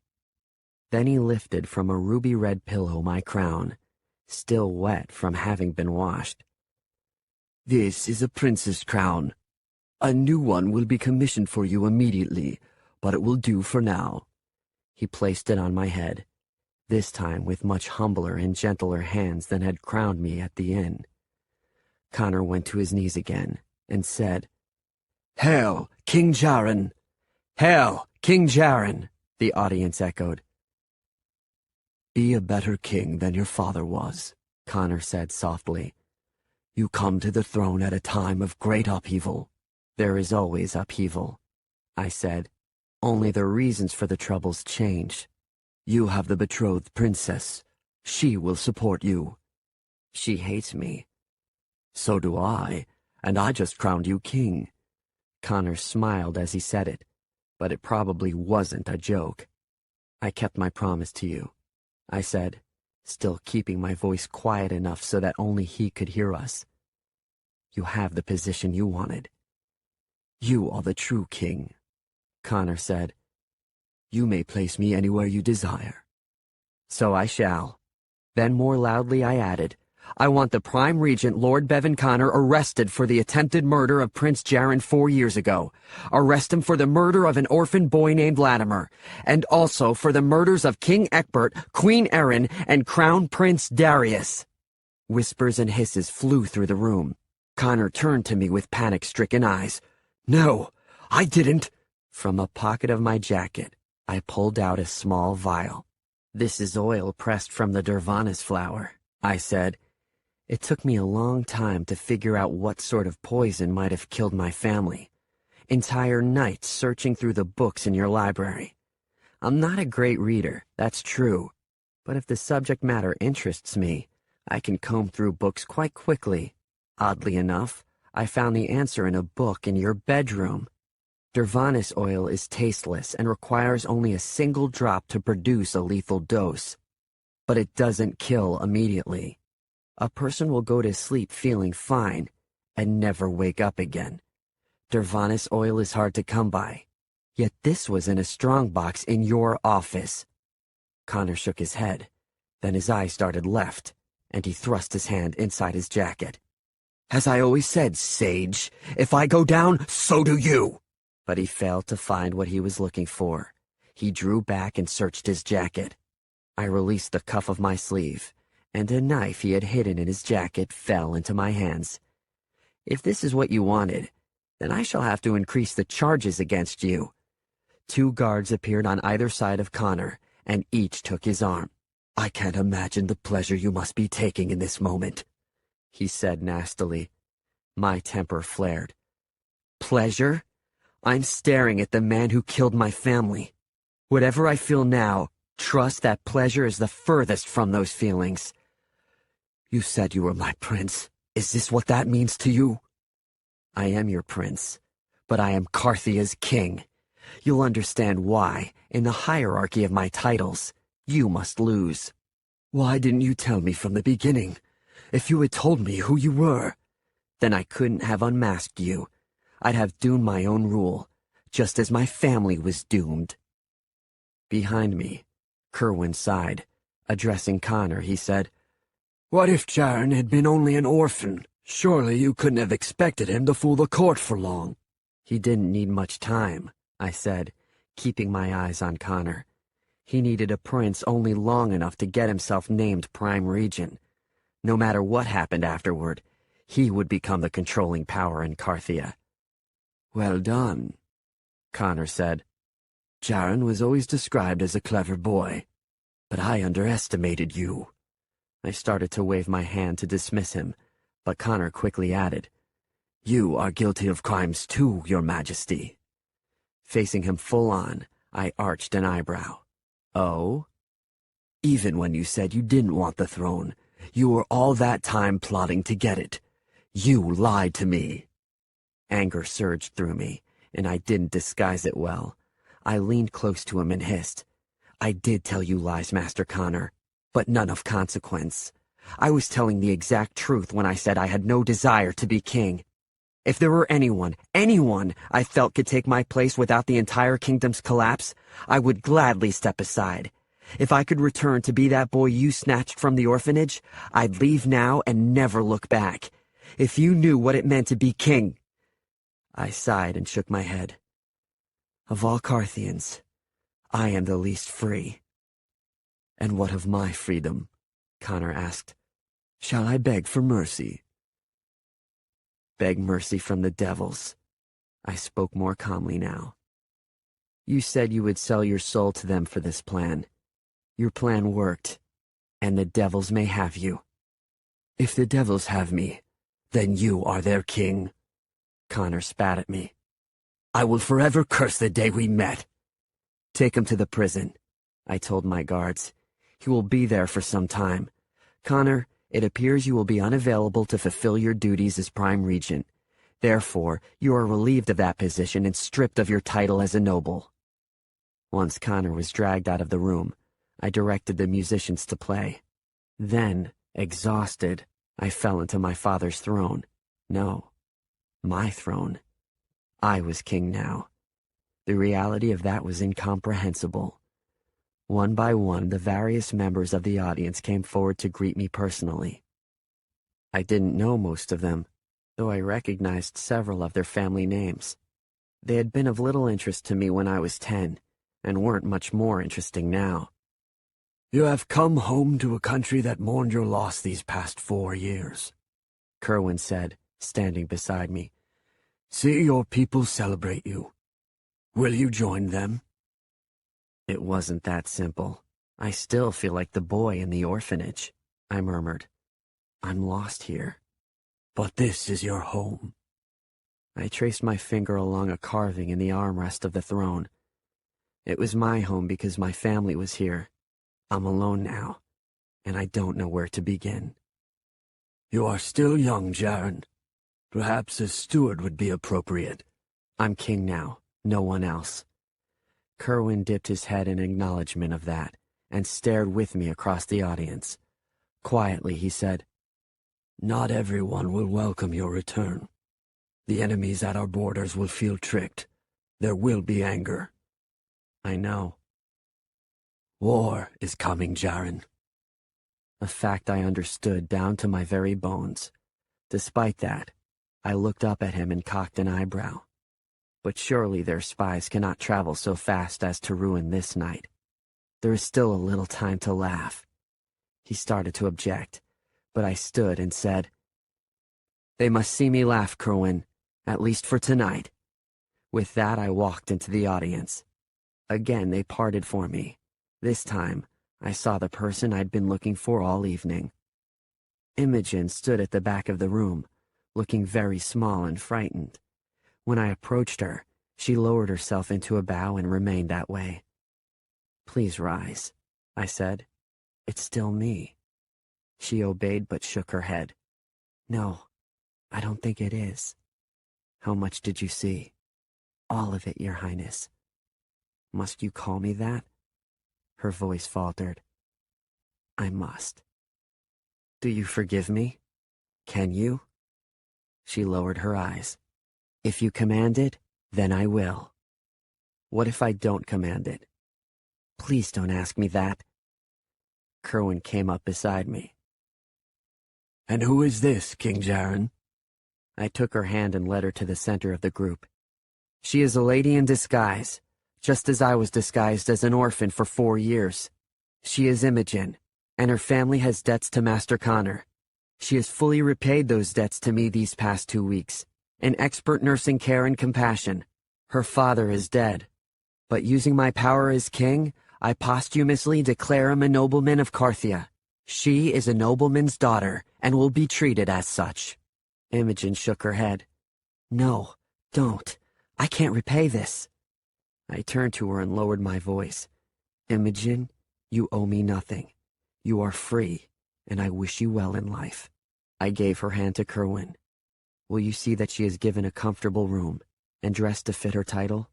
She may stay as long as she wishes, and at whatever point she asks it, see that she is provided a way home. She smiled through her tears and bowed to me. Thank you, King Jaren.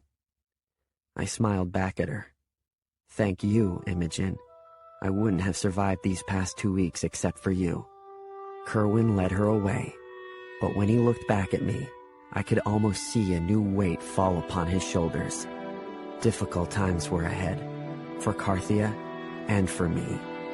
But even pending war should never ruin a good party. With a smile on my face, I turned to the group and said, Carthians, tonight I am home again. Let it be a celebration. Tonight we dance.